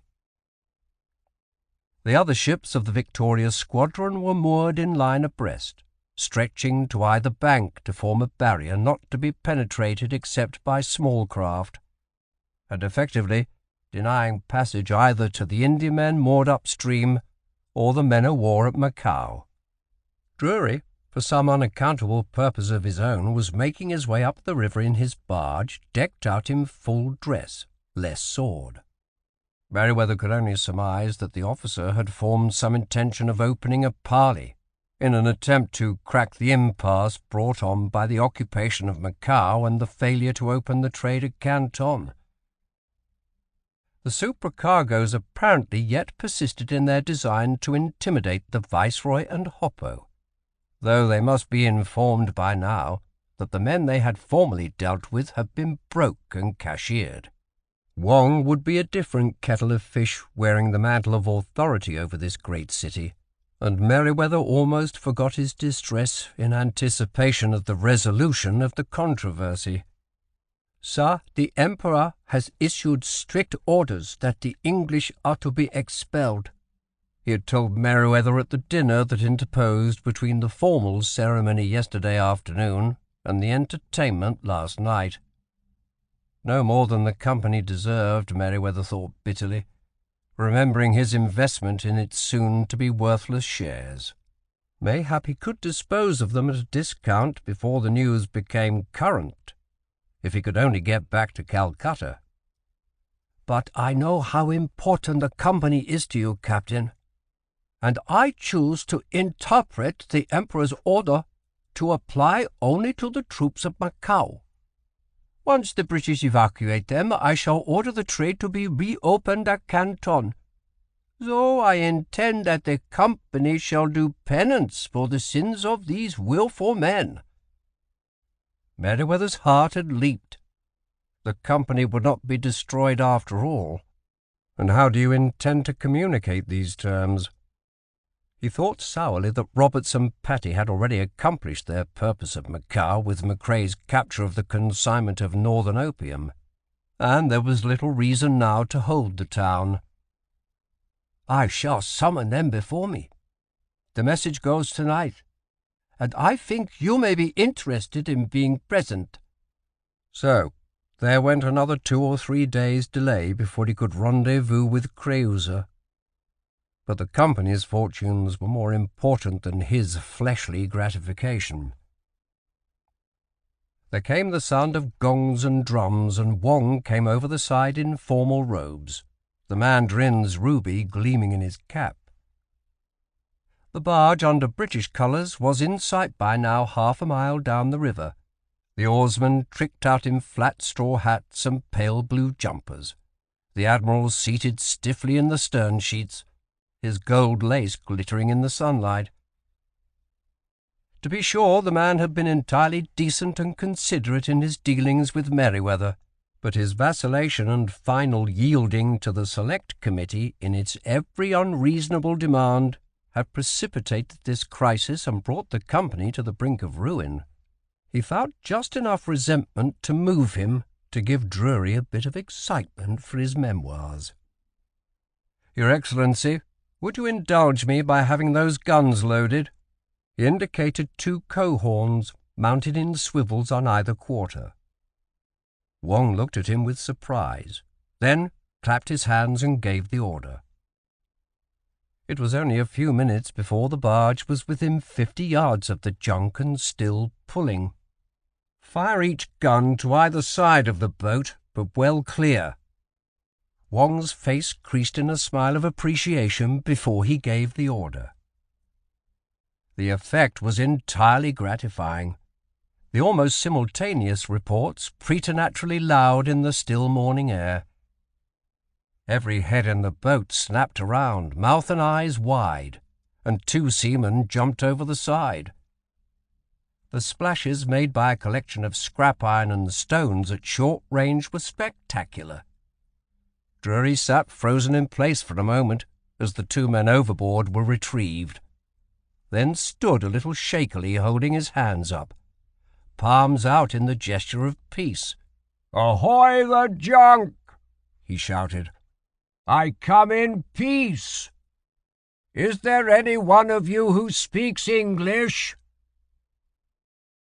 Merewether made himself inconspicuous among the Chinese officers as Wang stepped forward. The admiral had recovered from his surprise and appeared steady enough now. "I do. What brings you to the forbidden environs of Canton?" "I come in peace," repeated Drury. "I desire a parley with the Viceroy." "I am the Viceroy." Drury looked at Wang with astonishment, then spoke. "I want it enough, sir," Wang interposed. "You will bear my summons to the Select Committee to appear, every one of them, before me in my palace tomorrow at noon precisely. You are dismissed." The admiral looked unbelievingly at Wang, his eyes roving across the assemblage gathered behind him. He started slightly, but his gaze came back to fix on Merewether in the midst of the group before he spoke. "Very well, Your Excellency. I shall convey your message." "Not message. Summons." Wang's face was set in hard lines, eyes glittering, his tone authoritarian. He turned, and his entourage fell in behind him as he made his way to his barge. Drury remained standing a moment more. It had been a long time since he had been addressed in this cavalier fashion. He resumed his seat and gave the orders to the coxswain. As the hands gave way, he looked back over his shoulder for one last inspection of Merewether. The heavy gold filigree, set with rubies and circling an enamelled device, thumped on his chest as Merewether took his seat beside the hoppo in the space allotted for senior military and naval officers serving under the Viceroy. Dawson had informed him that by his calculation, the Chinese order of chivalry into which he had been inducted the night before last was at least of equal rank with a Knight of the Garter in England, and entitled him to many honours and privileges. Of course, these heathen titles meant nothing. He could not call himself Sir Percival, but the insignia was a pretty bauble, and valuable to boot. The Viceroy, preceded by his herald, made his entrance, and Merewether aped the others in making his obeisance as Wang took his seat in the elaborate chair set on the dais. There were no preliminaries. "You have violated the territory of the Empire of China, an act of war which has caused our Emperor much distress, and inclined him towards retribution," Wong said in a strong voice. The 5 supercargoes were ranged in a line before the dais, Roberts in the centre, Patty to his right. The other men must be Branston, Elphinstone, and Baring, but Merewether could not distinguish them. The faces were impassive, but from the side he could see Roberts clasping and unclasping his hands behind his back. "The Emperor accordingly has directed that the English shall be expelled." There was movement all along the line. Expressions of incredulity blossomed on the faces of Branston, Elphinstone, and Baring, while Roberts and Patty stared stonily at the Viceroy. Evidently the other 3 had not been fully informed of the drastic consequences attending the actions taken by them. "When he named me his Viceroy, the Emperor reposed especial trust in me to carry out his mandate in a manner to serve the best interests of China." Wong ticked off his conditions. First, evacuation of Macao within 3 days. Second, a period of 2 years of probation during which the Viceroy reserved the right to terminate all treaties and expel the company. Third, a surcharge in the nature of a fine upon the duties paid at Canton for a period of 2 years. Fourth, discontinuance of any trade in opium at Canton or Macao. Merewether saw relief appear on the faces of the supercargoes, and they were dismissed. At least they had escaped the painful duty of informing the courts of proprietors and directors that the company had lost its trade to China. "Come," said Fong. "Wong desires to give you farewell before you depart." He led Merewether